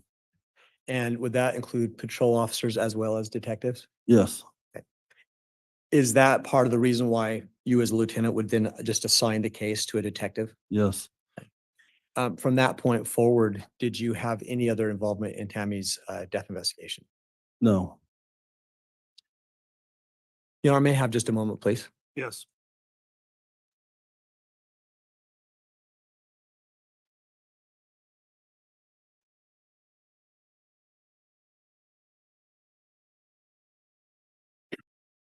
You know, at this time, I don't have any further questions for direct. I did want to inquire if the two exhibits that I had been turned back into the court. I see the marshal shaking his head, yes. Yes, we do have those. Okay, thank you.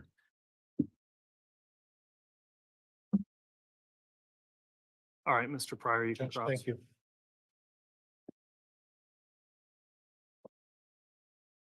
Once you're set up, Mr. Pryor, in order to maybe make things a little more efficient with your proposed exhibits, I'd like a brief sidebar with council before you start cross, just to discuss exhibits you've mentioned. Okay, Judge.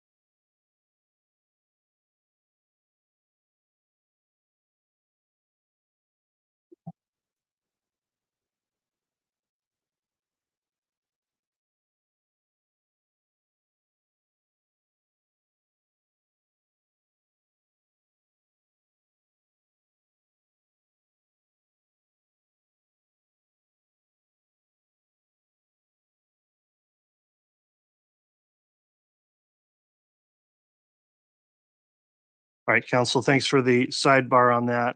Also, just pointed out to the court, before the state concluded direct, we did have admitted, not actually, given to the court Exhibit 20, which I think is a death certificate, and we need to get that to the bailiff for entry into the court record.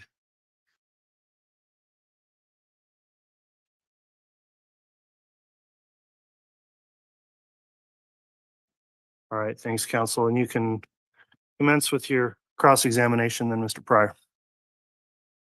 So you've, officer, you've spent 22 years with the Fremont County Sheriff's Office, is that right? Yes. I'm sorry, Mr. Pryor, but can you speak into the microphone, please? And I've been warned about this, Judge. Sorry. School. You spent 22 years with the Fremont County Sheriff's Office, is that right? Yes. And the last 4.5 years have been as a detective, is that correct? I'm a lieutenant now. I'm sorry, lieutenant. 4.5 years as a lieutenant. No, about 7 years lieutenant. I was 4.5 years detective. Okay, that's what I thought I said. And then 7 years as a lieutenant. Yeah. Okay. So you don't get on the street and do patrol or anything like that, is that right? I do cover shifts, yes. Okay. And are you equipped with a camera in your automobile? No. Are you equipped with a body cam? No. That's not standard issue for you folks? Not for me. I do not have one, no. Are there occasions when you feel that you need to have a body camera recorder? Yeah, there's possibly some, yeah. Okay, and would one of those be when you're interviewing witnesses or taking statements from people? Yes. And the purpose of that is to make sure that you get the statement accurately. Would you agree with me? Yeah. But there's also an aspect of that when you have a recorder or a body cam, there's no likelihood that what someone says to you could be misinterpreted. Would you agree with that? Will you repeat that one more time? Well, if you have a body cam or a recorder and you're interviewing someone about an important topic, well, like this case, when you interview witnesses, you want to get the facts right from what they said, correct? Yes. And it's important that you get the facts right when they tell you things, right? Yes. And it's also important that it's a tool that you use to ensure that everybody's playing on the same page. Would you agree with that? Yes. Okay, so it's generally a very good idea to use a recorder or a body cam when you're dealing with subjects or people that where there's serious consequences, correct? Yes. And in this particular case, this is a serious case, right? Yes. You've never been involved in as much of a serious case as you've been in this case, correct? No. Most serious case you've been involved in 22 years, right? Yes. So I would assume you took precautions that when you interviewed witnesses, you took the necessary step to make sure that you had a recorder with you.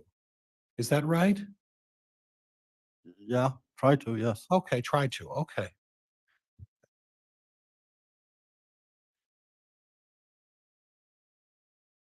Now you received a call from the Gilbert Police Department, right? About this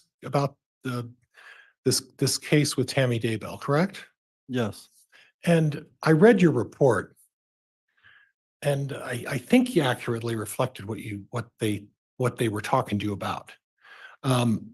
Lori Vallow and Alex Cox were involved in an attempted shooting of Brandon Boudreaux. Is that right? Yes. And Chad Daybell was not implicated in that, correct? No. Right. But he was someone of interest because he had been hanging around Lori Vallow. He was a known associate. Known associate, but there was no implication that he had any involvement in the shooting of Brandon Boudreaux, right? No. That was Alex Cox and that was Lori Vallow. And when did that shooting take place? I don't recall a date. What year? Would have been 2019. Okay. Okay. You don't recall the month, right? I received the call in October. Okay. So at this point, your investigation was centered around the fact that Lori Vallow and Alex Cox knew Chad Daybell somehow, right? Yes, And as part of your surveillance, you were able to establish that in November, right? November 1st. Okay, of 2019.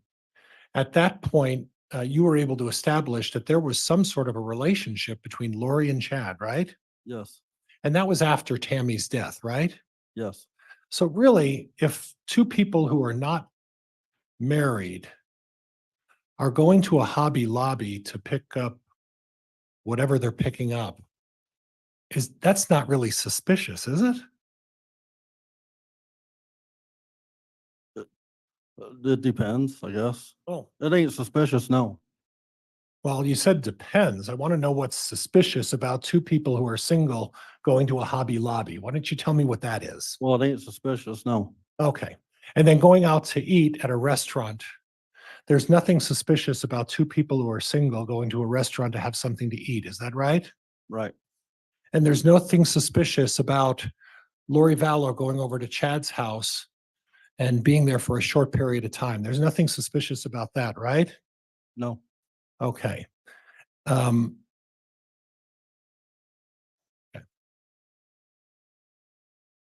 So I'm having some difficulty here.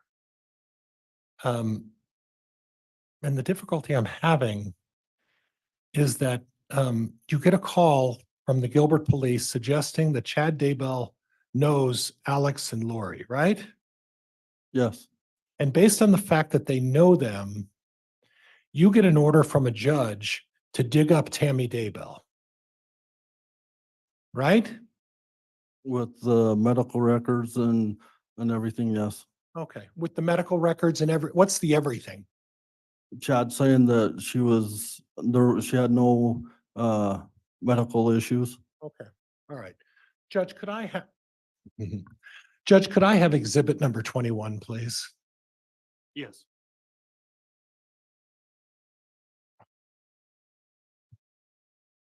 And please bear with me, Judge. I'm sorry, it might take me 2 seconds to get this brought up. That's fine. And before it comes up or is published, make sure, number one, we know what it is. Number two, it's admitted. Okay.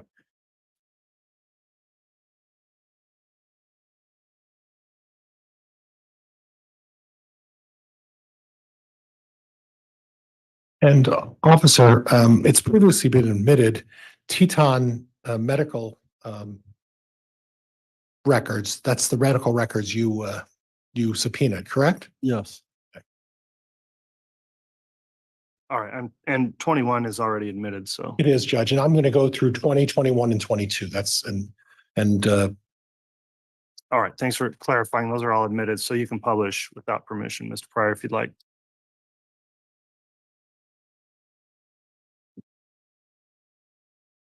so I'm at the top of Teton medical record. And what I'm looking at on the left-hand side of the letter where it says past medical history, right? yes, Okay, and the first thing at the very top is anemia. Right? yes. Did you research what anemia is? No, I did not. Did you research what the medical conditions and what people experience as a result of being diagnosed with anemia? No, I did not. Did you research and look into the fact that anemia can have life-threatening consequences? Sorry, Judge, the counsel is testifying. Well, it's cross-examination. I don't know what that objection is, Mr. Richmond. What's the basis? Judge, he's describing how serious anemia is, and this witness has never spoken to that issue. So counsel is trying to testify as to how serious anemia is. It's a medical condition. This witness was freely admitting that he's. I don't want a speaking objection. I'll sustain the objection on assumes facts not in evidence. Okay. And let's move down the list. The next one is anxiety, right? Yes, Okay. And then the one down below that is depression, right? yes, And Tammy Daybell was taking medication. She was taking Prozac, which is fluoxetine. Is that right? fluoxetine, yes, Fluoxetine. Correct. And she was also taking tramadol, right? she was prescribed tramadol, yes. Right. And what's the tramadol for? Pain, Okay. So she was in some discomfort of some kind. yes, Okay, and then we go down below where it says family history. And would you read the 4 lines under what Tammy's family suffers as a result of family history, please? Mother suffers from cancer, suffers with cancer and thyroid issues. Father suffers with depression and heart disease. Okay, thank you. And Judge, that's all I have for 21. Judge, could I be handed exhibit number 20? Yes. Thank you.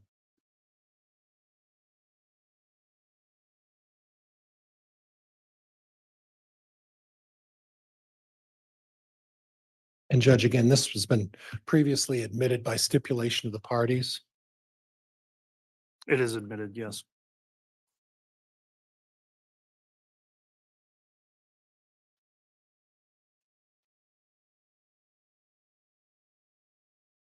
Now, did you take the time to look at Tammy Daybell's death certificate? No, I did not. You didn't consider that. No, So you looked at some medical records and said she has anemia and she's on Prozac. And you looked at Officer Greenow's report, right? yes, But you didn't look at any death certificate. no, Did you read Brenda Dye's report? no, I did not. Did you read Officer Greenow's report? Yes, I did. Okay, so when you took consideration of why you dug up Tammy Daybell, and by the way, just before we get there, Tammy Daybell's children were never notified that you were digging their mother out of the ground, were you? No, there was not. Yeah. So her own children were not advised that, Overruled. so her own family were never advised that you're digging their mother out of the ground without letting them know in any shape, form, or opportunity to respond. Is that right? Yes, I'd like you to look at the certificate of death, and and I'm going to point down to where it says the cause of death. You see my arrow down there? yes, Okay. And the cause of death, they list 2 things on the cause of death for Tammy Daybell's death. And would you read those out loud, what those 2 are? cardiac event and pulmonary edema. Okay. Heart issues, right? Yes, And you saw that in the medical history of Tammy Daybell, her father had a history of heart disease, right? yes, So you didn't take that into consideration when you decided to dig Tammy up out of the ground, right? no, I've never seen this before. You never looked at it. No, You never talked to anybody about what the death certificate said before you decided to have her dug up, right? correct.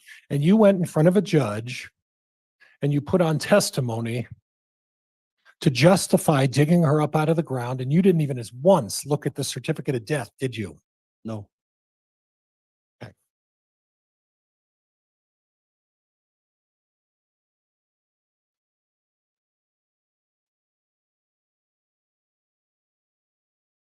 Judge, counsel previously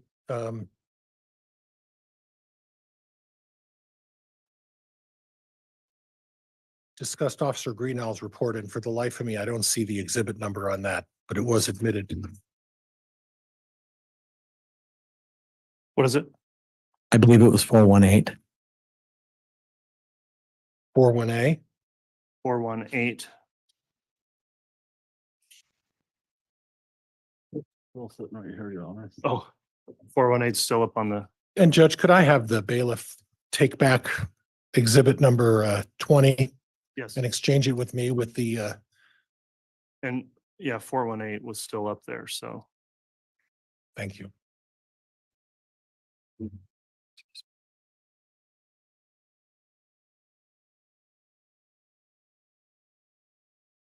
Oops, let's do this.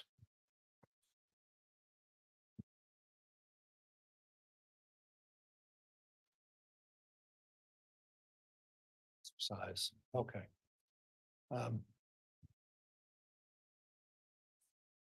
Okay, so can you see that report?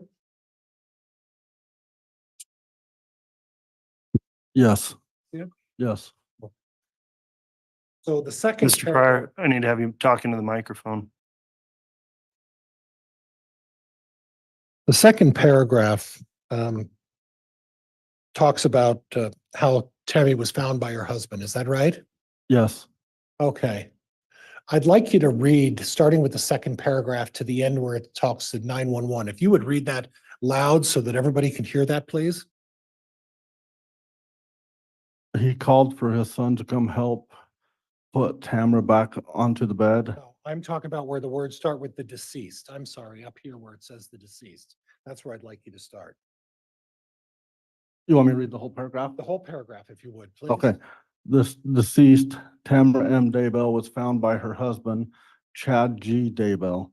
Chad told me Tamara had been sick and had a severe coughing fit at approximately 00 hours. During this fit, she vomited, then she returned to bed and she said she was fine. At approximately 5:40 hours, Chad felt the blanket slide off the bed and woke up to see Tamara had partially fallen off the bed. Chad told her to get up, and when she didn't answer, he turned on the lights and found that she was deceased. She had partially fallen off the bed, her head was touching the floor, and her feet were still on the bed. Chad said she was cold and stiff. He called for his son to come help put Tamara back onto the bed. Chad then called 911. Okay. So when you talk about a lack of medical conditions, did you read this report before you went to judge and get an order digging Tamara Daybell up out of the ground? Yes. Okay, so did you happen to notify the judge that Tamara was having fits the night before? She was vomiting and was sick and was generally not doing well. Did you mention that to the judge? No. Okay. All right, so we'll move on to the second paragraph now. And if you would read the second paragraph, starting with Chad said Tamara. Chad said Tamara didn't have any serious medical conditions. She was taking fluoxetine for depression, but did not have any other prescriptions. Chad said the last time she was at the doctor was approximately 2 months ago when she had fallen in the driveway and injured her arm. The doctor had given her steroid shots and she was not having further issues. Chad said she had been feeling sick with something like a cold lately and that she would have gone to the doctor today. Chad said she has low blood pressure and faints occasionally. Chad said that she has been going through menopause and also has been having aches and back pain for approximately 2 weeks and that she was going to visit the chiropractor soon. Chad said she didn't go to the doctor often because she didn't like doctors. And you were aware of that based on the research of her medical records that Tammy Daybell didn't like to go to the doctor, did she?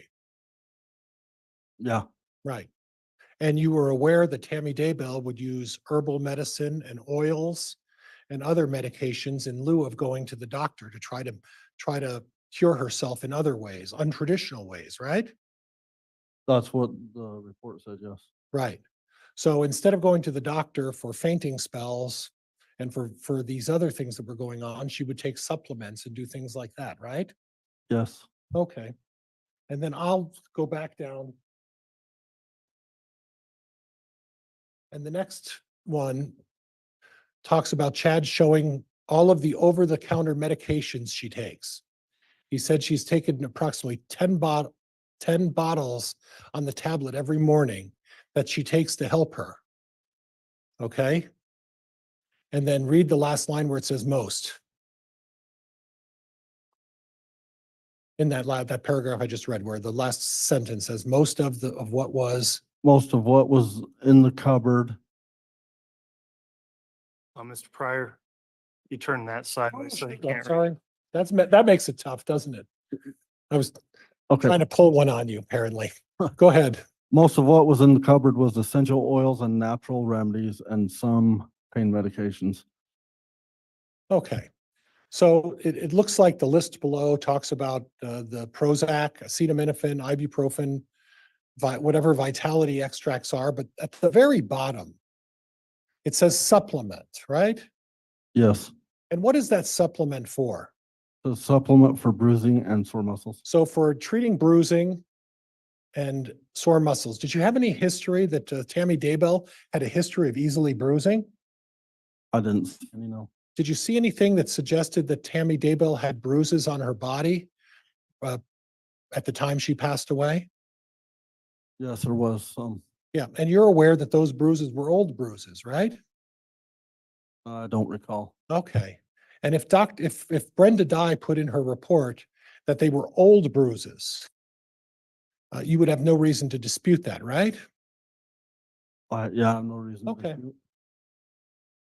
But Tammy Daybell clearly was taking medication for bruising, right? That's what the report said. That's what the report says, right?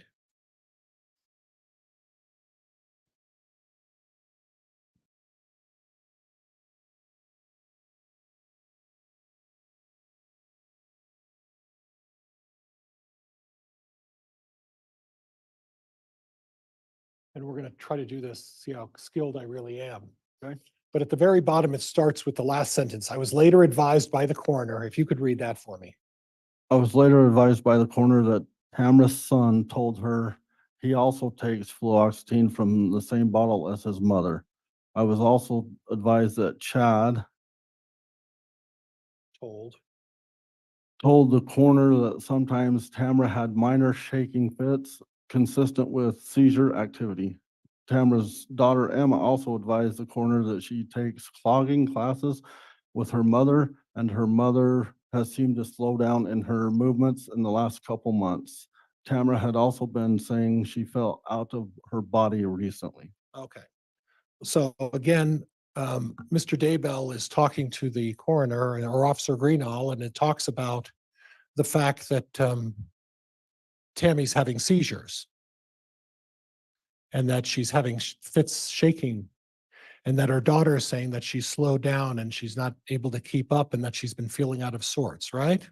Yes, And based on that, you didn't take that into consideration when you decided to dig up Tammy Daybell, did you? no, Okay. The next sentence, with I advised. I advised the coroner of everything I had learned from my investigation, and she agreed that the death was a natural one. I advised the coroner of everything I had learned from my investigation and agreed the death was a natural one. That's Officer Greenall, right? Yes, So that according to Officer Greenall, in discussing this with the coroner and with all of this information, came to the conclusion that Tammy Daybell's death was a natural one. Right? yes, And you didn't report that to the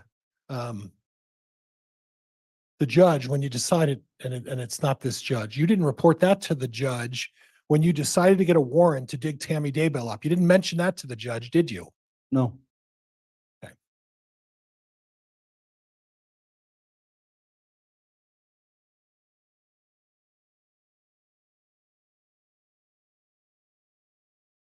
The last sentence in that paragraph, would you read that one for me?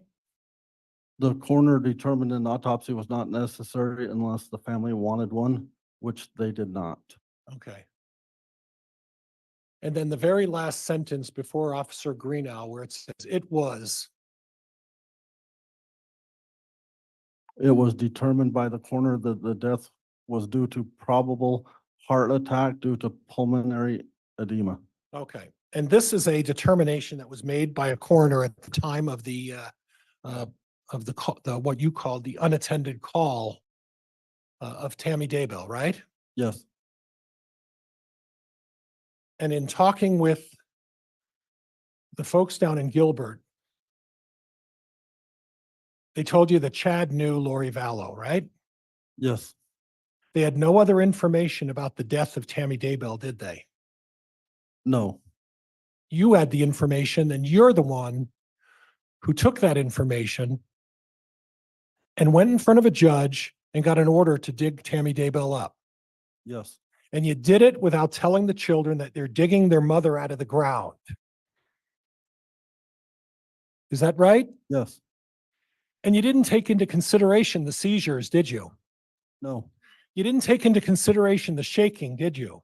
no, You didn't take into consideration the anemia, did you? No, You didn't take in any of the medical information other than you told the judge, there's no medical history here. That's what you told the judge, isn't it? off the medical record, yes. Off the medical records, right? Yes. You didn't look at anything else, right? No, You didn't look at the certificate of death that says pulmonary edema, heart issues, did you? I did not see that, no. You didn't see it or you didn't look? I didn't look. Judge, I'm done. This officer's under subpoena to be called back. I intend to call him back. All right, well, I'm gonna allow some redirect.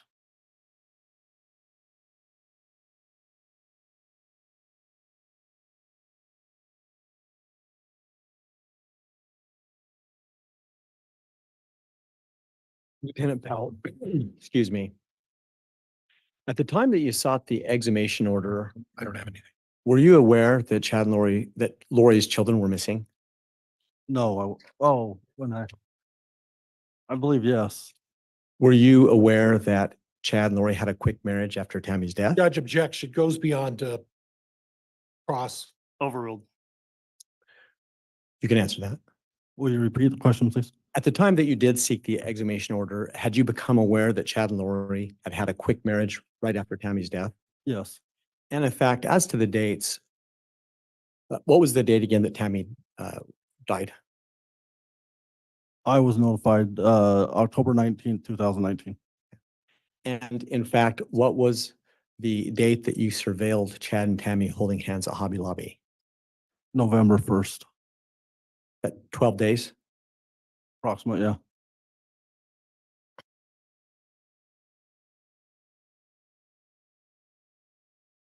Mr. Pryor asked you several questions about Ally Greenhall's report.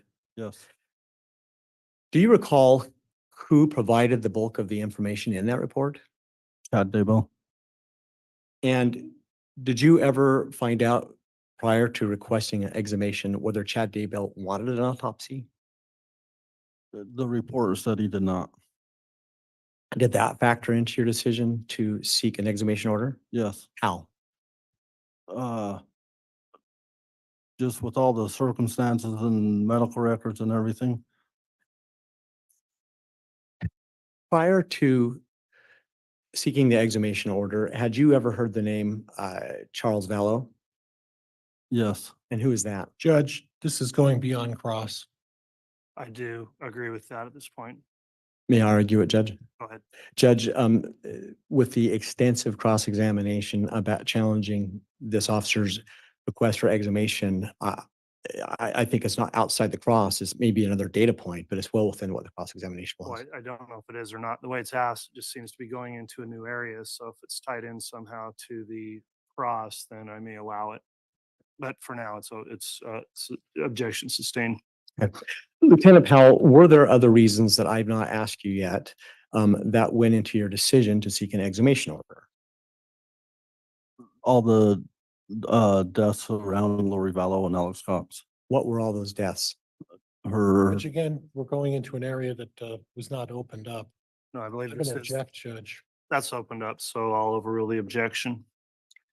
Could you please explain to the jury all the deaths, what you meant by that? Lori Vallow's last husband had been shot by Alex Cox. Did you understand approximately what date that had occurred? I don't recall the date. Was that part of the information that was relayed through Gilbert Police Department? Yes. So how did the fact that Lori's husband had been killed factor in to your suspicions about Tammy's death?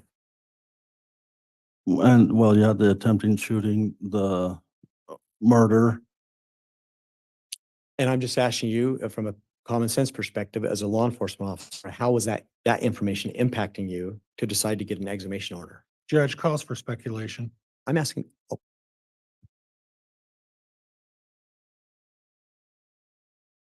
Give me a second.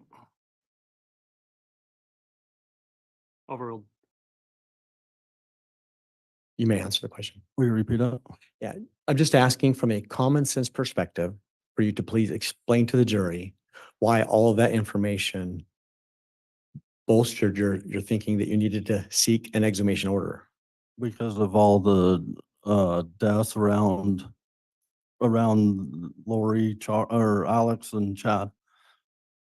So is it safe to say that when you do any investigation, do you just follow the facts and where they lead you? Yes, And so despite what was in Ali Greenhall's report, did all these other facts lead you to seek the exhumation order? yes,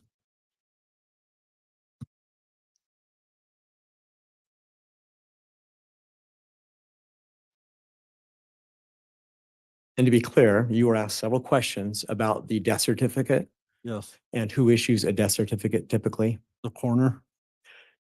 I'm just asking if you are aware of whether or not the coroner at the time of Tammy's death had all this other information about Lori and Alex and Charles Vallow. No, she did not. Objection, Judge. There's been no basis to establish where that knowledge comes from. Moving to strike. Yeah, the objection did come in late, but I will sustain the objection for lack of foundation and I will strike the answer. So I'm instructing the jurors to please disregard that last answer.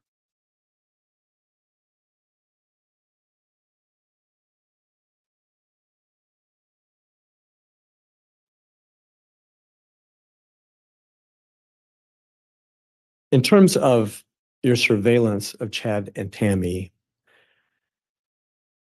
how long that day, let me withdraw that. Please tell the jury again, what day did you initiate your surveillance of Chad and Tammy? November 1st, 2019.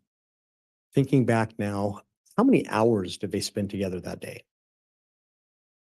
Objection, relevance. Again, it goes to the relation. Thanks, Mr. Exum. Objection's overruled.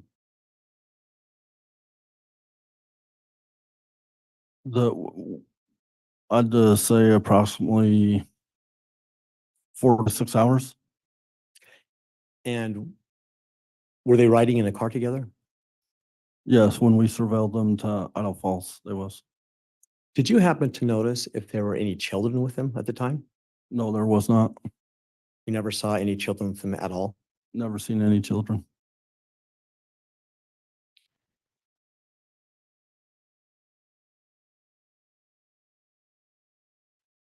No, I have no further questions.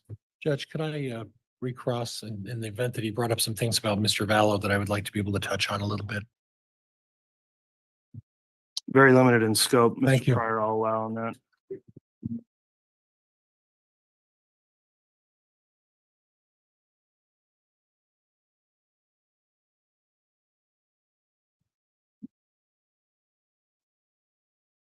Officer, you made an interesting comment about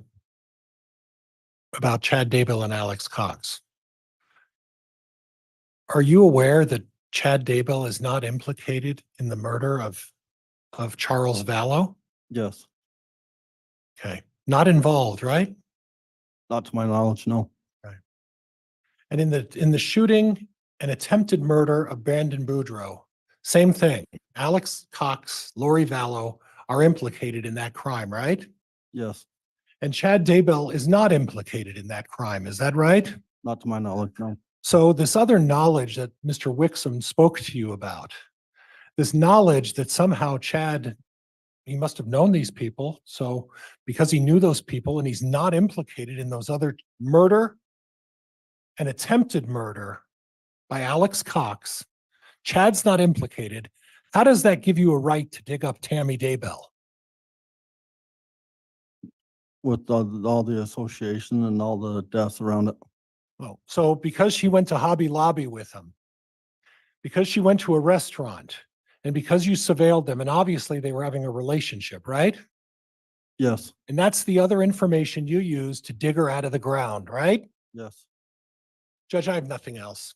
All right, that'll conclude the recross then and not having any more redirects. So is it correct from the state then that this witness is likely to be recalled? Judge, given today, we may well reserve the right to recall this witness. And I believe he's under subpoena by the defense as well. He's under subpoena by the defense, Judge. Okay, Lieutenant Powell, then I'll admonish you that there is an exclusionary order, meaning you're not permitted to observe any trial testimony going forward. While this trial is being live streamed, I'll admonish you, you're not permitted to listen to any other testimony between now and the time you may recall, and I'll ask you about that when you return to the stand. All right, thank you for your testimony.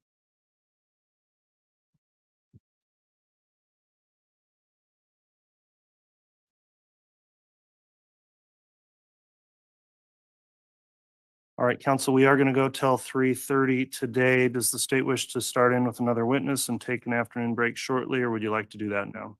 Your Honor, I think looking at the time and the fact that we're moving into a new witness, the state would suggest we take the break now instead of just starting testimony and then having to take a break. Okay, I agree. We'll go ahead and take our mid-afternoon break. I'll shoot for about 30 minutes and be back on the record after that. Thank you.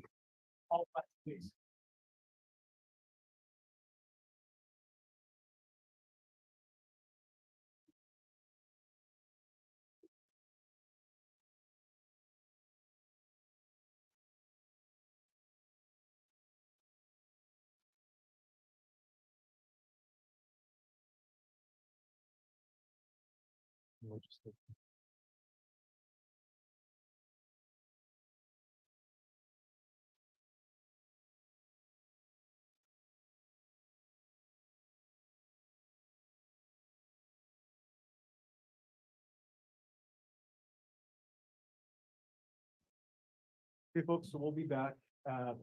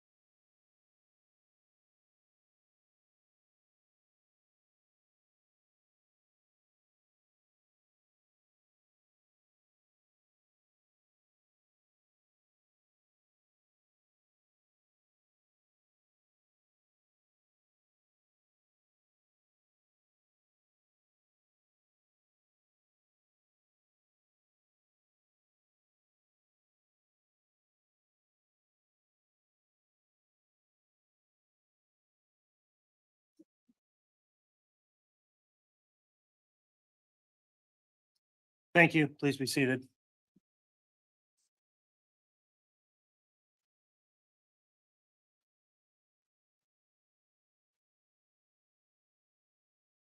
All right, before we get started, I will go back on the record. We're on CR 22-21-1623, State of Idaho versus Chad Guy Daybell. We just completed the afternoon recess. I do want to remind everyone in the courtroom, there's a courtroom conduct order governing these proceedings so that they can go without issue and, most importantly to me, without disturbance of our jurors. And we have had an issue today with some of those attending, and they have not been permitted to return to the courtroom at this time. And so I just want to remind everyone, it's very important that you do follow that. You're certainly welcome to come here and observe, but any type of behavior or conduct that starts causing any sort of interference with our jurors' ability to observe evidence in this case is just not going to be permitted. So thank you for everyone else here for following that order. And with that in mind, we can have the jurors return, please.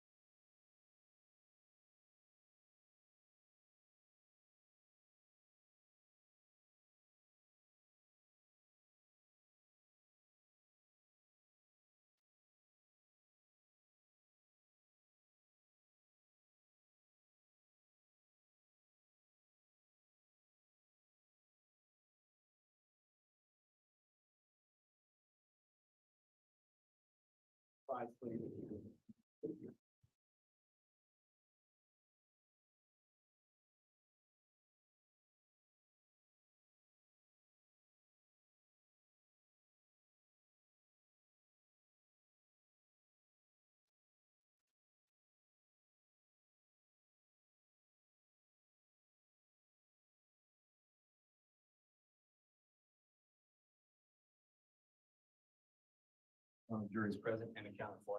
All right, thank you. Please be seated.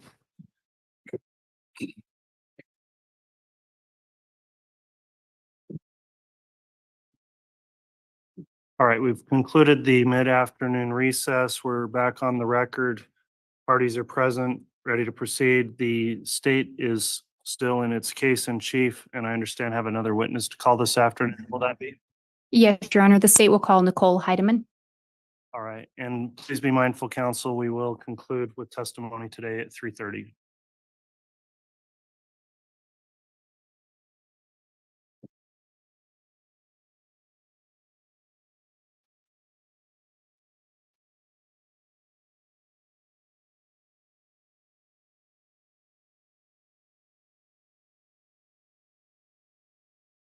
Solemnly swear or affirm the testimony you're about to give will be the truth, the whole truth, and nothing but the truth, so help you God.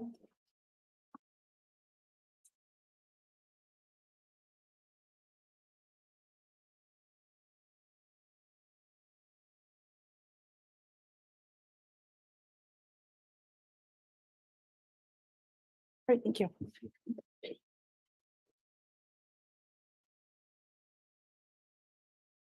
All right, and do I refer to you as agent? I'm a tactical specialist. Excuse me? A tactical specialist? All right, tactical Yes, specialist Lord. Heidemann. I just wanted to inquire, now that you're under oath, for purposes of your testimony here, the court's issued an exclusionary order, meaning I'm not permitting any witnesses in the case to previously view testimony of other witnesses. We are live streaming these proceedings, so I'm going to inquire whether or not you have reviewed or watched any of the testimony in this trial thus far. I have not. Very well. Thank you for answering that. Ms. Blake, if you'd like to inquire, you may. Thank you, Your Honor. Will you please spell your name for the record?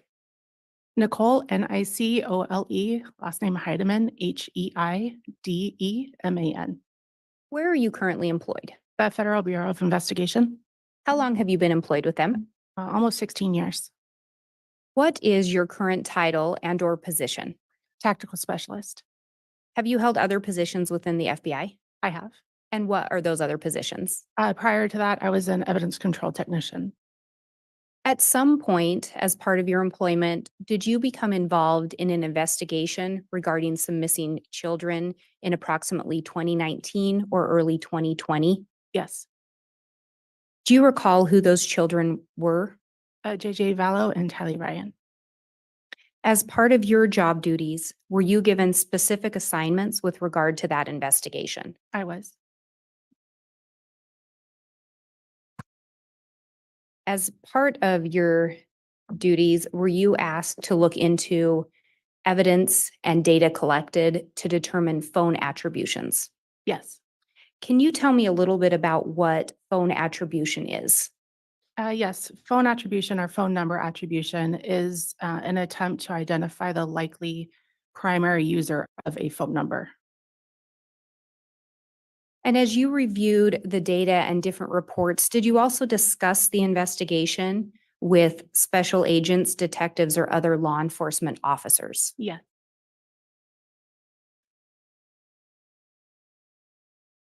And in preparation for your testimony today, have you prepared an exhibit? Yes, And is that exhibit regarding phone attribution? it is. Is that exhibit a summary of the work that you did and the reports and phone data you reviewed?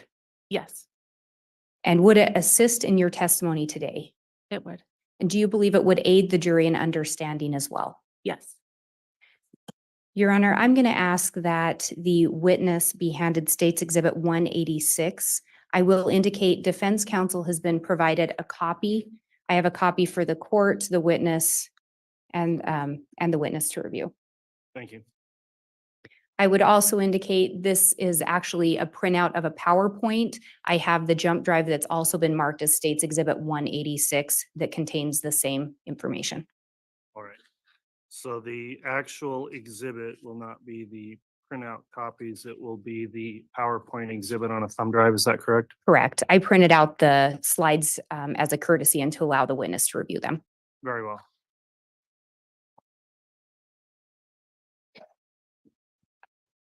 Yes, sir. And do you mind just looking through those if you would?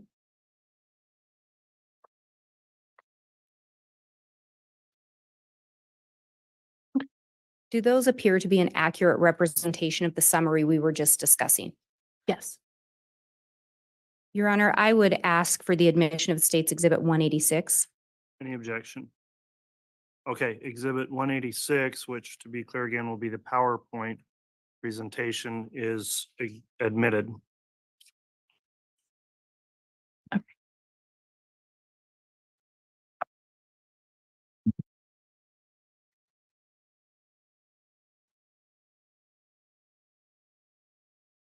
And Your Honor, I'm going to ask permission to publish State's Exhibit 186. You may publish.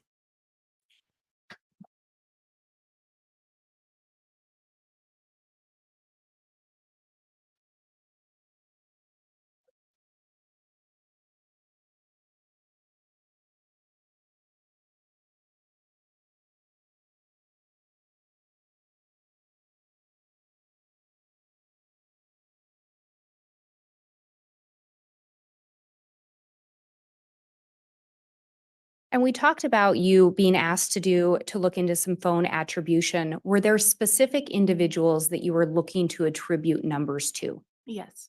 And who were those individuals? Chad Daybell, Lori Vallow, and Alex Cox.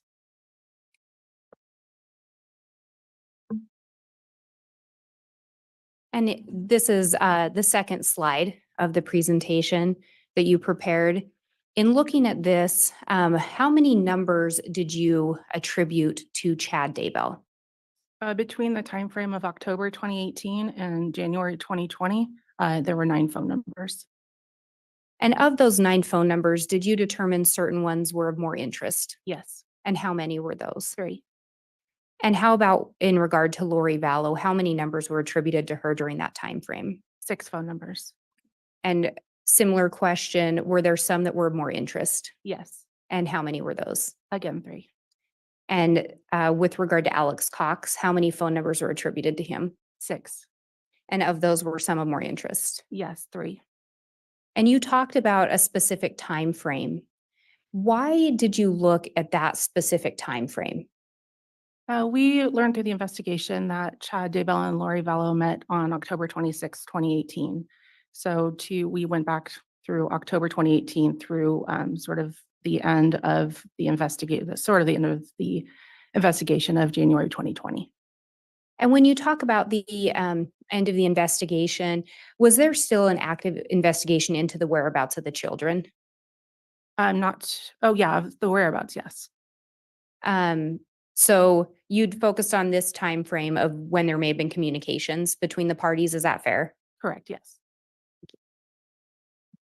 And turning specifically to Chad first.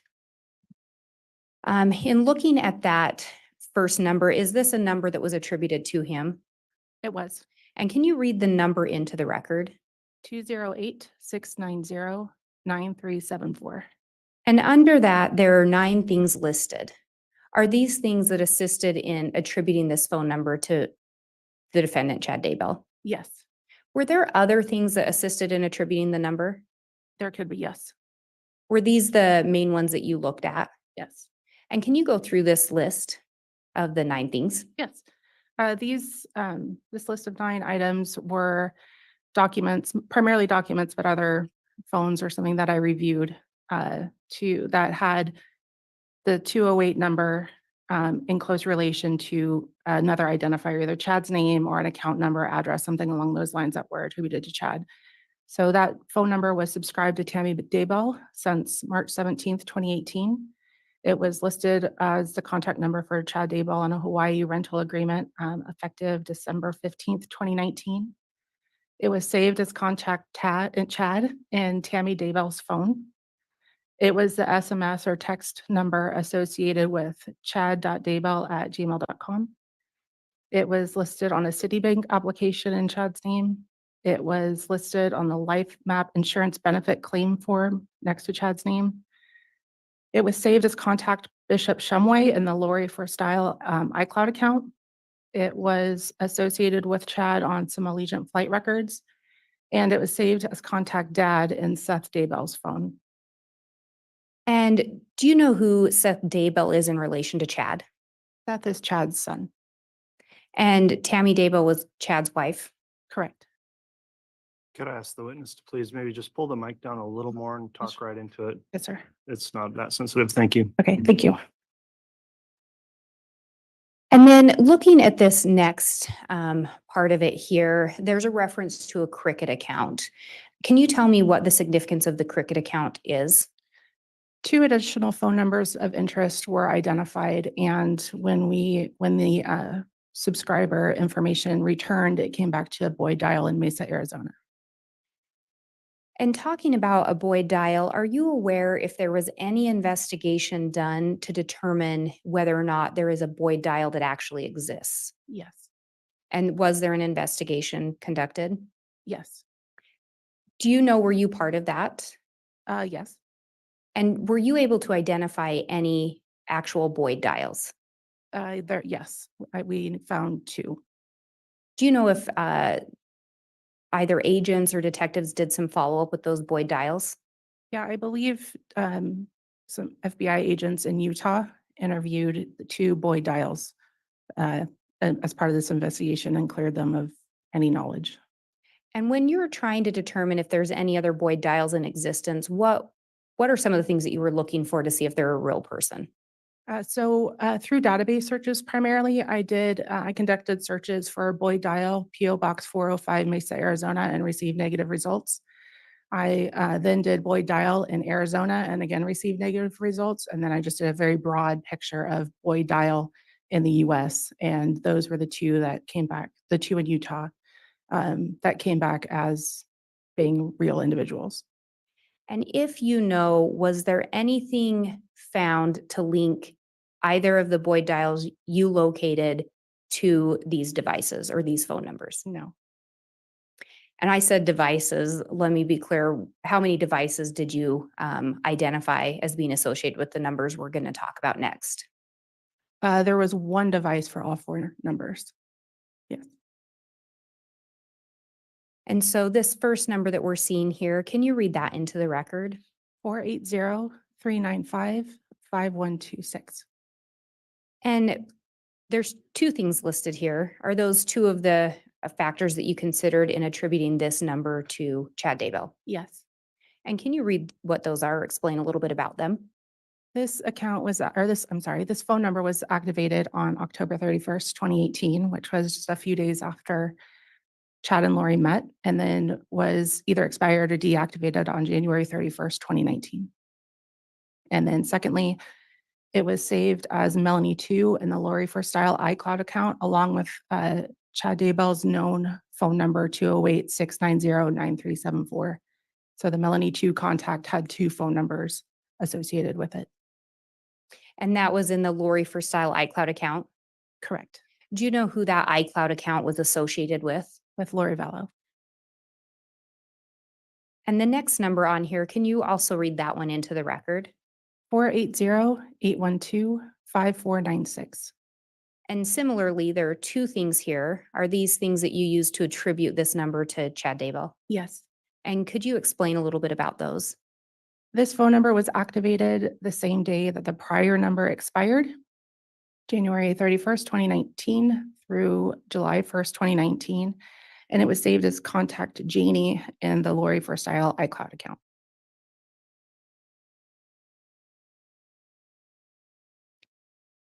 And this next number, can you read it into the record as well? 515-402-0143. And on this one, there's 6 different things listed under it. Are those factors that you use to identify this phone as one associated with Chad Daybell? Yes. And can you go through those for us and explain a little bit?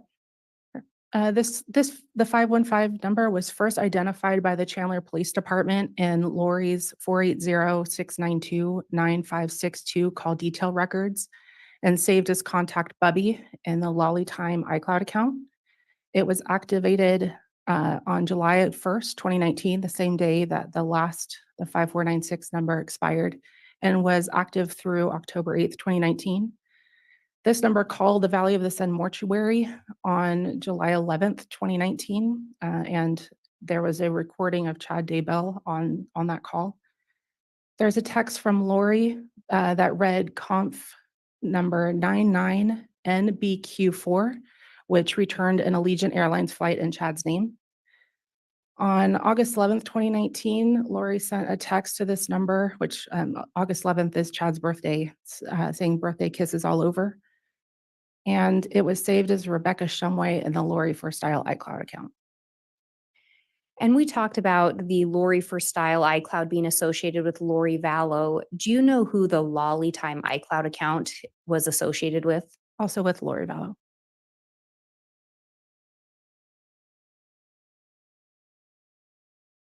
And then we have one more number listed here. Can you read the number into the record? 401-569-8260. And under this one, there are also 6 things listed. Were those 6 things what assisted in attributing this phone number to Chad Daybell? Yes. And could you go through those 6 things and explain a little bit? This number was first identified as the first attributable contact of Alex's 334 phone number. It was activated the same day that the 515 number expired, which was October 8th, 2019, and ran through December 30th, 2019. On October 8th, the same day that this phone number was activated, Chad conducted a Google search for Rhode Island area code, the Rhode Island area code being 401.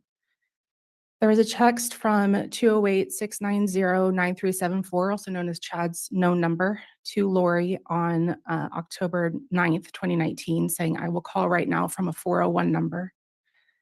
The only contact that this attributable contact that this phone number had was with a number attributed to Lori, 480-489-4652, and another number attributed to Alex, 334-744-4205.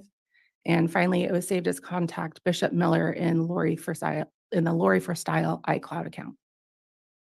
And again, looking at these that are listed under the Cricket account, I think on all of them, you have that as one number is being deactivated, a new number is being activated. Correct.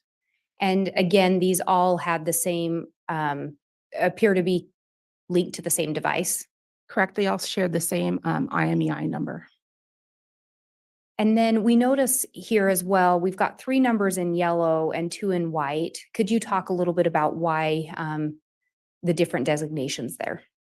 Yes, there, as previously mentioned, there are a lot of cell phones in this investigation to sort of minimize the noise and really highlight the phone numbers that are going to be used in this case, in this trial. The numbers in yellow are you're going to hear about quite frequently. The 2 numbers in white, they were predating sort of the crime portion. They are helpful to attribute the phone numbers to Chad, but we didn't focus on them. We didn't see any content, text content in the iCloud accounts. So we can see that they were speaking to people in the cases, but the focus of the investigation was on those 3 yellow numbers. And is that why the 3 yellow numbers all have more items listed as to how they were attributed to Chad? Correct, yes.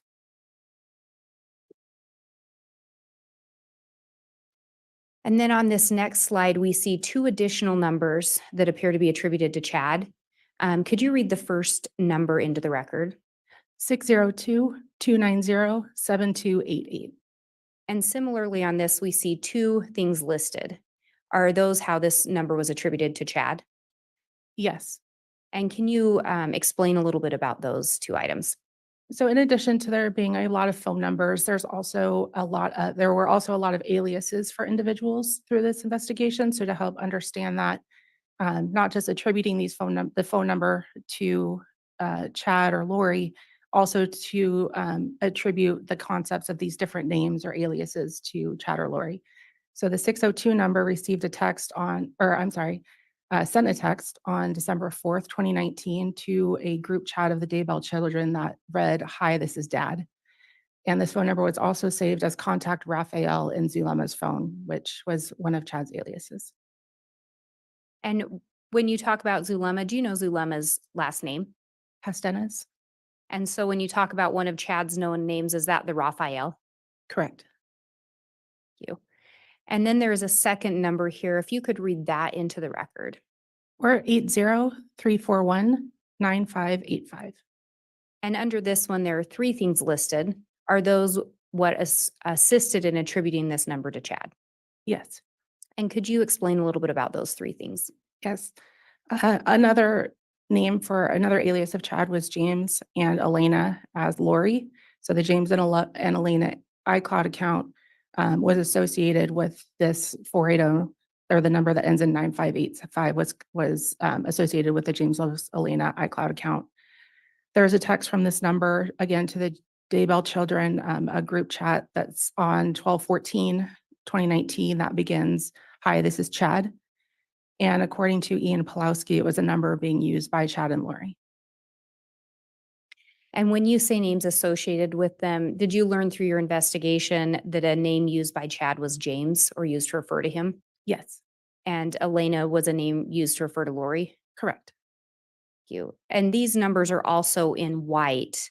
Can you explain if these numbers were a focus?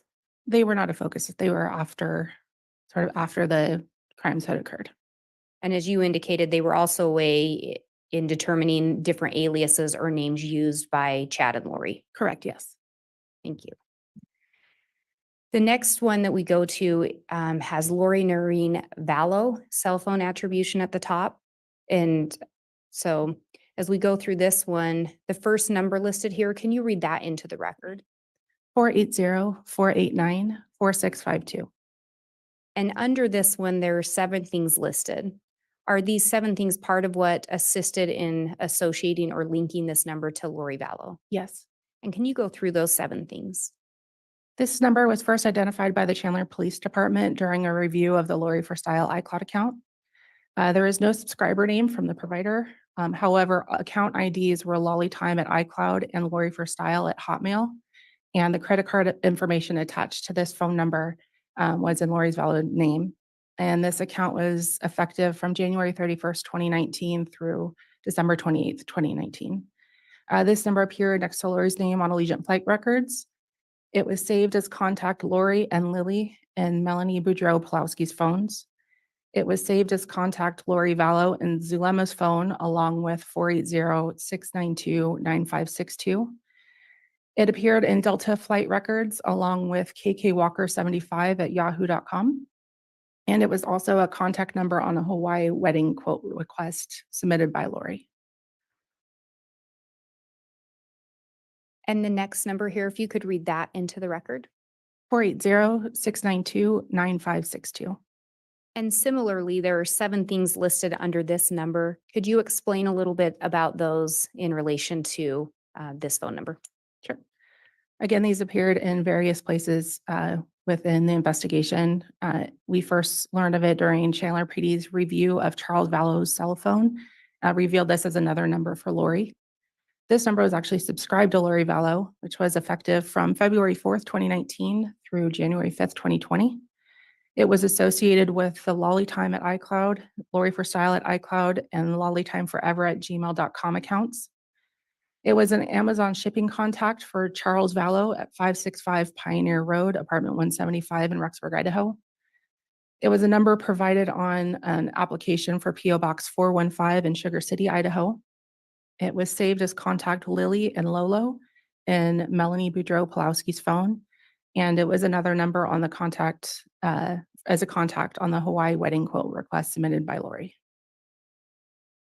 And looking at this, through your portion of the investigation, did you ever learn whether or not Charles Vallow ever lived at that 565 Pioneer Road in Rexburg, Idaho?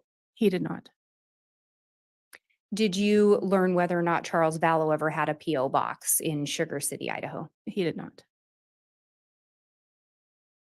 And looking at the next number here, can you read the number into the record? 808-755-5452. And similarly, on this one, there are 7 items listed. Were these 7 items what assisted in attributing this phone number to Lori Vallow? Yes. And could you go through those 7 items? This number was provided by Lori to the Chandler Police Department. It was subscribed to Premier Financial Services between January 8th, 2016 through November 24th, 2019. It was associated with Lori for Style at iCloud. There was an instant message to Peter Dixon on August 8th, 2019 that read, "Hi, Peter, this is Lori Vallow." It is saved as contact Lolo Vallow and Melanie Boudreau-Pulowski's phone. It is saved as contact Lily and Melanie Boudreau-Pulowski's phone. And it was another contact number on the Hawaii wedding quote request submitted by Lori. And do you know who was part of Premier Financial Services?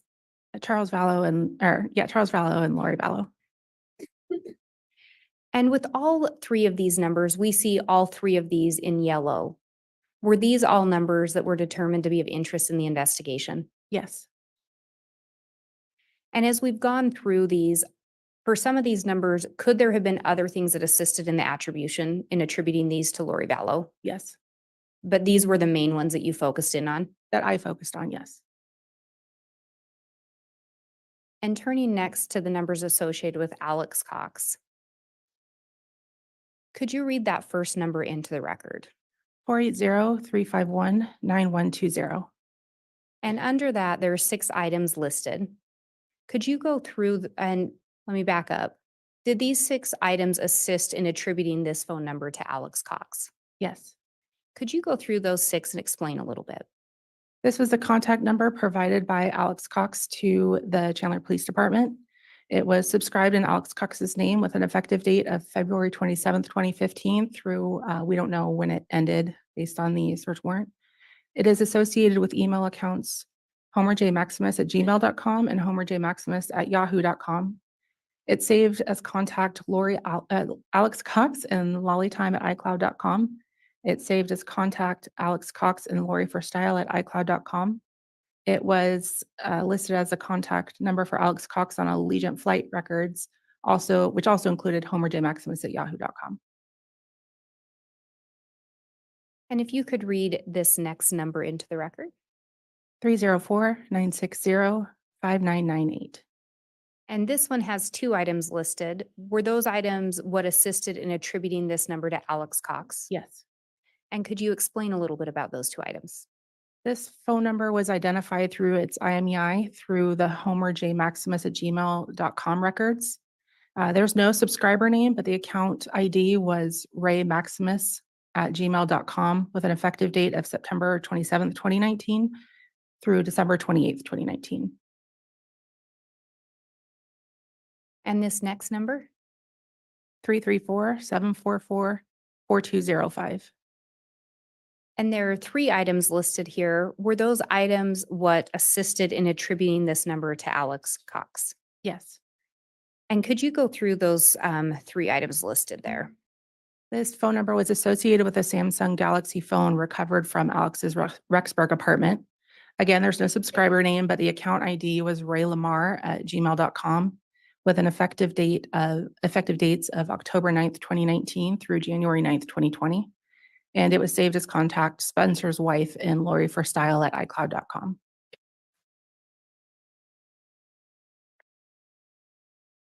And similarly with these three numbers, could there have been other things that assisted in attributing these numbers to Alex Cox? Yes. Are these the ones that you focused in on? Yes. And when we talked about Chad Daybell, we talked about more numbers. But on the first slide, we talked about there were those three main numbers of interest identified. Correct. Is that correct? Yeah. And on one of those, you'd indicated that it was only in contact with a number associated with Alex Cox and one associated with Lori Vallow. Is that correct? Yes. And was the number for Lori Vallow one of the ones that you'd identified as a main number with her? Yes. And was the one identified as Alex one of the numbers that you've identified as a main number associated with him as well? Yes. And Your Honor, may we approach? Yes.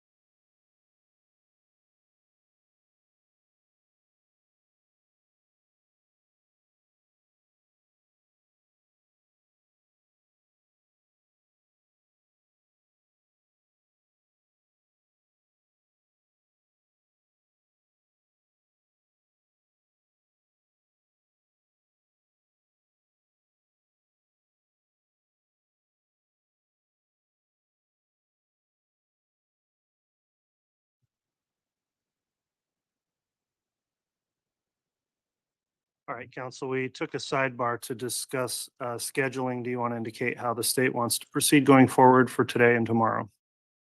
Your Honor, the state recognizes that the court did wish to end at 3:30 today. And I think given where we're at with testimony, the state has finished with this exhibit, but does have more to present through this witness. So I think it would make a logical stopping point. I did just want to confirm that Exhibit 186 was admitted, and then I do have that disc. It was admitted. Okay, and we do have that. All right, and then for purposes of tomorrow's schedule, then we will run court again from 8:30 to 3:30. We may have a slightly longer lunch for the jurors tomorrow because I think we're going to take up a motion outside of the jurors' presence at 1 o'clock is the plan for now. We can confirm that tomorrow, but our regular court schedule will be in effect. So we'll be in recess for today and resume again at 8:30 with the testimony of this witness.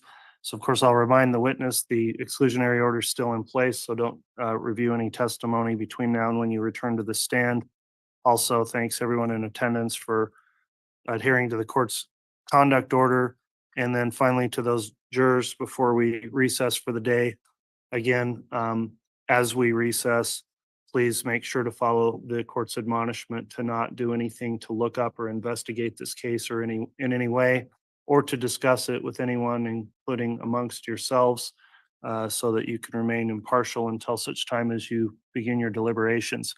So with that, is the state okay to recess for the day? Yes, Your Honor. Thank you. All right, anything further from the defense? All right, if all would please rise for the jurors, we'll be in recess.